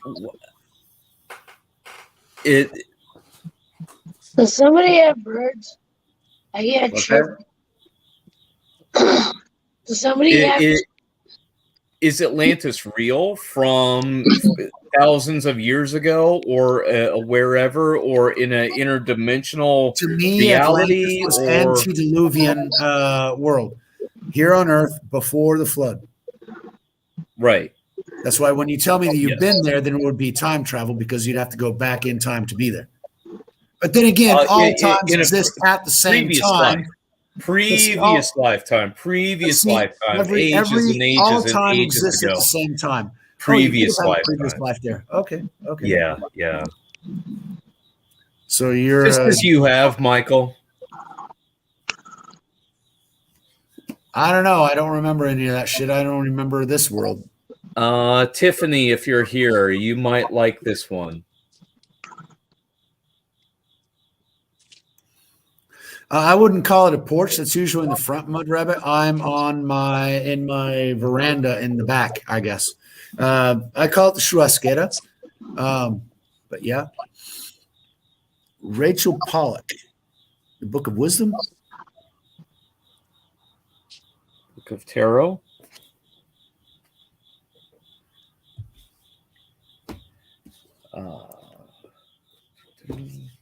And here's one for you, Jacob. What you got there? Zen entrepreneurship. Oh. I don't have much Zen in my life. I wish I did. It's a good book for business owners. Oh, and you also like this one too, The 4-Hour Work Week. I would love the 4-Hour Work Week with Timothy Ferries. It's very good about using your time to your advantage and showing you exactly that as a business owner, entrepreneur, you're really only working maybe a few hours a week tops anyway, working for someone else. So why not make that time work for you? Well, see, that's bizarre because when we owned our own business, we worked like 20 hours a day. Right. Yeah. And then now it wasn't grunt work. So technically the work that most people did, we didn't do any of that shit. But yeah, we were focused and working for 20 hours a fucking day, which is one of the reasons why I became the fucking freeloader that I am today. Because I thought that was a bunch of fucking bullshit. You can't work 20 hours a day. You got to have a life. So I decided to have more of a life, and now my professional life is fucked. I'm gonna end it here with a personal favorite. H.G. Wells. Always good. Which one is that? War of the Worlds? No. Yeah, it's actually a whole compendium of the best of H.G. Wells. So yeah, but I love H.G. Wells' Time Machine. That was freaking awesome, which is the first one. The Island of Dr. Moreau was really fucked up. What's the third one? Move your finger down. The Invisible Man. Invisible Man. Oh, that was a good movie. War of the Worlds obviously is always the best. Yep, exactly. Yeah, so if you're ever in school and you need to do a book report, get this book. It has 4 books all in one. So you're covered for the whole year. H.G. Wells, personal favorite.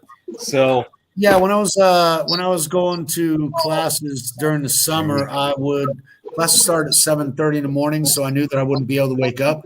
So I would stay up all night. And between 2 and 5 in the morning is the worst time of the day because nobody's awake. So I actually got a compendium of Shakespeare's works. So I read all of Shakespeare during that summer. It was, a good way to spend your evening when nobody else is around, reading a good fucking book. Definitely. Yep, totally. Many continued blessings, everyone. Thank you. I'm going to get back to work. Thank you, Zingaran. Have a good day. Good night. Peace. Always nice to have Terry on there, and having Terry and Mud Rabbit. Now that was a deep conversation. I didn't realize that Terry was that. Wow. Okay. I'm impressed, definitely, and that doesn't happen often. So cool. Definitely. I also have to get on the wrap it up stage. Definitely. So. Well, it's 2:30 in the morning for me, so most definitely for me. But everybody bunch of jelly beans in the jar, Mud Rabbit. Yeah, all time happens at the same time. So all these things are happening consecutively. We only experience this reality on this timeline because that allows us to experience the details more fully. Because if we saw everything at the same time, it'd be one big jumbled mess. And so we have to experience it on a unique timeline, which is why our third dimension shows us the reality that we're in goes in a unidirectional way as far as time. And Maria was right. Today was a really great show.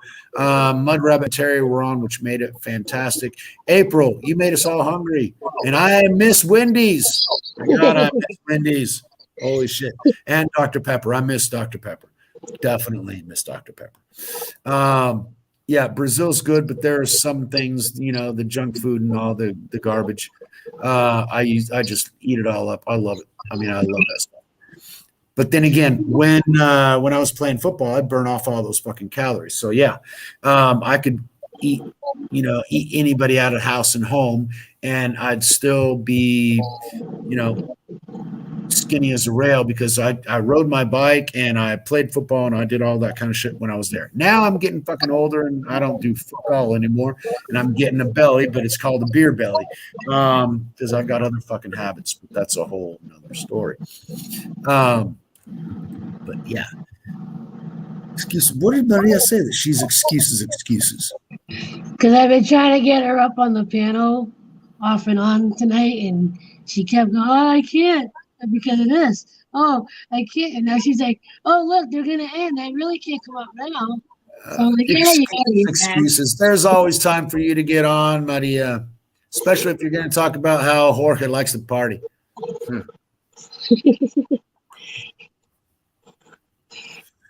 But that's the whole thing. But on that happy note, it's midnight for you, or 12:30 for you, Jake. You got work tomorrow. It's 2:30 in the morning. Mud Rabbit, it's 1:30. So yeah, it's 1:30 as well, but I'm at work, so I'm staying awake. And we've been on 4 hours, which is awesome. But tonight was I learned so freaking much tonight. It was no excuse. I'm eating. I was eating too. Ha. I was drinking, and I call this my liquid diet because there's lots of calories in this. It does have a few calories. Hey, all kinds of. Thanks again, Maria. Thanks again, Tiffany. Everybody in the chat. Mud Rabbit, it was so awesome having you on. And everybody else I'm leaving out. There's so many people that stopped by tonight. So I appreciate everybody. Tiffany, Maria, Herman the German was on, and I saw his beard or lack thereof because he shaved it off. And everything was freaking awesome. Thank you very much, Jake. I appreciate everything.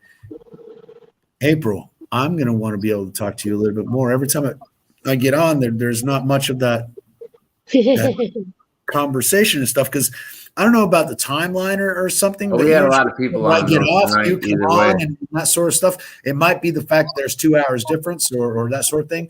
What timeline are you on, April? East Coast. Oh, yeah, you're in Boston. Yeah. Oh. Yeah, she's in Florida? Florida's the East Coast. But question, my question is back to Boston because that's one of my favorite towns. I mean, I fucking love Boston.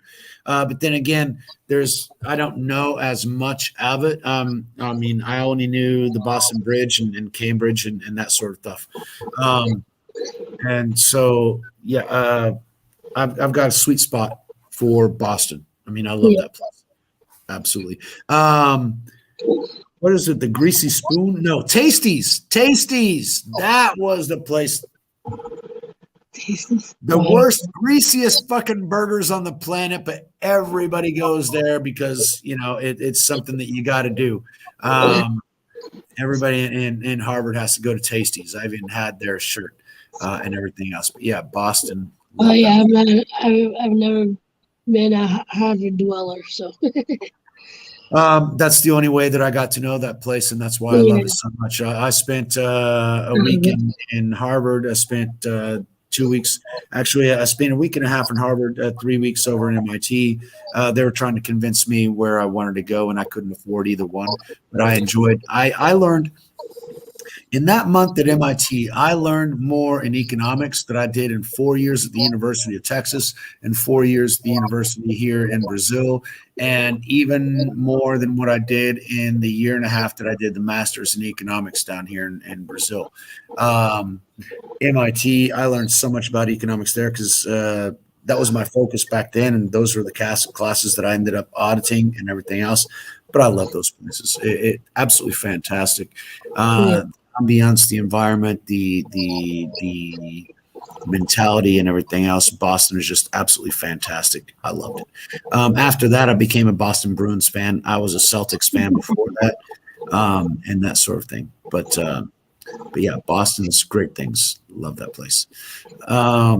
And when we have more time and another time that we come on, I'm going to want to know a lot more about that and what part you've been in, April. Thank you very much. No problem. Absolutely. Well, everybody have a good one. I do have to sign off, but everyone have a blessed night. Thank you so much for stopping by. I'm glad everybody enjoyed it. Sorry we didn't get more time, April. It's all good. It's getting too late for me. But we're going to dig into it.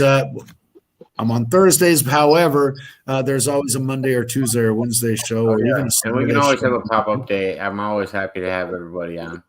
Definitely. So again, let me know, and I'll pop on whenever you want, Jake. Thanks much, April. Always much love. Mud Rabbit, Tiffany, Maria, Leah. A nice addition to the family tonight as well. Terry, love you, and Olivia, comment. And who else was on? We had Tiffany and the Crazy Chicken. We had a few. We had the Herman the Great. We had Terry. Herman. We had everybody. Yeah, all of our usuals. If you guys get to check back, most of our usuals, I put their chats up, and you'll be able to see it on the live stream. Our family was all here, definitely. Oh yeah, The Waters family and our expanding family. The Waters Under the Bridge family. Ooh, stop trying to name me like that. Why are you trying to be the man? No, there's got to be this thing, Peña Perspective. Yeah, there's government control. Yeah, I get what you want. No, you can. Trying to be a free bird, Peña. Let me just fly. Let me just. Free bird. I love that song. That's a great song too. Awesome. Peacock. The Eagles. The Eagles. Leonard Skinner. But everybody have a beautiful night. Everyone have a good one. Peace. I will talk to you guys all soon. Awesome. Thanks, Jake. Thanks, everybody.